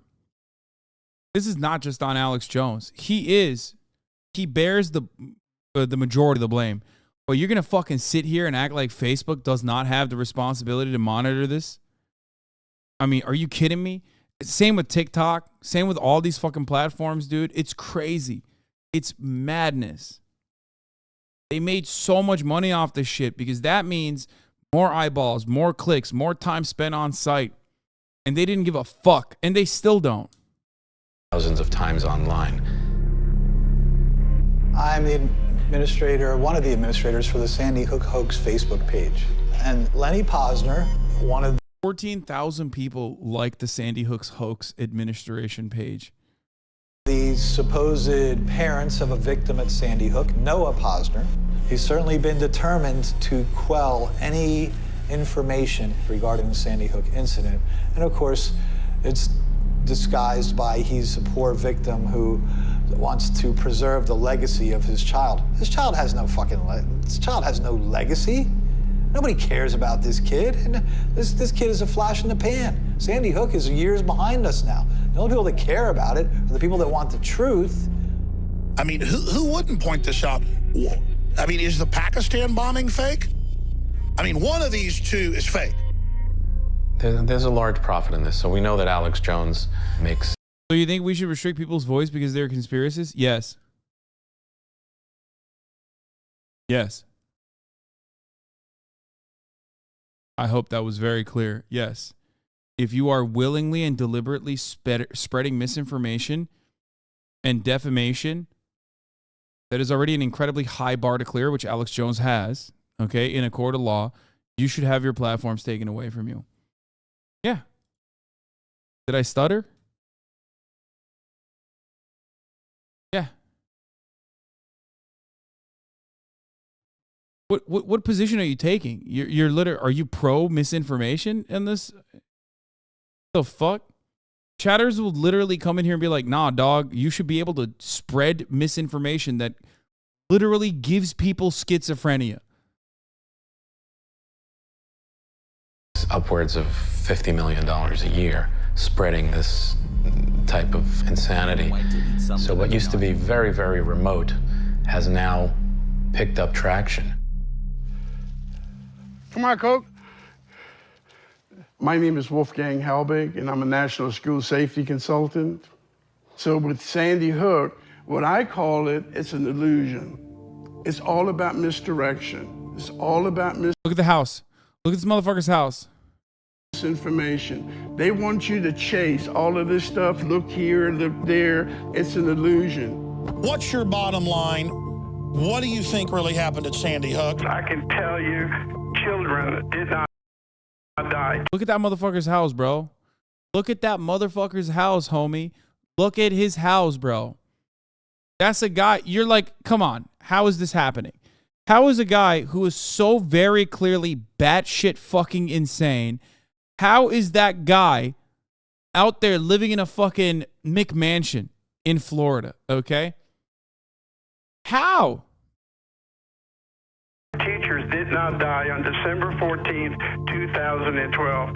It just could not have happened. This event generated attention for him, and this is his retirement hobby, to harass victims, harass the Connecticut government with repeated information requests for things that don't exist or that they can't provide, and then saying, aha. I'm over here asking questions on why no trauma helicopters. Sandy Hook is only 10 minutes from a large hospital in the area. The trauma helicopter would have taken an hour to get there. Why no paramedics? Wolfgang goes around claiming that there were no EMTs, and it's been disproven. But he keeps saying that, and it gets repeated, and his followers never fact check. They're looking at me as a conspiracy nut, mental health issues. I mean, yeah, if I am wrong, I will guarantee you this, that I will voluntarily, immediately enroll myself in a mental health long-term facility. I can't hurt people. That's not my nature. I mean, do it, pussy. Do it. Like, do it.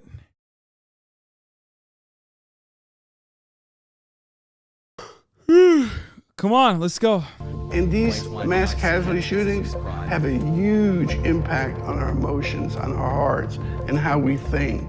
And they're using, this gun mechanism as the driving force. I mean, no matter what state you're in, guns, it's all about guns, new legislation. See, and I think there has been so much misinformation given by the national news. Now, even the President of the United States, I mean, he publicly comes out and calls them out as fake news. A certain portion, 25% of the population, is easily convinced of things, especially if it's being told to them by someone who they respect and trust. And once hoaxers keep narrowing their information feed of news, then they're not getting any other information other than these very, very paranoid type ideas. This is what I do. I spend anywhere from 2 to 6 hours a day updating and monitoring stuff on the Sandy Hook Hoax Facebook page. The Facebook page is an online meeting place for all of these dysregulated people. They post images of victims and of children and people related to tragedies, and Facebook has not done anything to deal with this hate group. I also look at other posts. Mom of anti-gun poster boy reports threats to FBI. Rebecca Baldrick says she contacted the FBI this week because the threats against her family have continued to appear on Facebook. What does that mean? Continue to appear on Facebook. What, is she scrolling through Facebook looking for a threat? How does a threat appear on Facebook? Does that make sense to you? Poor Mrs. Baldrick, mother of David Hogg, who's not even a victim. He's a spokesperson.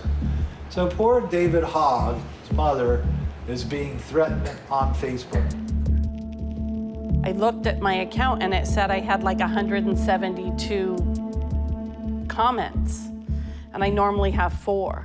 Most of them have been very general and just kind of hurtful, but there was one that talked about David's birthday and that he's going to be killed on his birthday, and that really, really bothered me, and I notified the FBI. This man, my friends have just gone after, which seems to be the most effective strategy. So his friends and neighbors know that he is harassing victims of the Douglas shooting. And it's just ridiculous that he thinks that he can put all this out there on Facebook and we're just gonna lay down and take it. Well, let me tell you, you fucked with the wrong mama bear.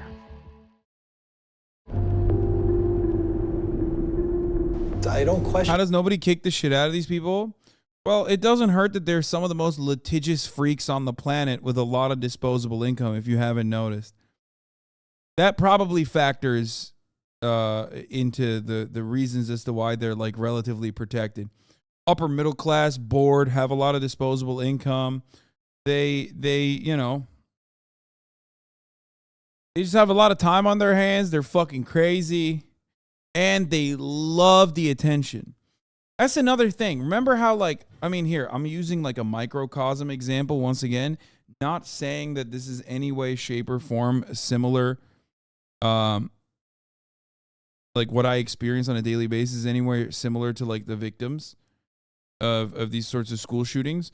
But the mania is pretty similar, right? Like you have these cyber stalking, like lolcow communities and shit. Like the way they are like nonstop doing this sort of stuff, or they like come into the chat with like 1 million different sock accounts and write crazy shit in there. The reason why they do it is so that they get attention. They want attention. They want to hurt these people because they also partially thrive on that attention. They like are desperate.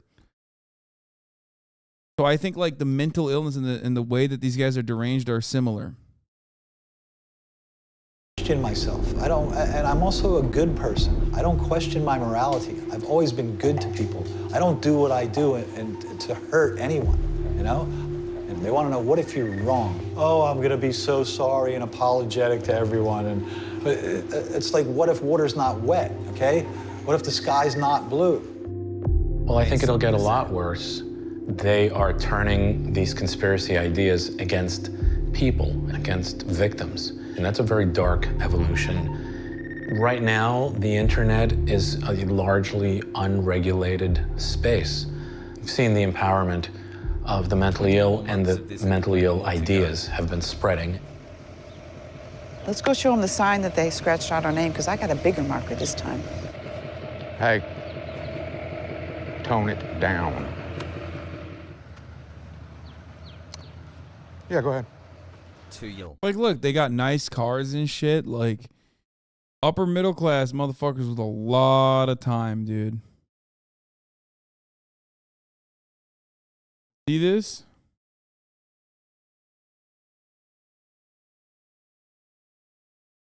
I want ice cream. Yeah, we're gonna show you where we. Video came out in 2018. Where we. Hey. Hey, well, look at this, guys. Hey, there's Mr. Palmer. Are you working on electric? I am. Frank Pomeroy. I am. And I've been waiting on this day so I can. Hey, come on, guys. Come on, guys. Come on, my property. There we go. We knew this had to come one day. Did you hear that, guys? Did you hear that? He's telling us we're not welcome on his property. Why is that, Frank? Because we've already. Well, I need to give Frank a new flyer anyway, man. Yeah, you do that. This is the pastor of the church, guys. Since I'm on the main player in this charade. Yeah. Because I've already had to deal with one person that didn't have a full grasp on reality, and we're scared to deal with another person that doesn't have a grasp. Frank, would you like to put that in writing, sir, and take a polygraph right now for $100,000? One, I don't think you have $5. Oh, Frank, now you've got the evidence? No different. You got the evidence? Than the man who came and shot. No one came to this place, you lying sack of shit, government motherfucking sellout bitch. You're a demon, Frank. And you're a demon, and I represent the righteousness of God. And you're a sissy with a big mouth. You're a demon. That's the pastor, by the way. The only way that I could get a trespassing warning placed against him was I had to formally warn him by voice. I had to engage with him. And so for the last month, we have been trying. Like, he's talking at a church that was shot at to the pastor, survived the shooting, calling him a fucking demon, a government demon. Trying to catch him and him not see us coming because he would run if he knew we were coming. I'm supposing he did not realize it was me inside the vehicle that he walked up by, and I was able to get out and engage him and told him that he was no longer welcome on the property. From there, he just got loud and just degrading. The reality is you don't have a photograph of a victim, you don't have any death certificates, you don't have any birth certificates, you don't have shit, Frank. That's the reality of this. So you're saying my daughter wasn't born? Daughter? Where is she, man? That wasn't your daughter, you actor. How long you been involved here? See, this right here shows you are not even remotely close to reality. Prove it, you dumb fuck. That is the troll tactic to attack the individual. She loves it. Look, you see that? They're thriving on it. Look at their faces. Look at their fucking faces. They're like, yeah, we got him. This guy's kid is fucking dead. Okay? He lost his daughter, and they're like, prove it, you dumb fuck. This is like, I mean, they're perverts. How fucking bananas is that?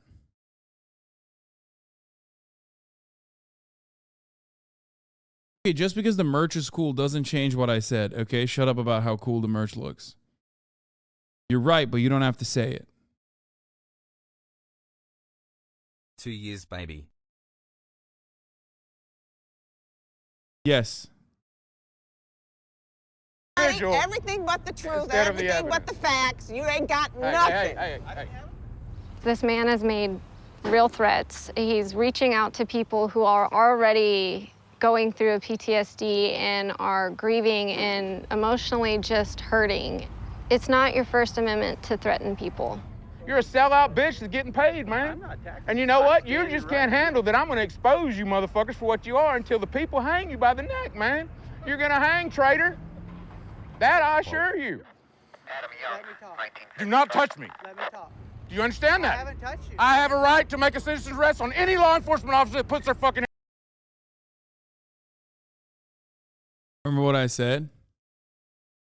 about how like psychotic these dudes are, and the moment that you like actually retort or pop off on them, they will get litigious on your ass so quick. Look at that.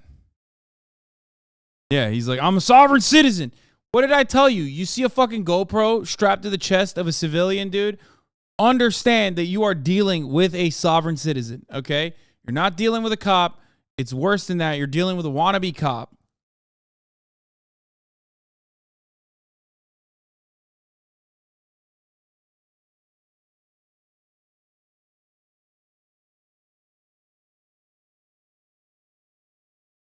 Hands on me. Do you understand that's assault? Do you understand? Let me talk. No, you tell me you understand I have the right as a citizen to make a citizen's arrest. Yes or no? Let me Yes talk. or no? Let me talk. Yes or no? Hey, there you Turn go. around. Hey. Turn around. Put your hand behind your back.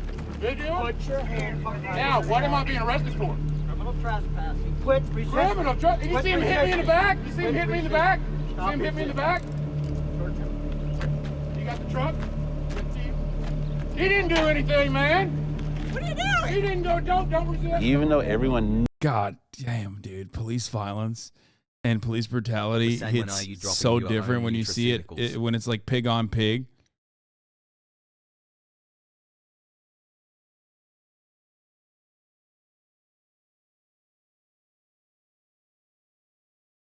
When it's pig on pig, it really does hit different. Thank you, Hassie, for the nearly 2 years of content. All the How law you made me enforcement such a knew good that this person, Hassie. had Thank the you for possibility meeting of out getting the tendencies/opinions violent I used to have had. until there was And they're squealing too, like little piglets. some type of infraction. There was no way to stop it. Now, luckily, yesterday, what happened without no one getting hurt. And this is the catalyst to get things rolling to where maybe now he will leave the victims alone at least. We'll be back, Frank. We'll be back. You count on that, Frank. You're not ever getting rid of the truth, Frank. In the past, I've called hoax theory a thought virus. There are people that benefit from these hoax theories, so they don't mind them because the hoax theories are pushing back against gun control. So it's there, and people have been infected with it. Hassle. The only time over the past 5 years that I've felt like I might want to just step away from this investigation is when I realized how much of my life it's consumed. Right? For the past 5 years, part of my life has been stolen with the hours and hours that I've invested into this research. And it's taken away from my life and my ability to be a good parent to my child. It's obsessive, you know? But I believe what I have experienced and what I know to be true. And the evidence that I've seen repeatedly points to the fact that this is contrived events that are not genuine.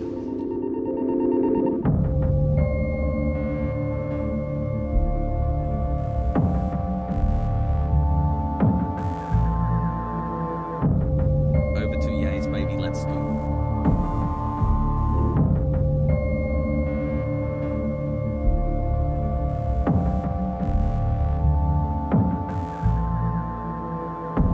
I wish he was right so that these people were still here. That's what hurts so bad, is like, you keep telling us that these people didn't die, that they just moved or something, and it's not true. And as much as we would all wish that, one, we were getting paid by the government, but two, we were getting our family members back like they never left us, it's just not how it goes. Hassle 22 months. Part of the reason why I spoke up so soon after wasn't because I was mentally stable, wasn't because I felt like I'd grieved enough. I hadn't. I still haven't. People grieve in different ways, and I think David was more active through his grief. I'm not sure he's processed it yet, but I think that's how he's dealing with it. This right here is where we had her last birthday party. Was sitting right here, and her friends came, and I cooked hot dogs right there on that grill you're standing beside right there for her last birthday party here. Absolutely.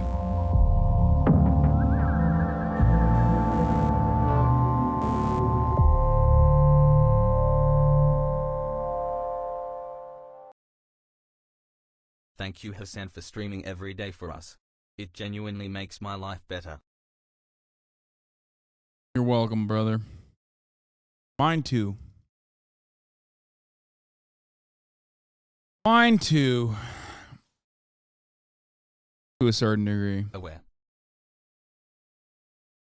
New Mogul Mail. We don't have to watch every Mogul Mail. I want to watch the new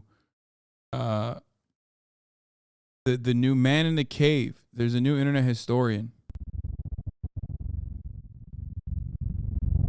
Big divorce dad energy. In the state of Kentucky, there is a cave that every now and then demands a sacrifice. January 30th, 1925. A man walks towards the cave with a kerosene lamp in his hand. He hangs up his jacket and ducks into a 5-foot opening. The inside of the cave is narrow. He has to drop down on his hands and knees, crawling through a passageway filled with jagged rocks and choking dust. Then down a chute he had cleared out months earlier. All of the daylight is gone from here, and this lantern is his only source of light. Ignoring the loose limestone rocks perched directly above him, he is now 100 feet in, and here he reaches the turnaround room. Now they call this the turnaround room because this is the juncture where even experienced cavers say, no thanks, and turn around. Because to continue on means going through this, the squeeze, a gap in the stone of only 9 inches. For reference, here's a subway sub. Going through, he would look exactly like this. His arms will need to be completely at their side, and he will need... I mean, at a certain point, you just gotta be like, nah, nope, nah, done, not gonna happen.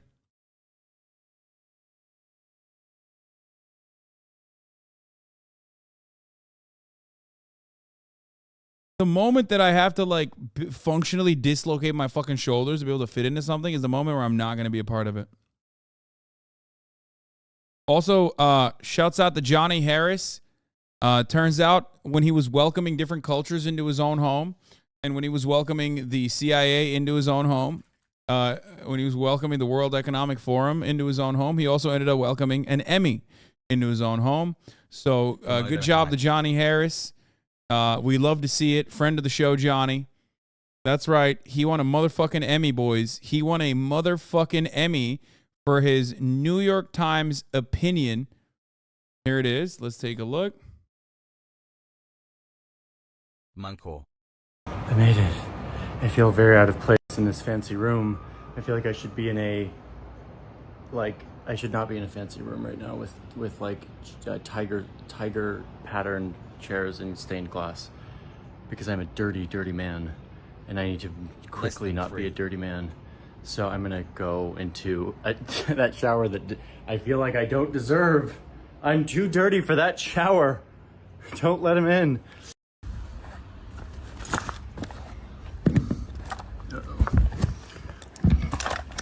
Has like QCL netful. There she is. I'm not in Switzerland anymore. I'm in New York City. I'm going to the Emmys. I had to buy this outfit today from H&M because I was a sweaty, dirty man. But I'm going to the Emmys now. Outstanding news analysis, editorial, and opinion.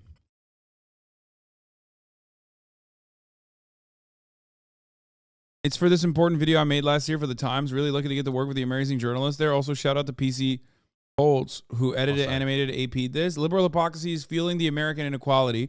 Here's how. Mystifying class distinctions for a neoliberal institutional legacy publisher is gonna fucking always give you an Emmy. Knock it right out of the park. Okay? As long as you are operating. I mean, he has good videos. He's a great editor. I watch a lot of his videos. I have mentioned that I like a lot of his videos. I mean, his agreements, I do not agree. I mean, his ideology, I do not agree with. But I think he's a great editor. I didn't say demystifying. I said mystifying class distinctions, which is true.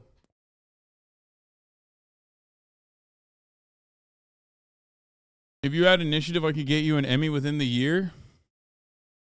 Yeah, dude.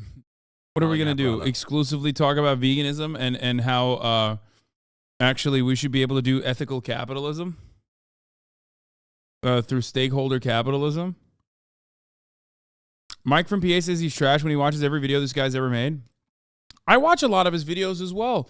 I think he is an honest liberal that is further to the left than the average liberal, which is why his commentary can come across to the rest of the liberals as edgy while still maintaining the safe patina.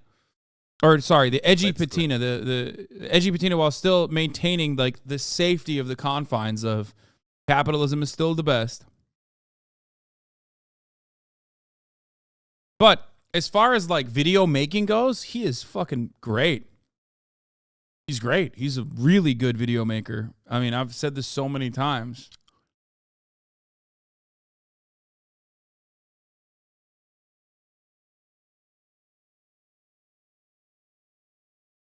Are you getting the Emmy for the Liver King pod today, or will Ethan get it?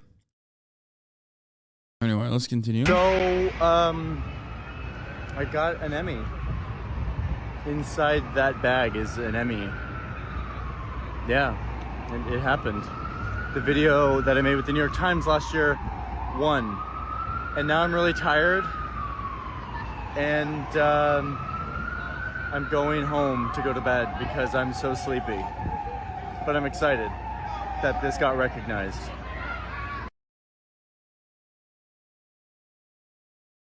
That's pretty crazy that he won an Emmy.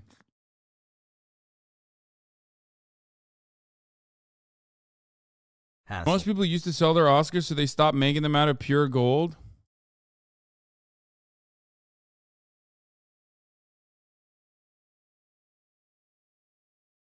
Better Call Saul doesn't have a single Emmy. Yeah, get wrecked. Need to exhale so that he can reduce the size of his torso. Gradually, bit by bit, he disappears into the hole. His clothes are caught on sharp gypsum crystals, hooking into him and threatening to hold him in place, but using his feet like paddles. What compels someone to do this? Can we just get back to white people shit? What compels someone to do this? Why? The moment that like the hole is too small, you're not a rat, you're a human. What compels you to go into this tiny hole? There's something wrong with people, man. He pushes through. I hope my GF He reaches a wider opening at the other side, then crawls forward towards a ledge. Illuminated here is a 10-foot drop. A rope is already secured around a boulder, which allows him to rappel down. His worn-out leather shoes touch the ground. This is as far as he can go, and it is time for work to begin. I mean, isn't he cooked at this point? He can't even go back up. What he is working on is another opening. At the moment, it's too small for anyone to fit through, but he will chip away at it until he can shove himself right through the other side. Because on the other side is this. The top of the hour ad break. That's what's on the other side. At the top of the hour, there's a 60-second ad break. You no longer want to see those fucking ads. All you need to do is subscribe for $5 or for free with a Twitch Prime. By connecting your Amazon Prime account to your Twitch account, you get one free Prime subscription a month. Favorite broadcaster, the smoothest beta, the absolute best beta in the business. Right? What a fucking transition. Oh, mate, he's done it again. It Boone, thank you for the 10 gifted subs. Adnaval, thank you for the 5 gifted subs, mate. It Boone, thank you for the 10 gifted subs, mate. Allowing a total of 15 people to no longer see the ads. Here's the 1 minute ad break coming to you now. Fly Guy with the 10 gifted subs. Here's the 1 minute ad break now. This is why they call me the masturbator. Because I'm the master debater. A magnificent and... This is why you won't get an Emmy? That's hurtful. That's hurtful. I don't think that's the only reason, though. otherworldly cave structure that will be irresistible to tourists. Wait, what the fuck? What the fuck is this? Top of the hour bot? Dankies, 9 chatters rated this ad segue a 3.8 out of 10. Good attempt, Hasi Sag. 52 chatters rated this ad segue an average of... What just happened? 12 months of enlightenment, thanks Arjan. Arc to Freedom, thank you for the 5, get the subs. What the fuck? How long has this been going? I haven't even noticed it. It started at 9.9.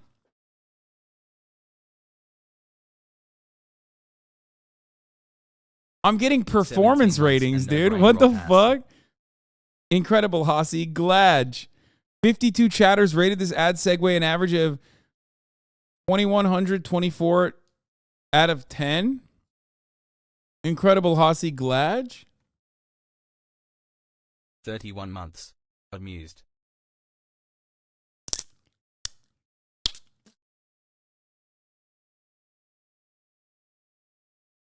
Out of context.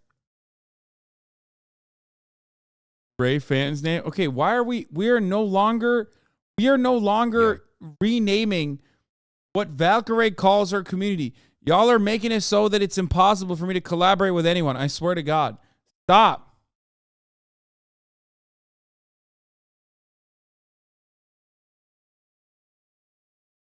Quarterly performance ratings for Hasan. Thanks for the hours of education and content has. Every day for months, he has been removing rocks from this crevice. To him, wait, how did he get out? This is all just routine. So he eases further into the gap. Carefully, he contorts his body through. Rocks compress the sides of his torso so close that his arms are pinned to the side of his body. He once again paddles his feet to inch down. Then, about halfway, he stops. The lantern. It's starting to dim. 27 months. He will need to go all the way back to the surface to refuel the thing. He sighs. He slowly shuffles back out, pushing the lantern with his shoulder.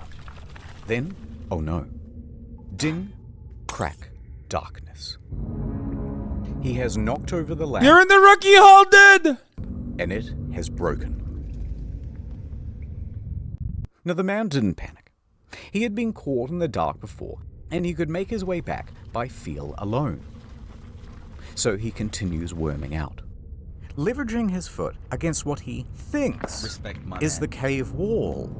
But that is not the cave wall. That is in fact a rock protruding from the ceiling. As soon as he puts his weight against the rock, it breaks loose. A solid piece weighing 15 kilograms lands directly on his ankle. It aches. But he's okay. It doesn't feel as though his ankle is broken, just badly bruised and caught underneath the rock. So he shuffles to move the rock away. Suddenly, gravel. A lot of gravel. It falls onto his feet, he's dead. His legs, his torso, and the weight of it all forces the wedged rock deeper into the gap underneath his foot. Pinned. He tries to push forward. He cannot. He tries to inch backwards. He cannot. He is stuck. Dead. This is Sand Cave. This man is Floyd Collins. He is trapped in absolute darkness, 60 feet deep below the earth. All of his limbs held in place at the very bottom of this. No. I mean, see, here's what it is, okay? I'm sorry to say this, but you fucked around and you found out, okay? Fucked around and you found out. I can't, for the life of me, figure out a way or a reason to do that, okay? You literally fucked around. Why would you fuck around like that? Too horny. You wanted the kavusi, and the kavusi collapsed on you, okay?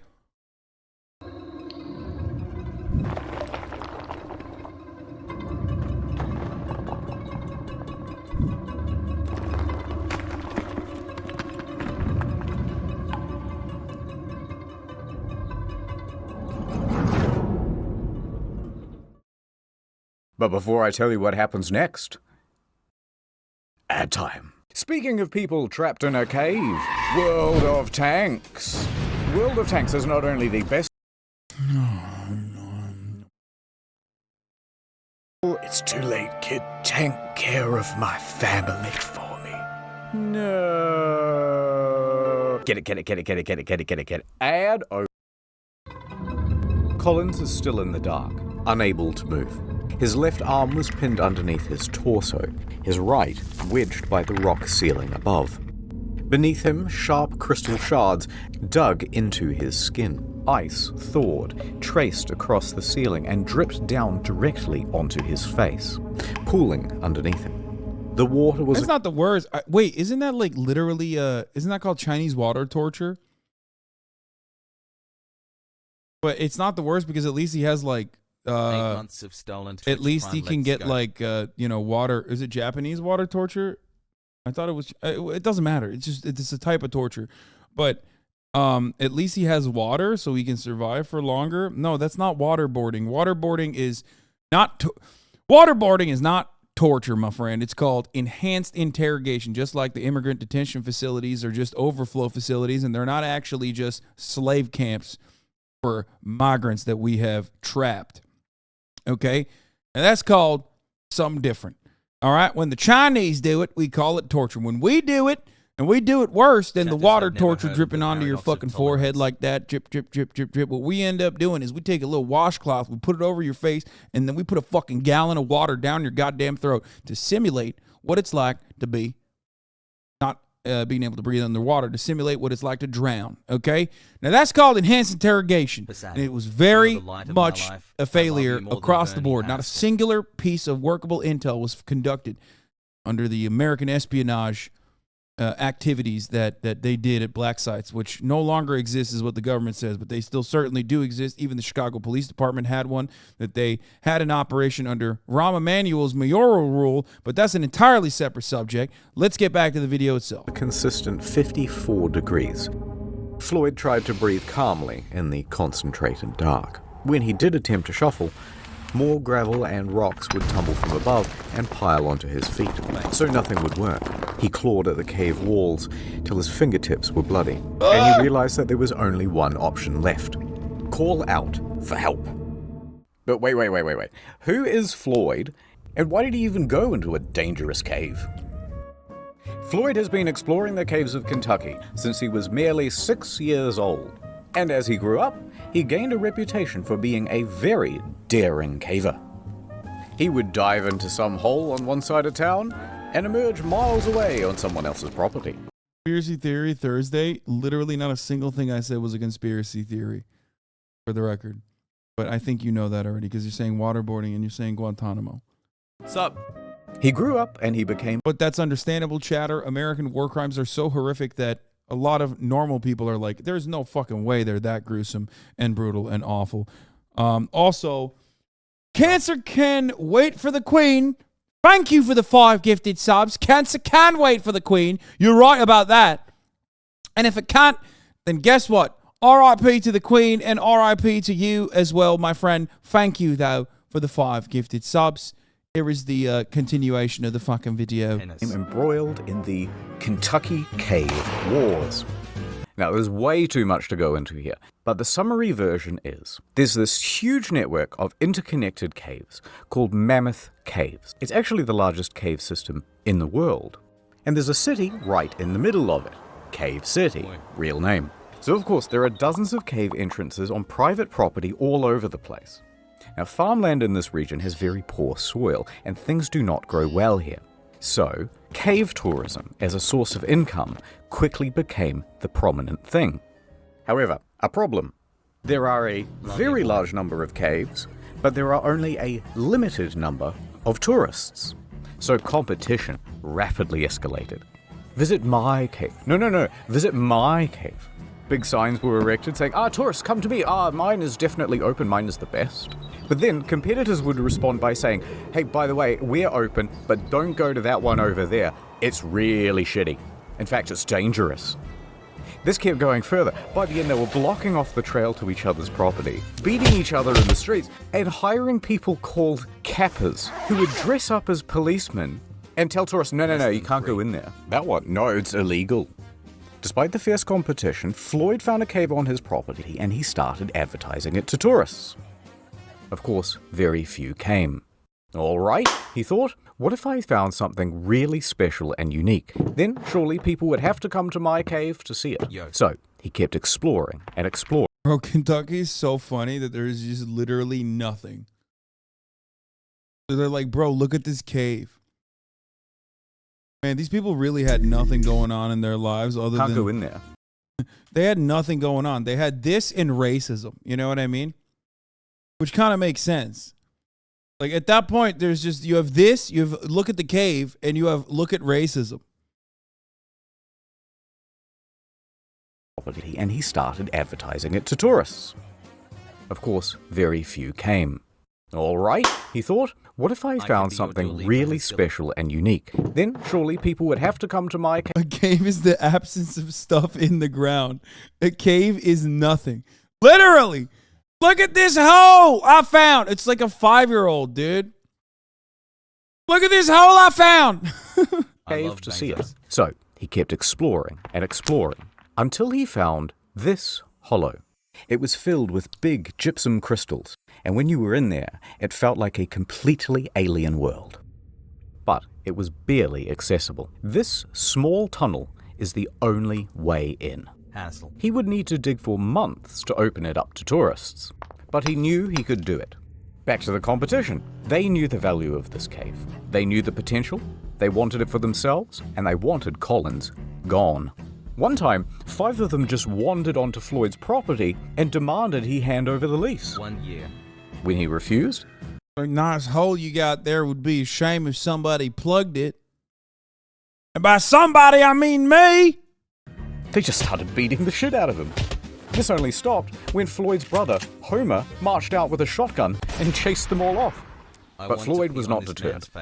He spent 12 hours a day, every day, for months, clearing gravel and stone, chipping away at that passage. He would open it up to tourists, make his cave an incredible attraction, and make his dreams come true. Except no, it didn't happen because he got stuck. So there's Floyd in the dark, yelling out for help. He's at the start of a very He did Minecraft IRL? No, he didn't, because in Minecraft IRL, you know not to dig down, okay? These are problems that occur in Minecraft IRL. If he played Minecraft, he would have known better. Tiring loop. Sleep, wake, yell. Sleep, wake, yell. Hours passed. His voice gave in. Arms tingled numb. Pain radiating up his ankle. Here he remained in the dark for the next 23 hours.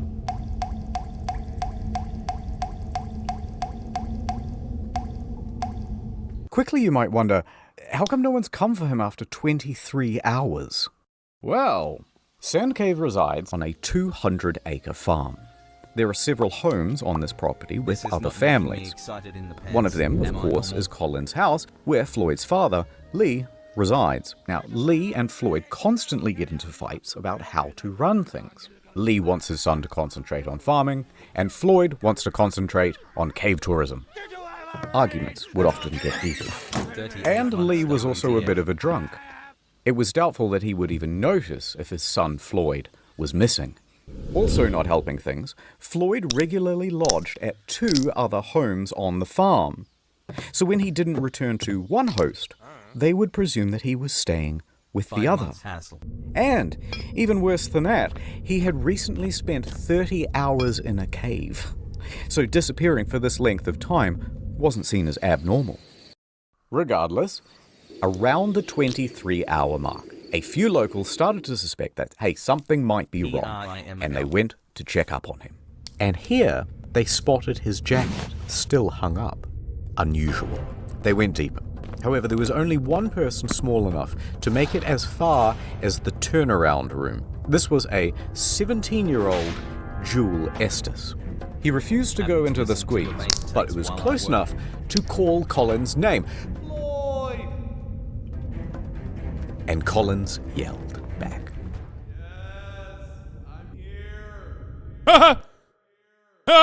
Estes emerges from the cave. Okay, we know he's trapped, and we know where he is. So, locals started to gather outside. Out of my way, say a bunch of men who would each show up and take turns heading into the cave in an attempt to reach Collins. But once they reached the turnaround room... Nope. They would fail to reach him, emerging from the cave, soaked in mud and cursing. Out of my way, they would say as they were heading in the reverse direction. So a few more hours passed. Word would spread around town. Dozens of locals from Cave City started to gather outside. Floyd in the cave. Oh my god. Subprimal energy. Oh my god. Oh my god. This presents an opportunity. An industrious mind would use this moment to sell tickets to see the man stuck in the cave. Oh my god. Please tell me, instead of bringing him outside, they started selling tickets to see the guy in the cave. Oh my god. Over in Louisville, Floyd's 22-year-old brother, Homer, he gets a phone call. Hello? I see. My brother. He's trapped in a cave? I'm on my way. Homer jumps on a coach and makes his way to Floyd's cave. Homer struts up to the scene. Dozens of men are standing around outside. He ignores them all and marches right into the cavern, still wearing his city clothes. He makes his way in, down the chute, through the narrowing passages, down on his hands and knees towards the turnaround room. And when he arrives, he does not hesitate. He squeezes into the hole, scrambles his way through to the ledge on the other side. He sees Floyd below and slides down to meet him. Floyd! Sup? Right, probably wasn't that casual. Oh, thank God you're here. Homer took a moment to shine his light around the area and assess the situation. It was not good. This rock formation is going to prove almost impossible to work around. Alright, so let's have a look. Floyd is here. The rock is here, pinning his ankle.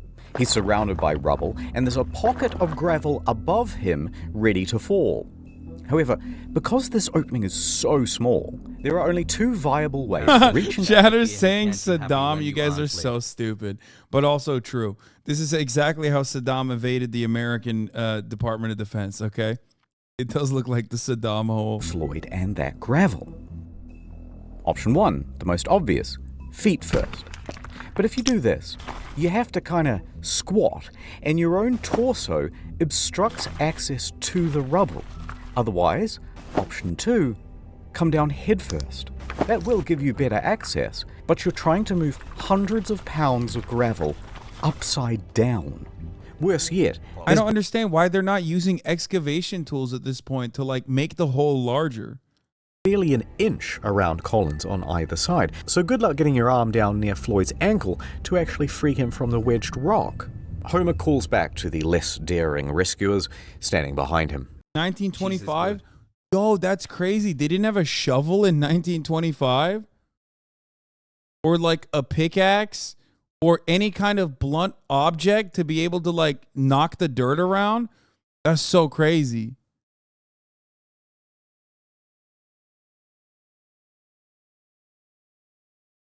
Know nothing of caving and it shows us on?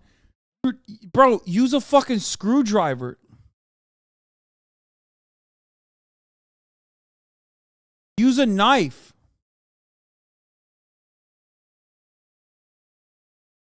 Anything. A fucking rope. Were ropes invented in 1925? Did they have ropes? Were they already invented?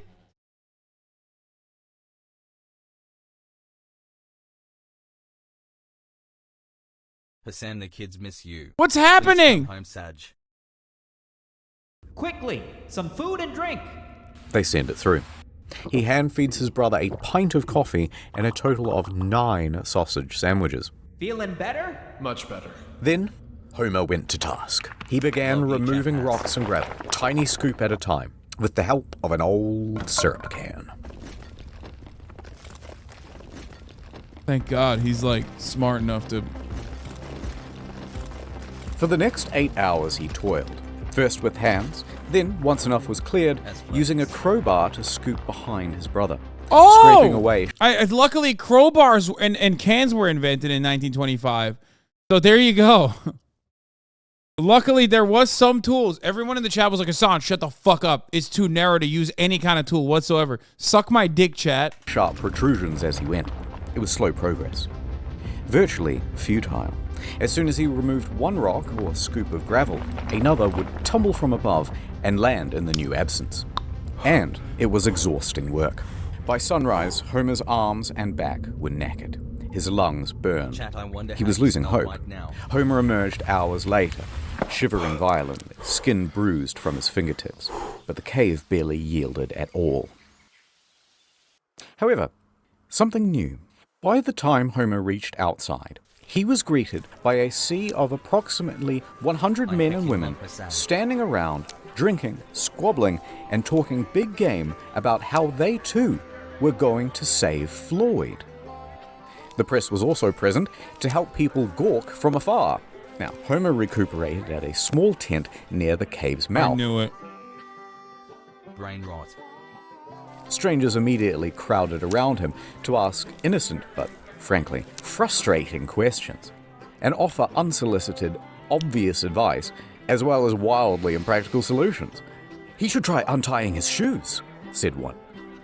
"No, we should send him down with a contortionist who's got a mallet and a chisel. We should jerk him off, right guys?" Alright, I made that third guy up, but you get the idea. And they started to argue with each other about their plans. "Hey, how about using dynamite?" One clique formed, insisting that it was a great idea. And another saying, no, the explosion will kill him, and the weight of the new rocks will surely crush him. They fought for a while until they started arguing about gas torches. Bro, this is literally Twitch streaming. This is open market Twitch streaming. When you have a 10-minute follow mode. Okay? Keep up the good work. I can suggest like the most obvious thing, the most obvious problem, and Twitch chat will be like coming up with the most like ass backwards fucking grab your left ear from the right side solution. Straight up, this is Twitch chat. Let's just put mustard on him. Which will cook him or asphyxiate him, or the gas will poison him. But by far the most common suggestion, of course, was amputation. Never mind that the foot itself was unreachable, and never mind what the blood loss and shock would do to Floyd's weakened body, and never minding even more that Floyd was strongly reluctant to the idea. "Whatever you do, don't cut my foot off." All of the squabble would not have gotten on Homer's nerves, except that not one of them would just brave the damn cave and continue shoveling away the gravel. The formula was always the same. Brave heroes go in with food and supplies, then reach the turnaround room and immediately lose their nerve, then dump the food just outside the hole, and then return back outside and go, "Oh, absolutely. No," he says, "Thanks for the food. Thank you so much. Yum, yum." No one would go through that squeeze. Dozens more men would try. Wait, what? Okay. One would go through that squeeze. Brother, that is the size of a lantern. Yeah, no shit. They probably didn't even realize where the hole was. My dick won't fit in that, brother.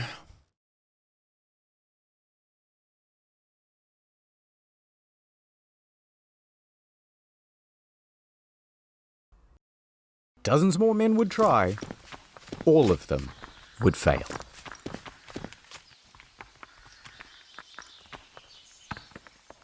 February 2nd, 9 a.m. So far, Homer has been the only person to have reached Floyd. And that would continue to be true until... Here we are at the Louisville Courier. There's a spirited young newshawk named William Miller. He's talking to his boss, and he's trying to convince him that it's a great idea for him to cover the story of the man trapped in the cave. Listen up, boss. I'm hearing talk of a man in a cave. He's stuck down there, and I want to get down there too. Get to the nitty-gritty, you hear? This is an opportunity for some good PR, Miller. I'm in. But I want us to sponsor that rescue. Picture this. Man saved from cave by Louisville Courier, the finest newspaper in the state. That'll drum up plenty of business. 24-carat idea, boss. I'll make it happen. I'll get down there toot sweet. So off Miller goes to Floyd's cave. Back over at the cave, Homer is sitting outside trying to recuperate as Miller wanders up. He glares at the man in his city clothes and answers every question with either a grunt or a one-word answer. Yeah. Sure. Finally, he gestures to Sand Cave. Listen, you want more information? The hole's right behind me. Why don't you go take a look yourself? Now, Miller is only 21, but he is a slender and determined man. He takes on the challenge. So he removes his suit, drapes himself in coveralls, and grabs a lamp. Miller slowly enters the cave. He finds himself stepping in puddles and having to correct his balance against the ever-softening walls. These were accumulating problems thanks to the gawkers outside who had lit campfires all around the entrance. That caused snowmelt, and the stable environment of the cave is starting to shift. But Miller makes it further than most. And all that's left is that final squeeze, and he's there. He stops.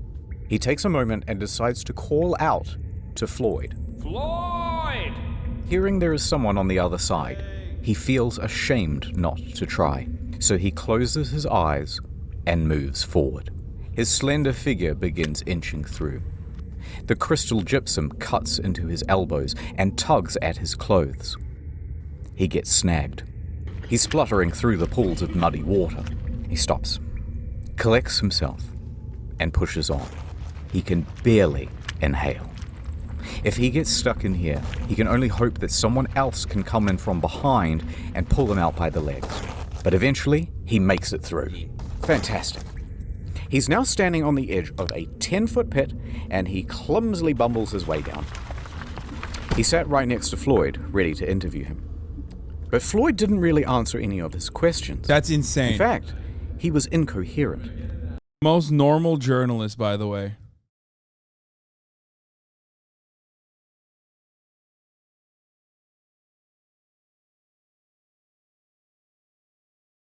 Most normal journalist is like, I came down here to interview you.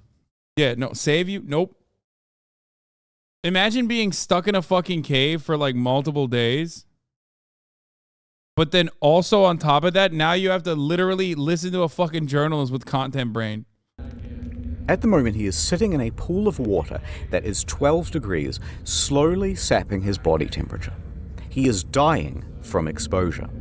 The cold is diminishing Floyd's mental faculties, and he can barely make sentences. So Miller took a few mental notes, and he left. He worked his way back through the squeeze, past the turnaround room, and out into the daylight. He is covered in mud and scratches and numb head to toe. And when Homer saw, his hope reignited. Someone else had made it to Floyd. You and me. Together, we can get Floyd out of there. If Miller hadn't gone to that cave, there's a good chance that Floyd's story would have remained an obscure footnote in the back pages. But the interviews and first-person accounts gave the audience a glimpse of something real. Fear, hope, desperation, the full range. And so from Los Angeles to New York, Floyd's story was picked up everywhere and described the Kentucky man's plight in sensational detail. It was also the era when radio became a regular feature for regular Americans. Radio allowed something new, hourly updates, letting people get engrossed into the story. So, mostly thanks to Miller, the story of Floyd over the next week would grow and grow, seemingly frothing over into every aspect of American life. The press at large would be clamoring over each other for every little extra scrap of detail they could get about Floyd. And everybody wanted to know, will this man make it? Okay, at this point, the brother's kind of cucked for not making money off this. Yeah, I'll say it. Okay?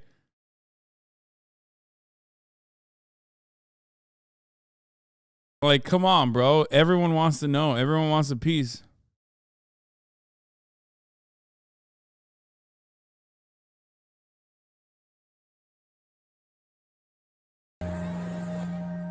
Back outside the cave, someone new enters the scene.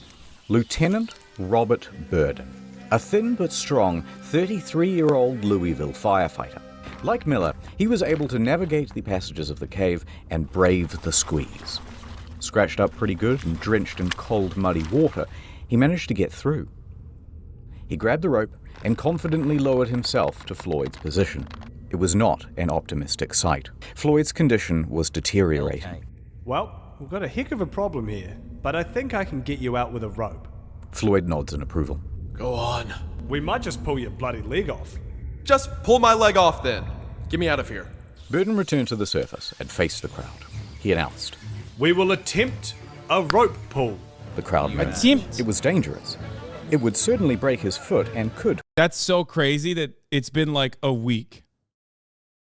And this is the time. It's been a week and they're finally like, maybe we should do the fucking rope thing. Thank God. Thank God ropes are now invented, okay? Wasn't invented before, but thank God they're now invented. So that's why they're like, yeah, let's do the fucking rope thing, mate. You know what I'm fucking talking about? Let's do the fucking rope thing, mate. Altogether pull it off. If there are jagged... There's a reason why Kentucky keeps voting for Mitch McConnell. Yeah, bro. Even in 1925, these motherfuckers were on some dummy shit.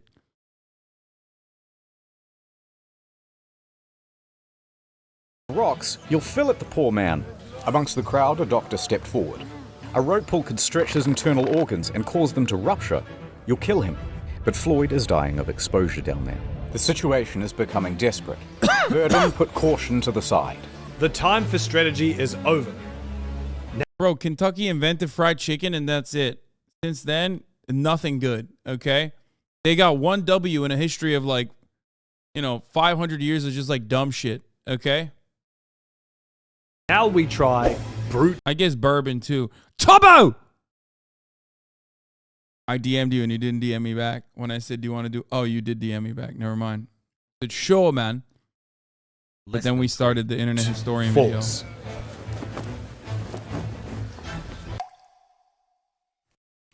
Tubbo, we're learning about Kentucky history right now.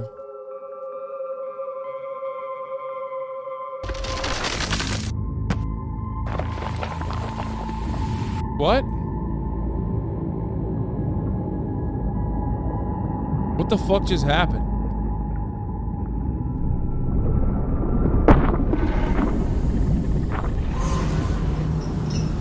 Okay, this is made up, I think.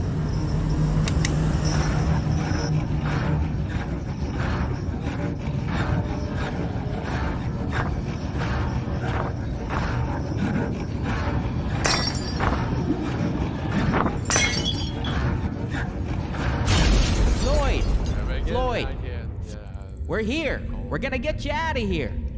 After 79 hours in the cold water, he is delirious, fading in and out of consciousness. Homer It might be real. We don't know enough about Kentucky. That might have been real. Gave his brother some coffee and fed him a couple of ham sandwiches. That warms him up and gives him a bit more energy, and he comes back to lucidity. Oh, much better. I'm gonna put the special harness around you. Burden and Miller, they're here too. We got 3 more boys right up the cave. Honestly, the most respectable brother in existence. Like, Marat would have left my ass down there and probably would have made money off of me. Like, straight up. He would have been like, he literally would have been like, yeah, your dumbass is stuck down there. Can't do it. Sorry. Too busy making satellites and stuff. And they're all ready to pull as hard as they can to get you out of here. Floyd was frightened. I'm not gonna lie. It's gonna hurt. He gave his brother some whiskey and a strong sedative to calm his nerves, and also to help him withstand the shock in case his foot is destroyed. Floyd took the opportunity to appreciate being surrounded by friends and family. Go on. Do it. All right, strap him up. Homer tied the harness around Colin's chest and knotted the rope. Ready? Above, Miller is crouched at the top of the pit. Ready? Burden clenches the cord from further up the cave. 3, The rope goes taut. 2, Do it. 1. Oh! Instinctively, Floyd gasps. The force of 6 men pulled against the clutches of the cave. Floyd began to scream. His body was being pulled up from the rubble. The gravel was beginning to shift. Burden clenched his teeth. Oh, harder! Floyd screamed harder as well. Now, Floyd was trapped in a supine position, but the direction of the rope caused an upwards force that wrenched him vertically. His torso was being compressed and Wait, bent that's sick. He's getting taller too. That's like a lengthening surgery. Win-win. It's a double whammy. That's what we call it in the industry. against the ceiling of the trap. It would kill him. Floyd's screaming intensified, and through gasps was begging them to stop. The screams filled the echoing cave, but it did not stop. The agony continued. On and on, with no progress. Enough! Enough! You guys are killing him! Homer pulled in the opposite direction to give his brother some reprieve. Somehow, Homer mustered the strength to altogether wrench the cord from the other men's hands. The rope went slack. Homer, Floyd, and the rope lay limp on the cave floor, panting and exhausted. No progress had been made. Okay, maybe the rope thing wasn't that smart. Never mind. Your joke about trans people The cave choosing would names. not let this I man tried go. calling myself Gertrude and The Agnes, futility and there's of no the... way I could do that at HasanAbi. I love your joke about trans people choosing names. I tried calling myself Gertrude. Oh, fuck, I missed it.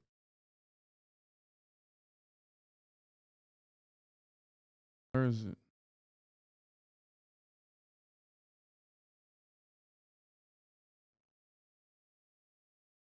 The situation sank in, and all they could do was leave for now and reassess. Everybody was shaken by the experience. Burden fainted as he crawled towards the exit. Most of the other men had to be carried away. Outside, the crowd had grown to 200. They buzzed and asked useless questions, and Homer walked dejectedly past. Isn't the problem that they're like pulling him not in the appropriate direction? Like if they were pulling him first in this direction and then up, right? Then that's it. Like he would be safe, but they would need, you know. He sat by thinking what he could do. The cause seemed hopeless. Homer? Then, someone showed up who could turn things around. He looked up to see a childhood friend of both his and Floyd's, Johnny Gerald. Gerald knew more about cave rescues than most. No shot. 2 first names? That's sus, bro. I'd be like, turn around, Johnny. Don't need you here, okay? Don't need your feedback. Don't need your input. Sorry, we're not doing that. In fact, just that summer prior, he had... John Gerald, what is it? Ginger Heimel, what? Ginger Heimel Schmidt? What is the fucking song? Oh no, that's John Jacob. I'm not American. Fuck you. Helped untangle Floyd from a different snag. He was just the man for the job. Butchered that so. right. I don't think I got a single name. I don't think I got a single name right in that, dude. I think I literally fucked up every name on that except for John.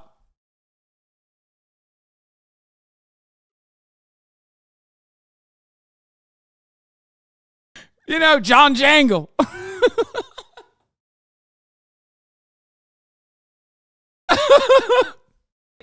Let me go see him. Well, look who it is. Floyd perked up immediately. Yay. Thrilled to see Gerald. All right, let's see what we can do. Gerald jumped down.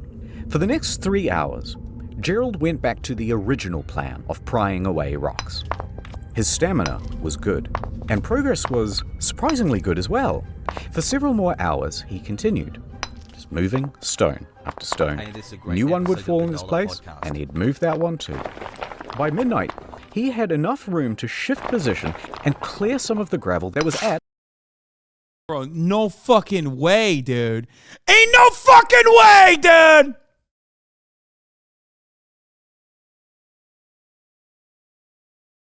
entering Dua Lipa and exiting the Daily Show? That's messed up. At each side of Floyd's body. Gerald would spend several more hours scooping. And it worked. For the first time, Floyd's torso was now available. Then his hips, his upper thigh. For the first time in over 90 hours, Floyd was able to wiggle his arms, his hips, and even that trapped right leg, though it was very painful to do. In that one session, Gerald managed to move a half-ton of rock, but there was still a lot more to go. And that rock by his foot was still holding him in place. By 2 a.m., Gerald was spent. He needed rest, and he was ready to head back outside. Floyd, tomorrow, you're gonna be a free man. Now here you might think that things will become straightforward. They did not. Now that that space had been cleared, Burden became convinced that if he could get down that passage again, he could free Floyd with another rope pull, fate deciding with both feet or just one. But when Burden tried to enter the cave again, he was sternly rebuffed by the locals. They were playing gatekeeper. They had been specifically instructed to not let anyone in, and they were especially opposed to Burden making another rope pull after word spread about the disaster of the first attempt. He tried to reason with them. Let me try the rope pull again. It'll work this time. They wouldn't let up. Instead, they shouted obscenities and shoved him in the other direction. Gatekeeping ass chat, dude. These are literally Twitch chatters, okay? Straight up. Meanwhile, Gerald and Homer are incapacitated with exhaustion, and Miller was busy filing some paperwork for the Louisville Courier. Nobody else had the ability or the authority to take action, so Floyd spent all of that morning alone. Hello? Is anyone there? Where is my Help? Hey! Anyone out there? Word spread about Floyd. Miller's reporting had been picked up by the AP Newswire, and they distributed it amongst their hundreds of partnered newspapers. For Miller, it would be the biggest moment of his career. But he didn't stop to pay it mind. He spent the day hatching a rescue plan. Miller descended into the cave and set to work. When he entered, he found that the team before him had strung light bulbs all through the cavern, leading all the way down to Floyd. Very handy. A bulb was also put around Floyd's neck to keep him warm and make sure that he was never again left in the dark. Miller popped down to Floyd. Ah, Floyd, fancy seeing you here, buddy. Reusing that syrup tin, he started offloading gravel into buckets. Those buckets were then passed up and down the cavern. And so it went on for the next 2 hours. Miller stopped for a break.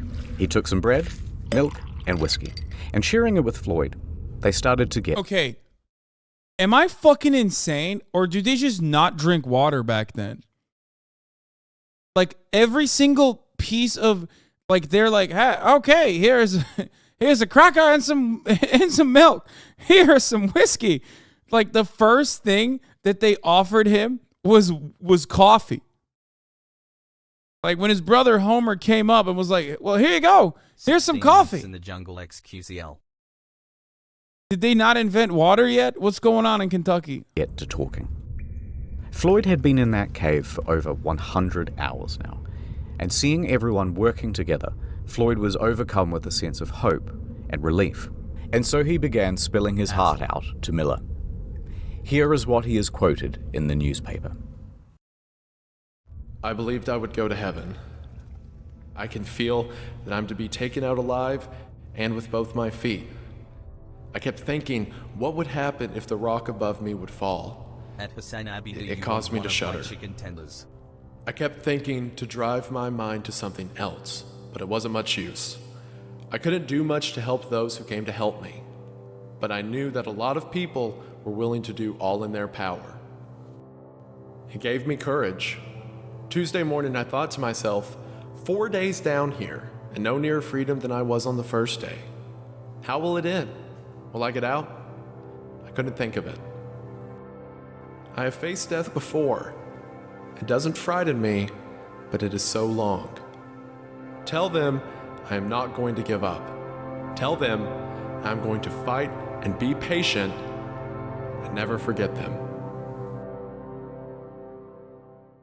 Meanwhile, Floyd's story kept growing. Pedestrians would gather around corner store windows to read the latest bulletins. The press began using giant typefaces, commonly only reserved for declarations of war. Churches in all of the nearby counties were holding services for Floyd. Theaters even... That whole smells like piss? Brother, that whole smells like fucking... Okay, that whole smells way worse than Liver King, okay? I'll tell you that much. You know his ass is farting, pooping, pissing, everything in there, dude. He was the early streamer. A content monkey for the rest of America to watch as he pissed, shat, and farted himself. Interrupted their shows to update the audience. Now, at the time, President Coolidge was in charge, and his Secretary of Commerce was a geologist, Herbert Hoover. Now, Mr. Hoover followed the story very closely, and so it was likely that the president did too. Even Congress paused session to ask about the latest news from Sand Cave. By the end, the Floyd Collins incident would explode into the third largest non-political story between World War I and World War II. Oh my God. All of this excitement brought an inundation of people to Cave City. Old population, 690. Yawn. New population, 10,000. Oh my God. Hotels ran out of food. Residents turned their homes... This is like when Soda Pop moves to Austin and then everyone's like, damn, bro, I'm trying to fucking get a piece of that. ...into makeshift hotels, charging sizable premiums to let people nap in their bathtubs. The banks quickly ran out of on-hand cash, and 4,500 automobiles impatiently sat backed up for 2 miles from 20 different states to drive onto the Collins farm and turn their pristine green pastures into swampy parking lots. It's kind of wild that people were like, damn, dude, this story's so popping, we got to go to Kentucky. Like, I would not go to Kentucky, even if this shit was popping off. You know what I mean? I'd be like, people were so bored back then, dude. I swear to God. We know white supremacy was playing a fundamental role in American history and societal development. But honestly, I had never considered that, like, racism out of boredom could have been one of the other reasons.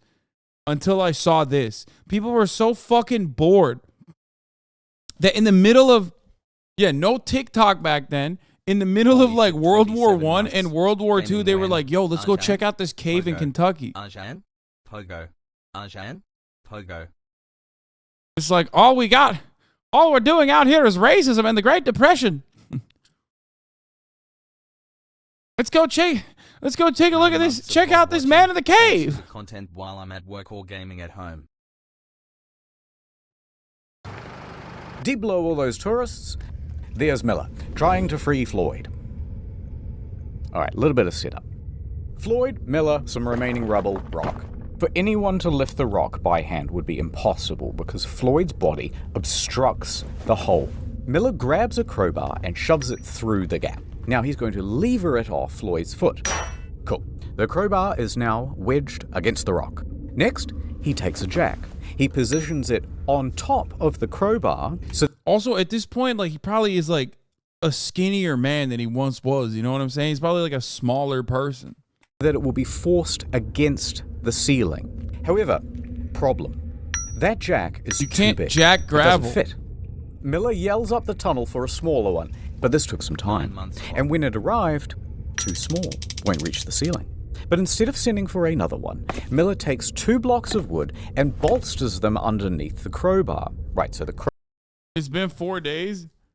Dog, you think you can... Wait, no it hasn't. It has only been 4 days? I thought this was like a week at least. What do you mean 4 days? Oh, it's hour 108. Oh my God. I thought it was like at least a week. Okay, you still can lose a lot of fucking weight in 4 days, especially... Bro, they're feeding him like 4 hot dogs a day and coffee. What the fuck do you mean? But even then...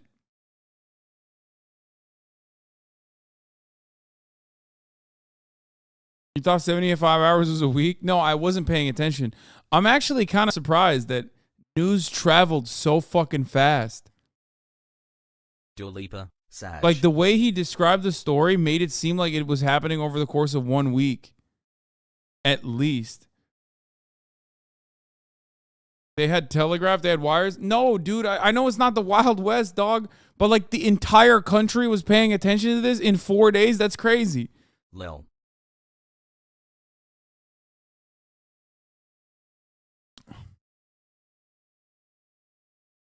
They mentioned it being in the news for a week. That's where that came from. Yeah, I feel like he did mention that. Crowbar now sits higher, it fulcrums against the blocks, and the jack is sitting on top. All Miller has to do is expand the jack, which he will do using this spanner, holding it at the very tips of his fingers. Sounds easy. It's not. But that's the plan. Let's get him out of there. He turned the wrench, the jack expanded, and the crowbar took strain. The whole thing slid apart with a pang. Floyd wasn't hurt, but Miller was contorting and exerting his whole body from back to fingertip. They tried again. Same result. Miller tried a new angle. Maybe this time. The jack pressed. The tension increased. And this time, the rock moved. It fucking moved. With each turn. Bro, they should have just jammed that thing directly into his leg and cut it off at that point. Straight up. Like, there's no leg recovery at that point. You either survive and you're one-legged like a pirate, or you're just not. You know? What the fuck are they doing? The stone shifted a little more. Miller's hands shook with adrenaline, his face and body dripping with sweat. Pang. One of the blocks slipped, and the wooden tower went sideways. The rock painfully slammed back down on Colin's foot. You'll get it next time, Miller. Try again. Miller did. Again. And again. Adding blocks, taking them away. New crowbar position. Changed the jack position. Every angle. How do you think they amputate the foot at this point? Like, bro, please come on. Dude, what do you mean? I don't understand how they don't amputate the foot. If they cut his foot off, he'd be smaller. So he could live to fit in smaller cavosies. But I'm sure that it ended up being no big deal. Or the best. I feel like, does he even have blood going to his feet at this point?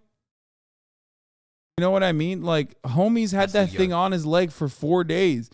Yo, sometimes I take a poop for like 20 minutes, okay? And I lose feeling in my foot, okay? This motherfucker's been down there for 4 days with a 20, 30-pound weight on his leg. Like, it's gone already. You know what I mean? Like... All while Floyd was there, cheering him on. Yay. For the next 4 hours, he tried. No progress. Miller was exhausted. He couldn't do this on his own, but he was the only one slim enough to get in through the gap. The group decided to concede for now and return to the surface. They would take just a small break, but it looked to everyone like there was a clear way to get this man out. So Miller and Burden crawled back through the mud and the whines of the cave. As they made their way through, the cave was visibly sagging. The ceiling seemed lower. Parts were harder to navigate than before, especially now with their bruised and purple hands. But they made it outside to the fresh, early morning air. And here is where they're greeted with a new sight. Dozens of soldiers. The National Guard had arrived. In addition to the National Guard, a new figure was joining the story, Henry Carmichael. Now, Carmichael was the general superintendent of the Kentucky Rock Asphalt Company. He had been on site since Tuesday, and he was appalled. Oh, I got it. He's there to call he's there to call Miller a pedophile. That's it. I was waiting for this moment because, like, you have to have like a rich guy come in and call one of the people who is making an earnest attempt a pedophile and then get away with it. I assume this is the moment, right? Like, he's going to go in there and be like, you're a pedophile, fuck you, after making like a fake attempt. How primitive the rescue attempts had been. Shortly after Miller and co. had exited, Carmichael sent 2 men into Sand Cave to assess the structure's stability. They soon came back with a report. It was not good. Near the final squeeze, large cracks had formed. The ceiling was beginning to droop. Alright, so the following is a recounting of events from one of Carmichael's men, Casey Jones. Casey and another worker spent about an hour in the cave, surveying its condition, looking at the boards, the ceiling, the stability of the walls. He continued deeper towards Floyd. He was fighting against his nerves. The shifting of the rock pinged his every instinct to flee. But he heard Collins moaning ahead, so he pushed himself on. He managed to make it through the squeeze and he arrived at the 10-foot pit. Seeing Floyd trapped, he tried to ignore the pebbles that were tumbling behind him. Please, come down. I can't right now, Floyd, but I will when I get back. Behind Casey, his partner is begging to leave. Below Casey, Collins is pleading for help. Please, I'm so thirsty. Okay. Casey slid headfirst into the pit and hastily ladled Floyd some coffee. Floyd... Dude, fuck yes. Oh, are you dehydrated? Let me get you some fucking coffee, mate. Rejected it. No. Rumbling intensified from above. And in that moment, Casey realized that this was not a plea for sustenance. Floyd knew that a cave-in was inevitable. Scared and approaching his 5th day trapped, he was completely at his wit's end. He knew he was about to be trapped in that cave, and he didn't want to be trapped alone. For God's sake, Casey, come on, you'll get us killed. Stay with me, please. Don't leave. Casey looked into Colin's eyes, set the coffee down, and pulled himself out of the pit. No, they he gotta wiggled kill him. underneath the sagging ceiling and crawled towards the turnaround room as fast as his limbs could scramble against the cave walls. He looked back to see the passage closing like a maw. Reflections from the bulb shining around Floyd's neck were no longer visible. Instead, just sobs could be heard, muffled from behind the rock. That's fucking crazy. Is this a true story? Yes. They should have mercy killed him. Miller and Burden awoke in the late morning, confident that today would be the day that they saved Floyd. They had some new equipment too. Some wire to wrap around the wooden blocks to prevent them from slipping. And they changed their mind about that acetylene torch. Dog! I want to give a quick fuck you to every single motherfucker in the chat that was like, tools were not invented in the state of Kentucky in the first, 24 hours of them trying to do this excavation thing, okay? Y'all made it seem like motherfuckers were coal mining with their fingers, okay? I just want to point out, you made it seem like they were straight up mining and excavating with their fucking fingers, dude. Or wait, did they just invent it?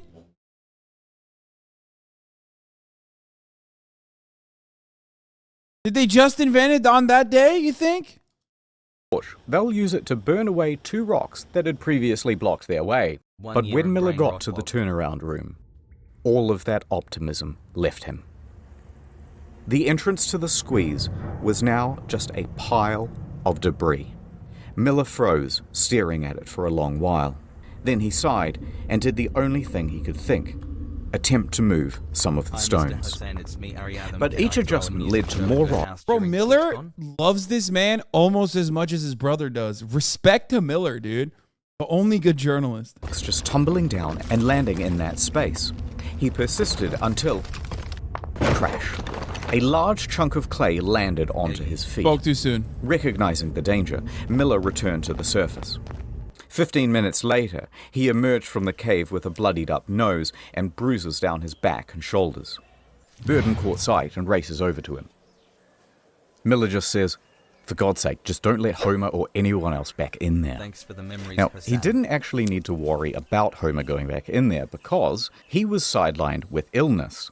But he did, however, need to worry about Gerald, because he was furious.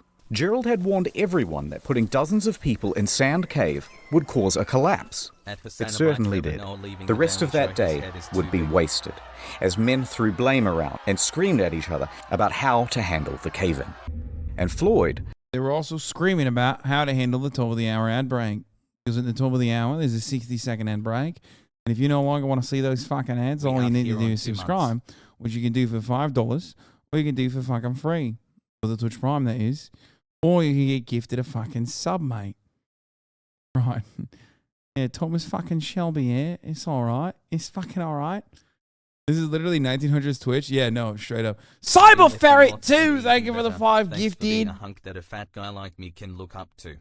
Okay, what's the bot say? What does the bot say? Let's hear it. Stop rating my performance. What does the bot say? Spice Ice. It hasn't said anything yet. 2 years. It hasn't said anything yet. Stop rating my performance with 1 out of 10. You need to be honest. You need to be honest. You need to be fucking honest, mate. Here's the 1 minute ad break now. People that like randomly stumble upon my streams are probably so fucking confused whenever I do stuff like this. My brain has finally broken from the lib brain rot. I now love Kamala Harris. Please help. All right. Spent the rest of that day alone.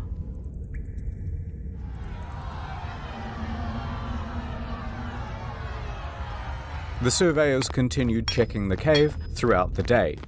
By the evening, Carmichael had ordered everyone to an assembly. Gerald took the floor.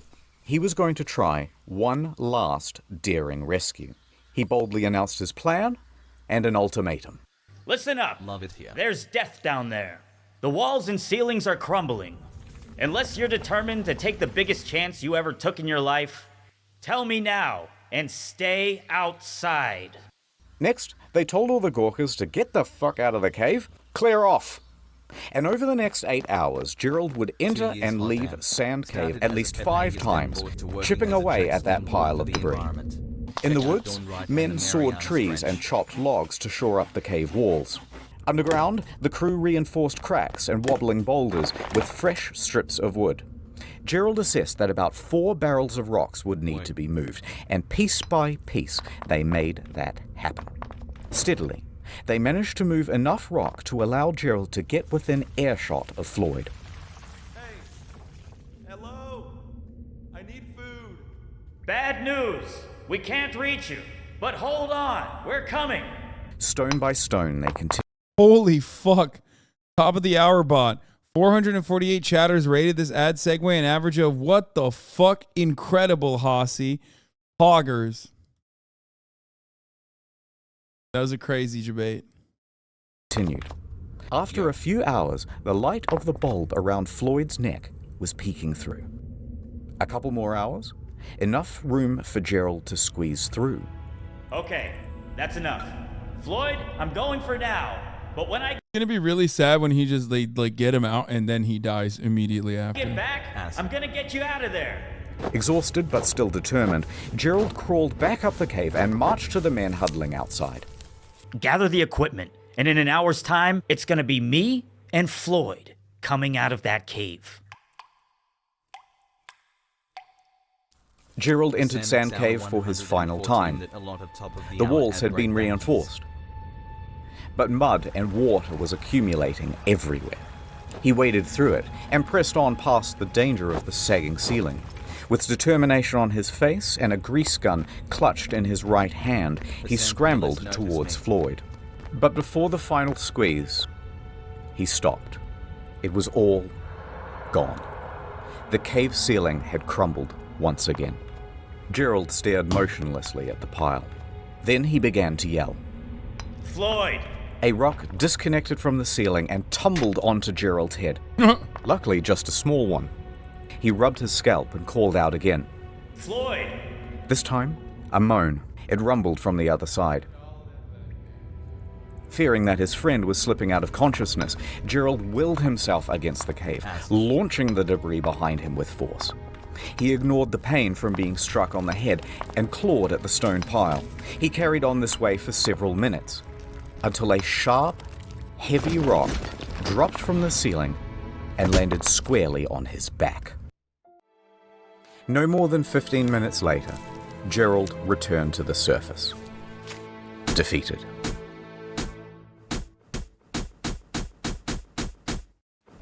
Only after the cave-ins did they start to think about all of the things that they could have done. Wait, why didn't we rig a portable telephone line? That would have been incredibly simple here in 1925. Yeah, why have we been running in and out to deliver updates? Why didn't we give him an AM radio? He could have had something to listen to and receive messages of support from the public. Wait, why don't we rig up a tarpaulin so we could lift his torso up so he wouldn't be slowly dying of exposure?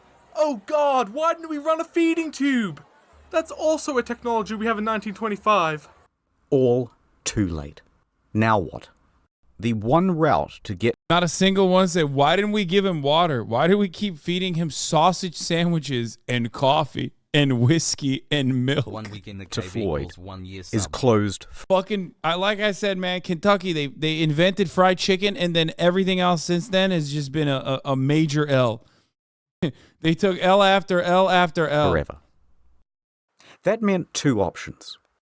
Number one, capitulation. Surrender him to the cave.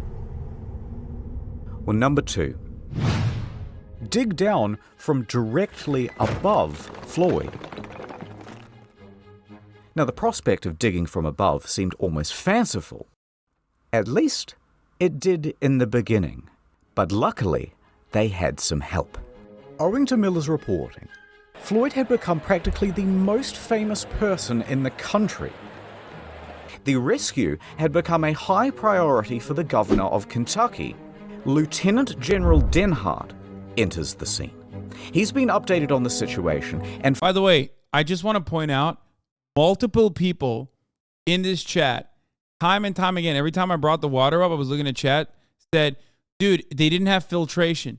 Brother, did they not know how to fucking boil water? Is that unironically the argument that you're making?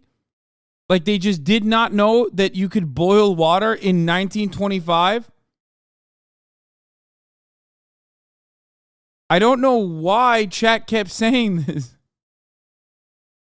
Read the blurb.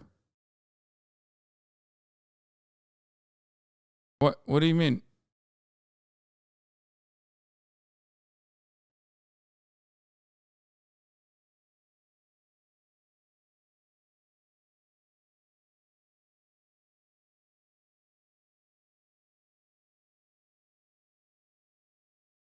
Yo. Chat is literally so dumb. It was the fucking 20s. Your grandma was getting fucked so hard back then. Oh, this one. Lieutenant Governor Henry Denhart. He'll go on to murder his girlfriend, Verna Taylor. He's brought the trial, but the results is a hung jury. Before his retrial, Verna's brothers tracked him down and shot him to death. They were all acquitted. What the fuck? following shortly behind him is a small army. Just Kentucky things, dude. Of miners and engineers. He declared to the despondent crowd, "Gentlemen, I am here on behalf of the governor. The purse strings of Kentucky are open. Take this blank check and bring that man out alive." Floyd, in that cold, wet confine, could not have imagined the scale of the operation that was going on 55 feet above him. Authorities assumed control of Colin's rescue. Denhart gave Henry Carmichael the lead to dig, and Carmichael raced to get to work. He enlisted his employees, his fleet of expensive high-tech machinery. Professional groups were brought in from all across the state. Local townspeople were mostly excluded, and for the first time since Collins had been trapped, work was now about to go ahead in a systematic manner. Everyone knew the plan, everyone had something to do, and everyone was working fast. But just as hopes were rising, they were once again dashed against the rocks. They had all of this state-of-the-art machinery shipped in and assembled by the engineers and rearing to go, and it was all worthless. See, the problem is, the cave drew air into it. These diesel-powered engines pumped out enormous volumes of choking exhaust. Within a day's operation, the cave would be filled with carbon monoxide. Wait. If the cave is drawing air into it, doesn't that mean that there's another hole out there on the other side? Let's go. Implying that Love they your could have, cheers. like, probably tried to figure out that there's another entry point? Or does it work the exact opposite way?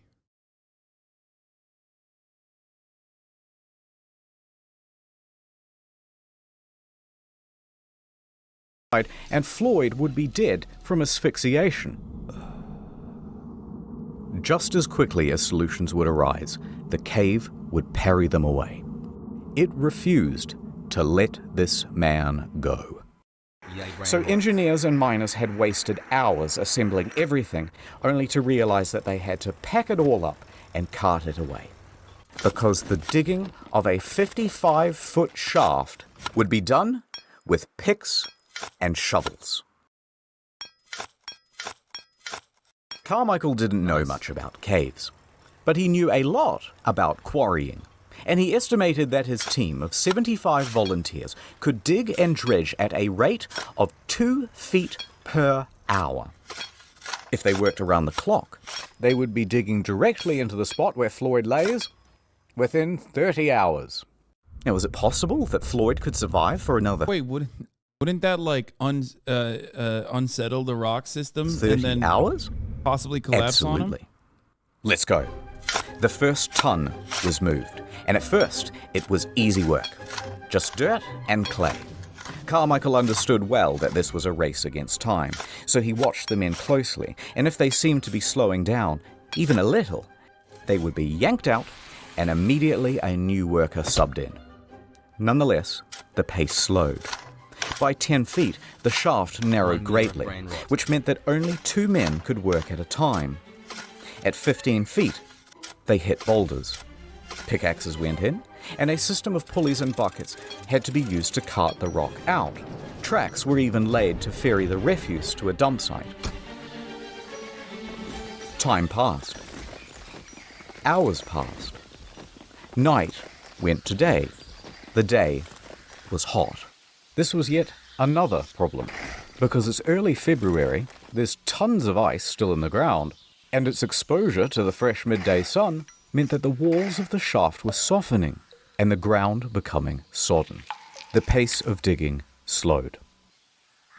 It was now only half a foot per hour. Most anyone could do was watch helplessly on the sidelines and pray.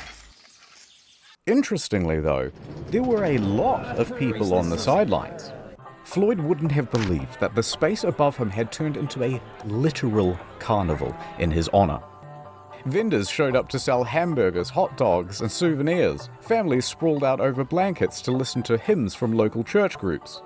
The local mountebanks sold moonshine and miracle cures. There was even a bloody juggler. And Old Man Lee was there, walking around, shaking his jar, and soliciting donations. But there's nothing more American than developing cottage industries for like any sort of crisis, okay?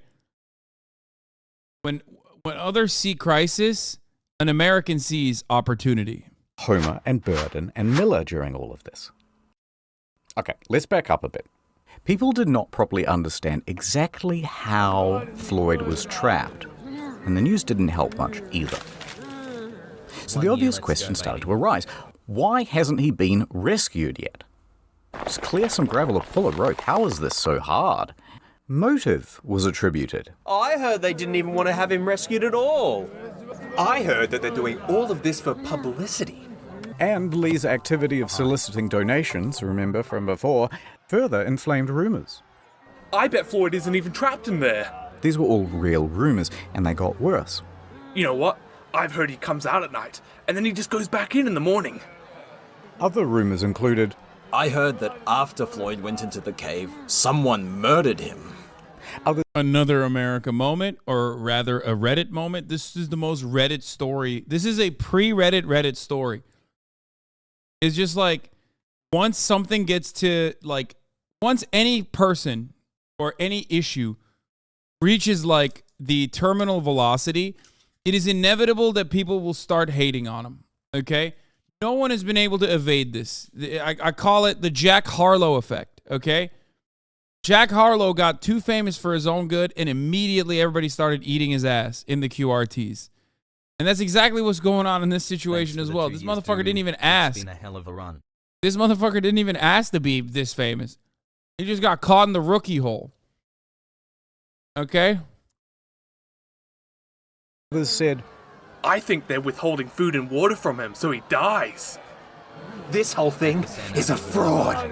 As time went on, it was harder and harder to ignore the hoax claims. Then, people started to form righteous mobs, claiming the whole thing was a fraud, and they started to get nasty. In fact, 2 people even went to the Telegraph office and pretended to be Floyd. By the way, this kind of means that, like, even without Facebook, you still had this shit. Word of mouth was enough for people to just unironically create brigades and you know, false victimhood narratives, crisis actor narratives. Like, it's just an American thing. I don't even know if you can get ahead of it at this point. Turns out it was us. We are the problem. Sending telegrams to his mother. Here's what it said. Quote, "Please contradict statements that I am buried alive in sand cave. Stop. Tell mother I am all right. Stop. Am coming home. Stop. Floyd Collins." Naturally, the AP published these telegrams unquestioningly, and now word is out to the press that he isn't actually in the cave after all. Fake news! That made the authorities look foolish, and it could not go on. So, a hasty court-martial was arranged, and Homer, Miller, and Gerald were summoned. They hold one session on Monday and another on Tuesday. Lee and everyone else is cleared of charges, a retraction is written, and things carry on. I am so fucking Generators rumbled, pumps churned out water. Men continued working in shifts and carrying away the earth.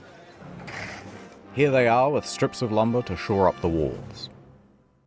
They were only 25 feet down. The pace had slowed to 4 inches per hour. In their desperation, they resorted to dynamite, but this did little to the boulders.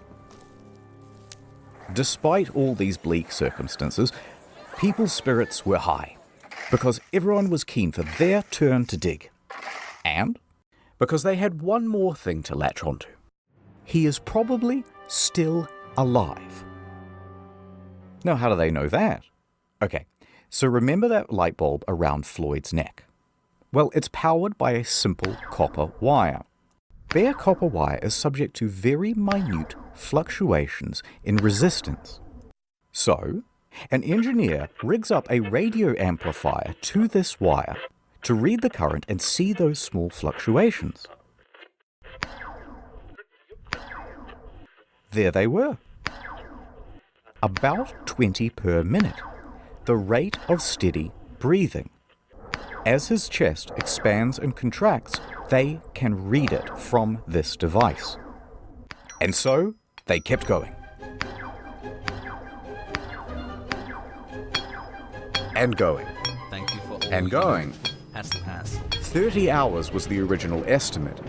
Now 144 hours had come and gone, and they were only at 44 feet. Then, rain I was wrong about the Minecraft thing. Apparently, you are supposed to dig down. I was wrong about that. fell. Rain that mixed with dirt to make mud, much of which then froze to make ice. Oh no. Ice which expanded and damaged the integrity of the shaft walls. Slowing down with every hour, they continued. Many more hours passed, and they were getting close. But it was now 15 days since Floyd was first stuck in that cave, and people had mostly lost hope. That excitement in the newspapers was tempering down. Visitors... Bro, even back then, the news cycle died at a certain point. 15 days is what it took? That's kind of crazy to suspect. That, like, people were just like... That's kind of crazy that they just fucking ended the news cycle. I thought, like, because they're so bored, it would go on for way longer. Began clearing out from Cave City. Many still held on to hope, but their final lifeline, that light bulb, had burnt out. And it wasn't possible to do any more readings on the radio amplifier without it. No one knew if Floyd was still alive. Another 51 hours would pass before... They were like, damn, bro, racism is way more fun than this, and, like, we don't need to be as invested. So they went back to racism. Finally, they reached the 60-foot depth. I'm in! Chisel! A chisel is handed down. At 1:30 p.m. on Monday, February 16th, Sand Cave would open once again. For 17 days, Floyd had been trapped underground, stuck in the same position. He's just a shadow 4 at that days point. without heat or light. 12 without food or water. But maybe the dripping of the cave water had provided him with some sustenance? No, that's water. It's a Kentuckian's nightmare, dude. That it'll kill you. That's why they kept giving him fucking coffee and sausage sandwiches and whiskey, dude. There are stories of people surviving harsher extremes. Rescuers frantically tugged at rocks to widen the hole. Everybody stood by, absolutely silent, peering into that hole. Ed flashed his light into the gap, then eased himself in.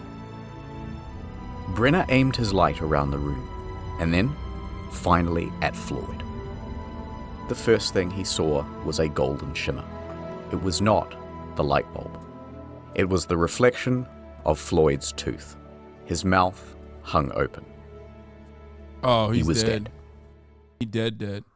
Brenner was helped out of the cave and he delivered the news. Dead.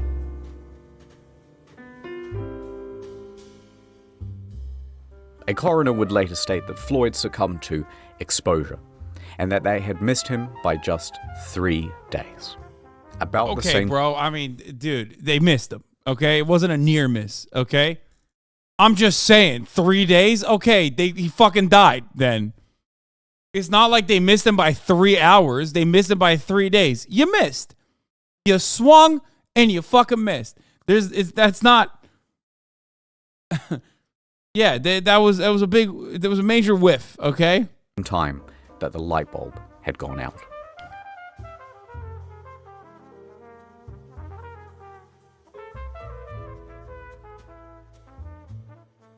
But what would they do now with the body? The shaft walls were ready to fall inwards, and risking lives to remove a corpse was seen as just irresponsible. Blow it up, dude. America, baby. What do you mean?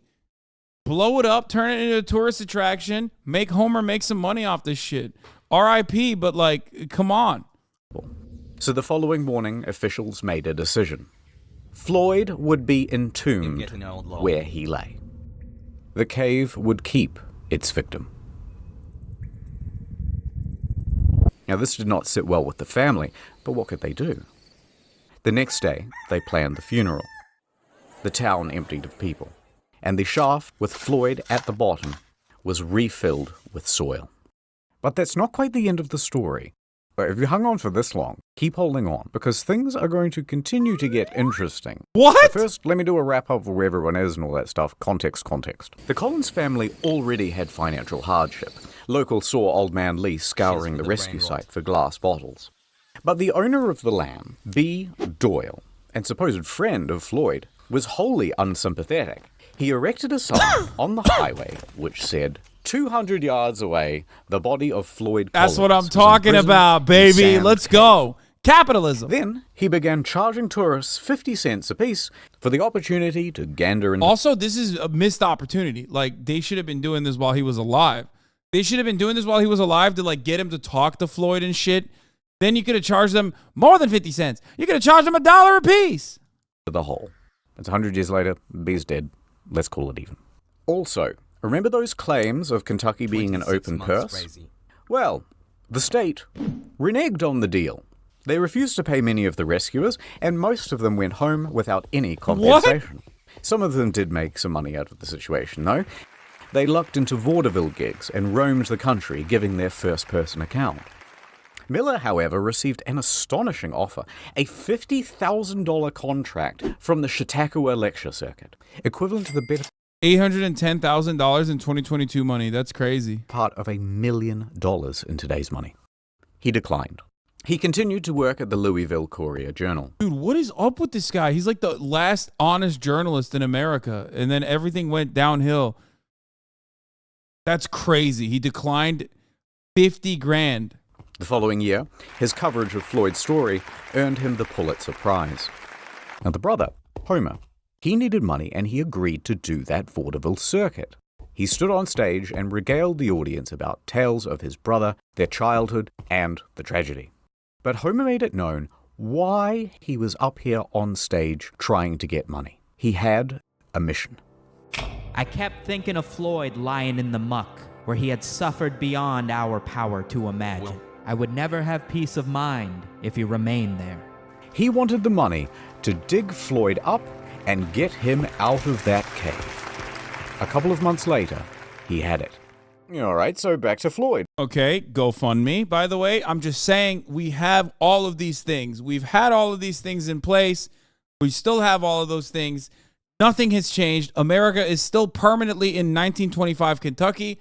That's crazy. Gonna move on from that. Let's keep going. April 17th, 1925. 7 miners showed up to the scene. They began to dig. Within a week, they had arrived at Floyd. And this time, they approached from the other side of the rock formation. That way, they could remove the rock pinning Floyd's leg. They lifted him up from his tomb and laid him down on the fresh air. I'm going to retweet it. Above. April 26th, 1920. You're going to get banned, by the way, for that anti-piker. Most likely. I should probably not retweet it because you might get banned. Fucking fake news, brother. 25. Floyd was set to rest in the family cemetery. A stalagmite had been set as a headstone to mark out his plot. And there he lay. No, that's not actually where it ends. Okay, this is where it gets weird. 2 years later, 1927. Times have been tough for the Collins. So Floyd's... Wait. Sorry. 1925. Floyd was set to rest in the family cemetery. A stalagmite had been set as a headstone to mark out his plot. And there he lay. No, that's not actually where it ends. Okay, this is where it gets weird. 2 years later, 1927. Times have been tough for the Collins. So Floyd's dad sold Sand Cave to a dentist named Dr. Harry B. Thomas for $10,000. Now, Homer begged him not to, because at the time, the government was starting to buy up tons of land in the area and turn it into national parks. They had to pay at a very competitive rate. But Lee was becoming a bit old and senile by this point, and frankly, it's doubtful that he cared about Homer or Floyd or anyone else for that matter. It's 100 years later, he's dead now, let's call it even.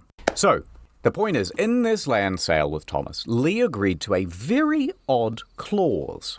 And that clause said, everything on that property belongs to Thomas. And should he wish, for example, to exhume a dead body and re-embalm it and put it on display in something really tacky like a glass coffin inside a cave, maybe, then that would be his prerogative.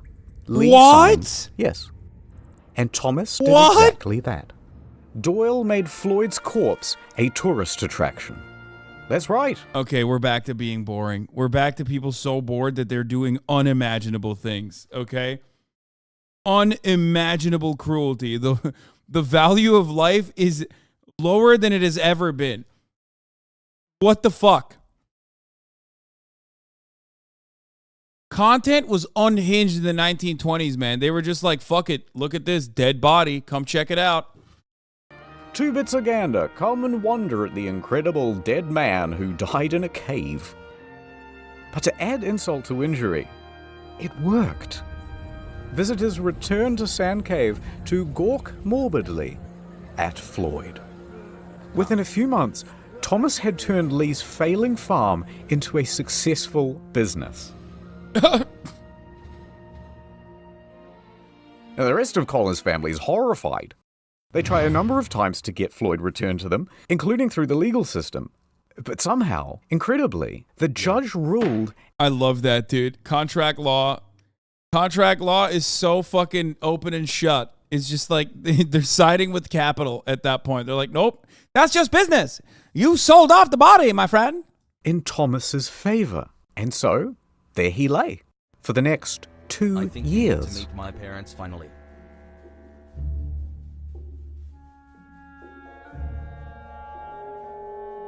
The cave was not done with Floyd. Until someone hatched a plan. Okay, to be fair, there is a very important moral here, and that is just don't do caving. Okay? Don't do caving, not even once. Don't even do it in Minecraft, okay? Just stop going into caves. I will never go into a cave. I'm promising to you right now, I'm not going in a cave. Fuck no, okay? It doesn't even sound cool. It's called spelunking, dude. That shit is like such a red flag. Nothing so dangerous has sounded so fucking whack. Oh, look at me, I'm going spelunking. No, dude. Fuck no. You don't even sound cool when you say it.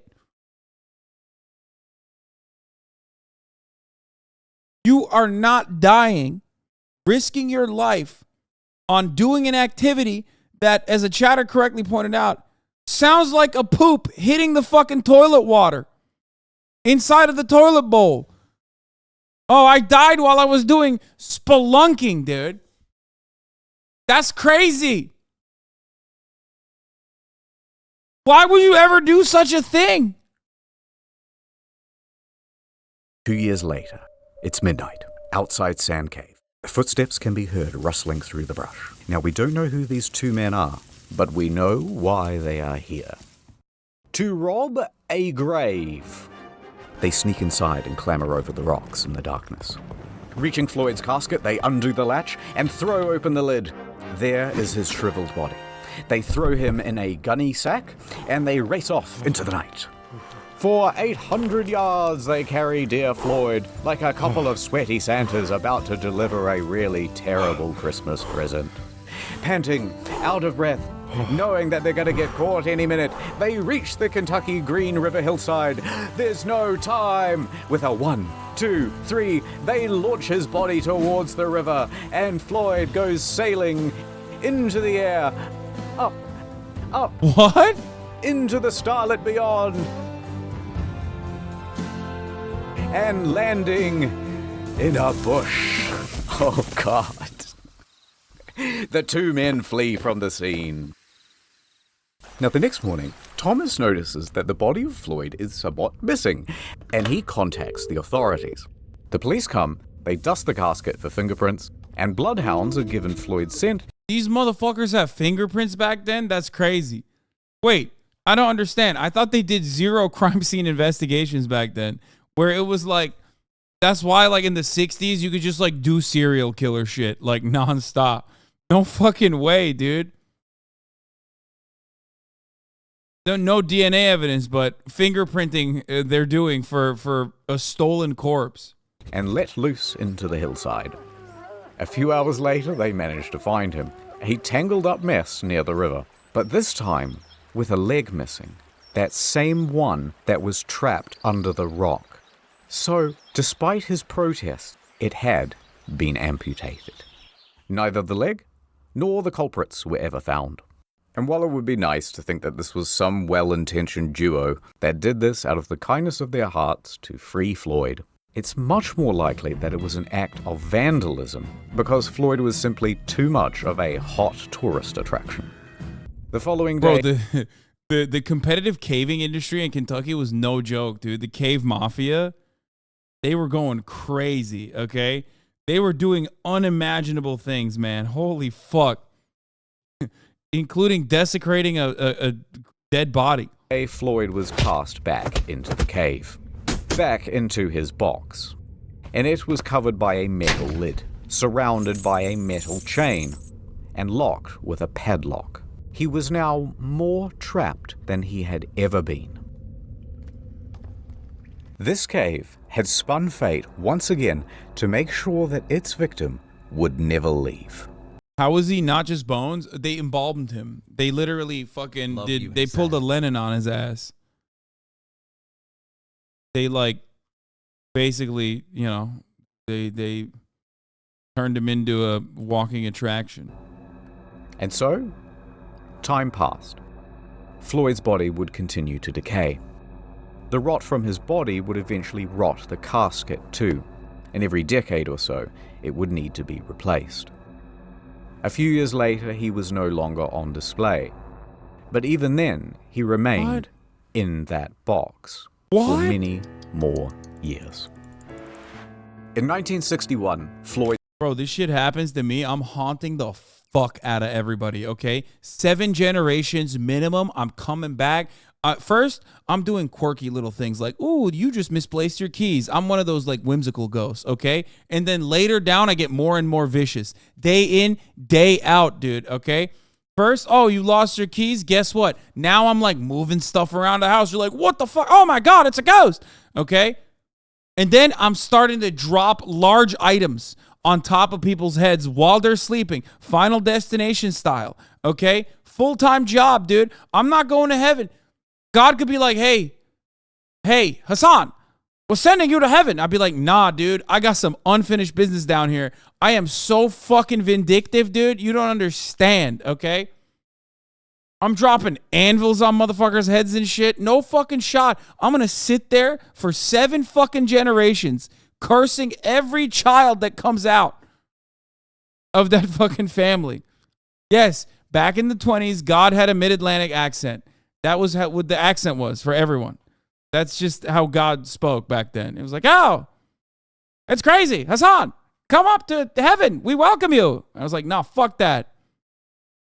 Floyd's Cave was purchased by Mammoth Cave National Park, and it was closed to the public. There would be no more visitors. The entrance itself to Floyd's Cave was closed with a steel gate and bolted, then welded shut. But the Collins family never gave up objecting to Collins' body being left in the cave. And here is where the story ends. In 1989, at the Collins' request, the National Park Service ventured into Floyd's Cave, continuing on a more than 60-year tradition. A team of people worked over the course of several days to remove him from the cave. They took him out, left the cave, locked it behind them, and laid Floyd to rest at the Mammoth Cave Baptist Church Cemetery. After 64 years in Sand Cave, he is now finally at peace. Is he? End. Is he though? Because I don't think he's at peace, man. Thank That's you crazy. to Wendigoon as Floyd. If you don't let me out, I'm going to hire a gang of hitmen to come to your house and kill your family. Samito as Homer. The BTS meal McDonald's bag that has I'm McDonald's hungry. And BTS. Shut the fuck up and eat some BTS, bro. Ordinary Things as Miller. I'm enthusiastic, but would ultimately duck out the back exit. Rusty Cage as Gerald. Wait. Ordinary Things is the only person I've ever seen wear a VR headset and not look like he's crying. How is he capable of doing such a feat? Very, very impressive.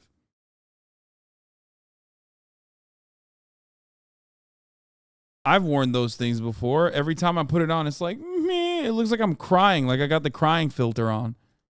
But would ultimately duck out the back exit. Rusty Cage as Gerald. Oh, well, hello there. Haven't seen y'all in a while. Welcome to my new home. And many kudos as Burden. Hey, buddy. You right down there? I can. You little sleepy? I can get out. We get you a coffee? Cold and Little cup of Joe? Little cup of Joseph? I'm starting. A cup of Joseph from a little sleepy guy? Also, by the way, in case you're confused about the channels, this is how it works now. And do not forget, World of Tanks. Wait, what? This is how it. Internet historian, scripted content, incognito mode, unscripted, story mode, different content.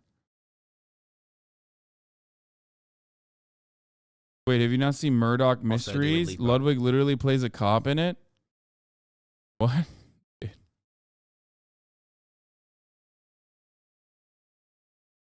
Tell the channels do this in stream? No, man, I'm not doing. I move myself just like this and curl up in a ball. And then That's a lot I need to move my butt behind me so my head remains in front. If this rock would move. Stupid rock. There we go. Just like this. Right? Woo! You're right, this is the worst death. Why can't I? John Jones, move forward, move my butt behind, like this. You see? And then you move your legs behind. Balls to the wall, hello. No, thank you. Nope. Not touching that. Dude, white people need to go to war. I said it already. They need to go to war. They need like something to occupy them, bro. What the fuck is this? Behind you. And you successfully. I'm telling you, we just gotta. You got to keep him busy. You have to keep him busy. Otherwise, they're going to do shit like this, and it's crazy. Heart. Bruh, played the video. I play video games on good. Yeah, no, I'm good. I'm so good on that, dude. I'm so good on all of this. I mean, straight up. That was a great video by the internet historian, #1 on trending right now, Man in the Cave. What a fucking crazy banger, dude. That was an hour long. And originally I was going to play some fucking Valorant, but I'm so tired, dude. I don't know if I can. Like, I feel like if I did. Tubbo's in the chat, too. Now I feel bad. I feel like he was just, like, waiting. You know what I mean? Oh, yeah, that's the nutty fuddy. In the Florida, Wait, if you're what is it? located in the Florida area, stay home. Do not. It's not safe, guys. It's not safe. Oh, I love you guys. Stay safe. Stay safe, guys. Wait, I gotta make sure you get home. I gotta make sure you get home, bro. I'm home, bro. Hey Kai, just sending this donut to let you know this. We good.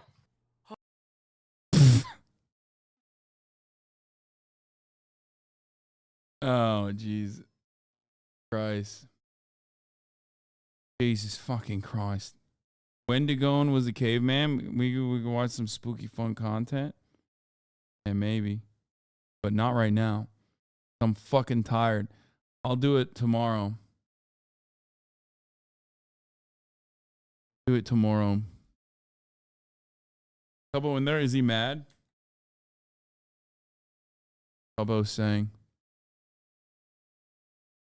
Did Keck W. Okay, he hasn't said anything in 10 minutes. Okay, don't make a move. Don't move, chat. Love you, bud. Yeah, I'm going to hit that last 3-minute ad break here, boys. Okay. How did Liver King smell? No one move. Oh, shit, he's in here still. Fuck. Tomorrow, I will be doing Forged in the Fire. Tomorrow, I am going to be doing Forged in the Fire content. Last sub-ed month XD. Okay? That's right. I should have watched some Forged in the Fire content today. With Valkyrae, we're going to go and do blacksmithing. We're like going to straight up make weapons. Okay? Hassle, hassle, hassle. That's right. Will it kill and will it cut? It's back. Straight up. Real life. It's taken a year to make this happen. So, you know, I'm very excited for it. We're going to start at 12 tomorrow.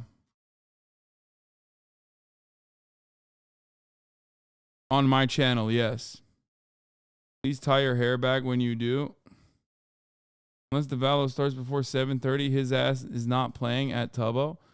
No, I'm just like, you know, it takes a while. The reason why it took so long for me to play Valorant, or at least I get to this point today, was because I did the Liver King thing.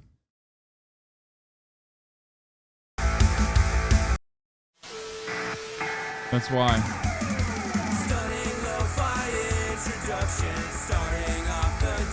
Why isn't it working? Why can't I don't know why I can't fucking full screen now. I don't know what the fuck's going on.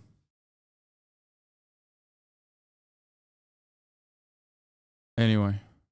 But yeah, exciting content coming tomorrow. Okay? Love you guys. And I will see you tomorrow. Peace.